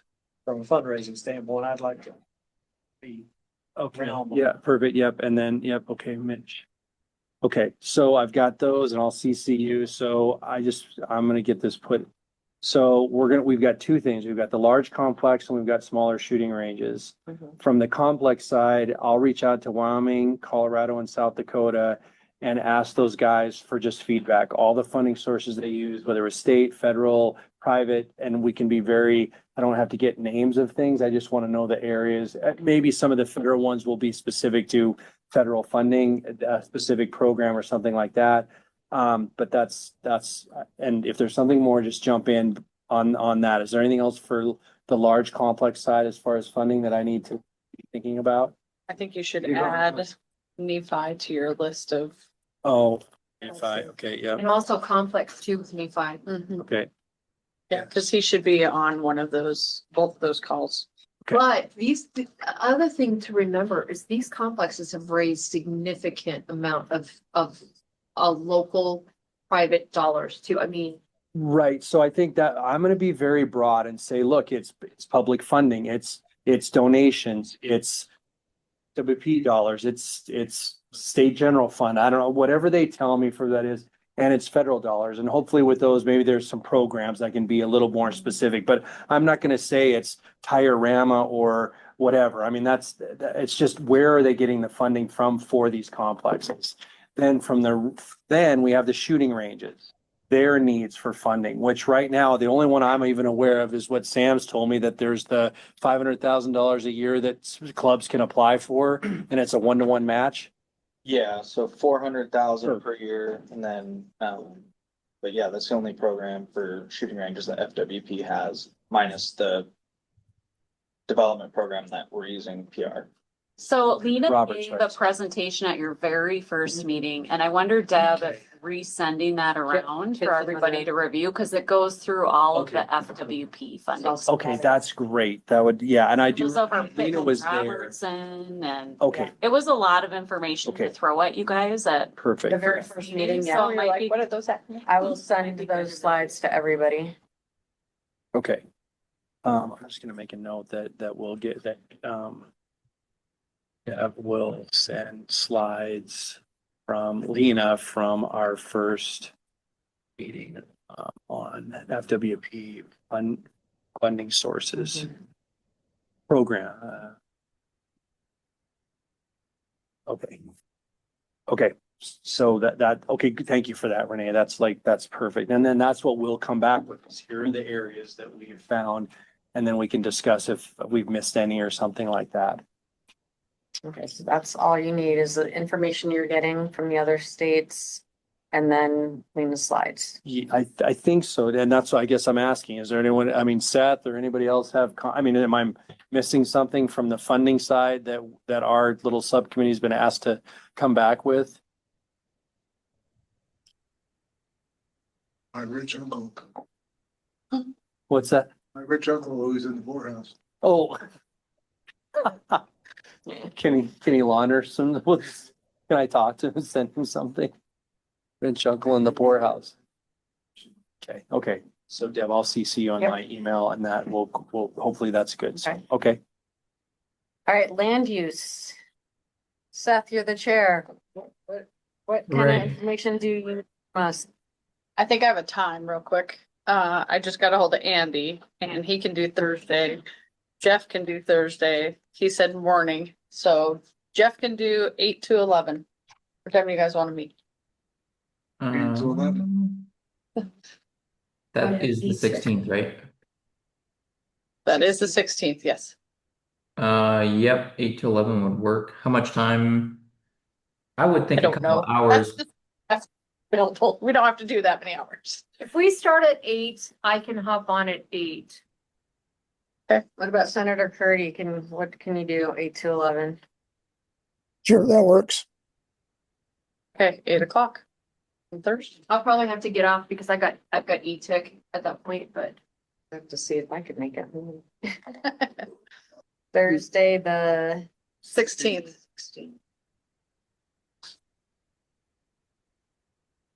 Oh, yeah. Well, we can get on that. Harry, Good, John? do I use your help instead of emails or? Wait, let's think. Okay, good, just making sure. Okay. All right, so that committee, we already have a date, so, Perfect. 8 to 11. On the 16th. Yeah. We do not have to stay till 11. It was just when Jeff Yeah. could make it. And I will, I'll send out the Zoom information. All that stuff too.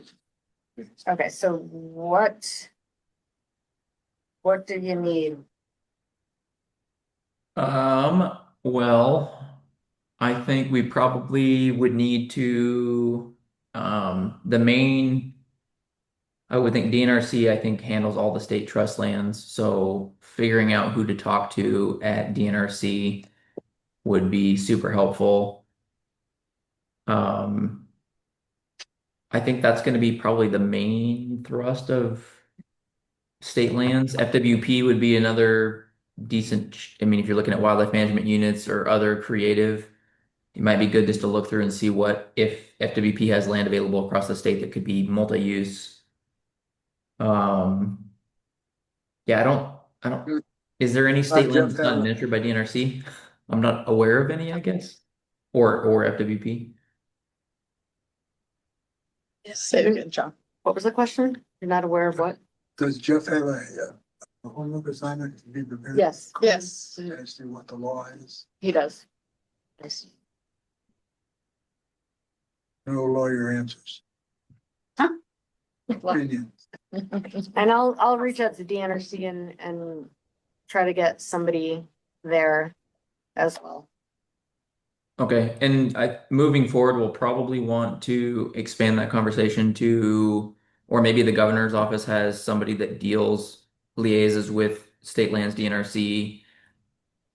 I don't know what that would look like. Yeah. Probably talk to department heads at some point or the land board once we start to figure out.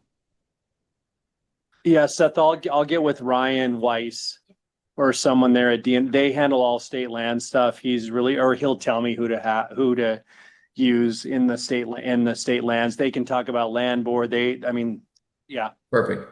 I'll take care of it. And so Seth, should I get that to Yeah. Seth? Should I get Ryan? Do you want Ryan's information after I talk to him, Seth? Yeah, that'd be Get it to helpful. me, Or- because I'll send it Okay, to everybody. okay, I'll give it to Deb, Seth. Okay. Okay. Oh, come on, and then see the movie. I've seen the movie. Yeah. Okay, what else, land use subcommittee, anything else? Any I other think data we that should you do might it. need? I guess the only other question I would have, and I don't know if this would fall under the subcommittee's purview or not, is federal land use. If there's anything at the federal level that we could potentially reach into, if there's permitting or land use agreements. I don't know what that would look like. That gets to be a whole nother ball of wax, but that might be something with the land board, somebody that has worked on state federal issues, land transfers. I don't have a lot of experience in those areas, but Yeah, I'll talk to Jeff about Yeah. that and see what we might be able to come up with there. okay. BLM and NRCS stuff. Yeah, that's kind of, the BLM was kind of the big one that I was thinking since they have a lot of land. Only a little. Did you have something, Liz? No. Okay. All right, so I guess, immediate So, needs. Yep. Go ahead. Go ahead. so Seth, maybe a call to Rocky Mountain Elk Foundation. Yeah, that's not a bad idea. I'll add them to my list.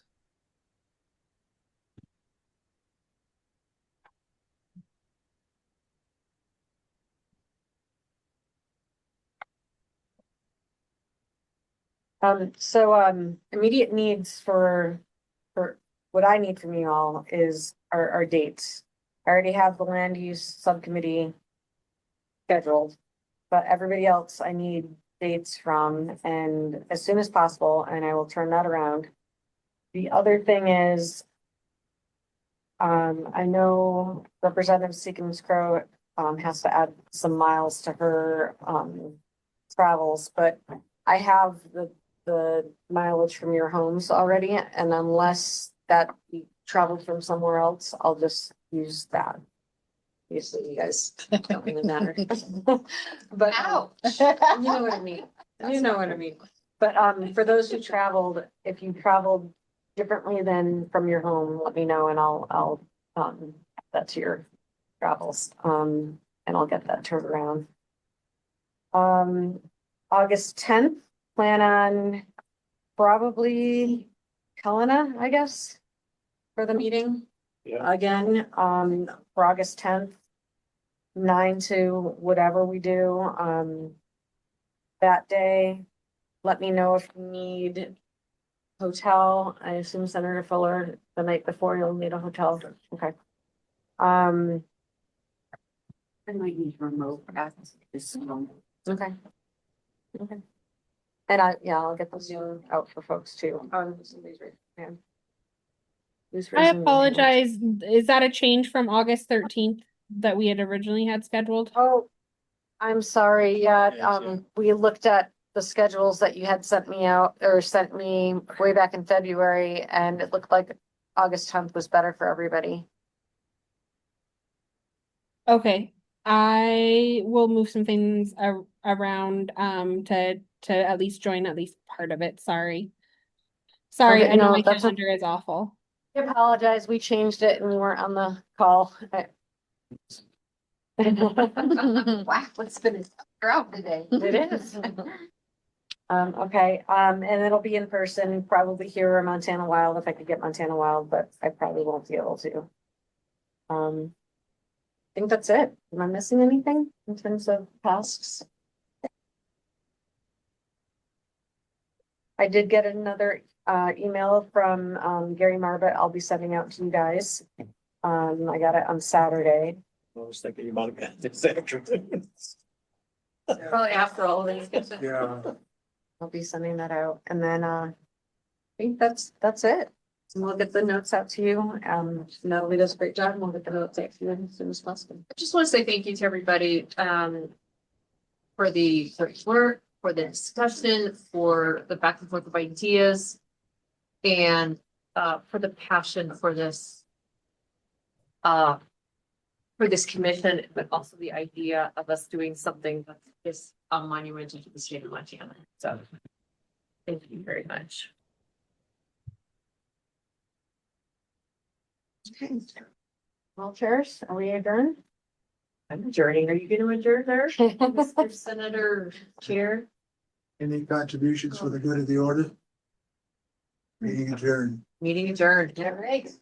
And, See you guys later.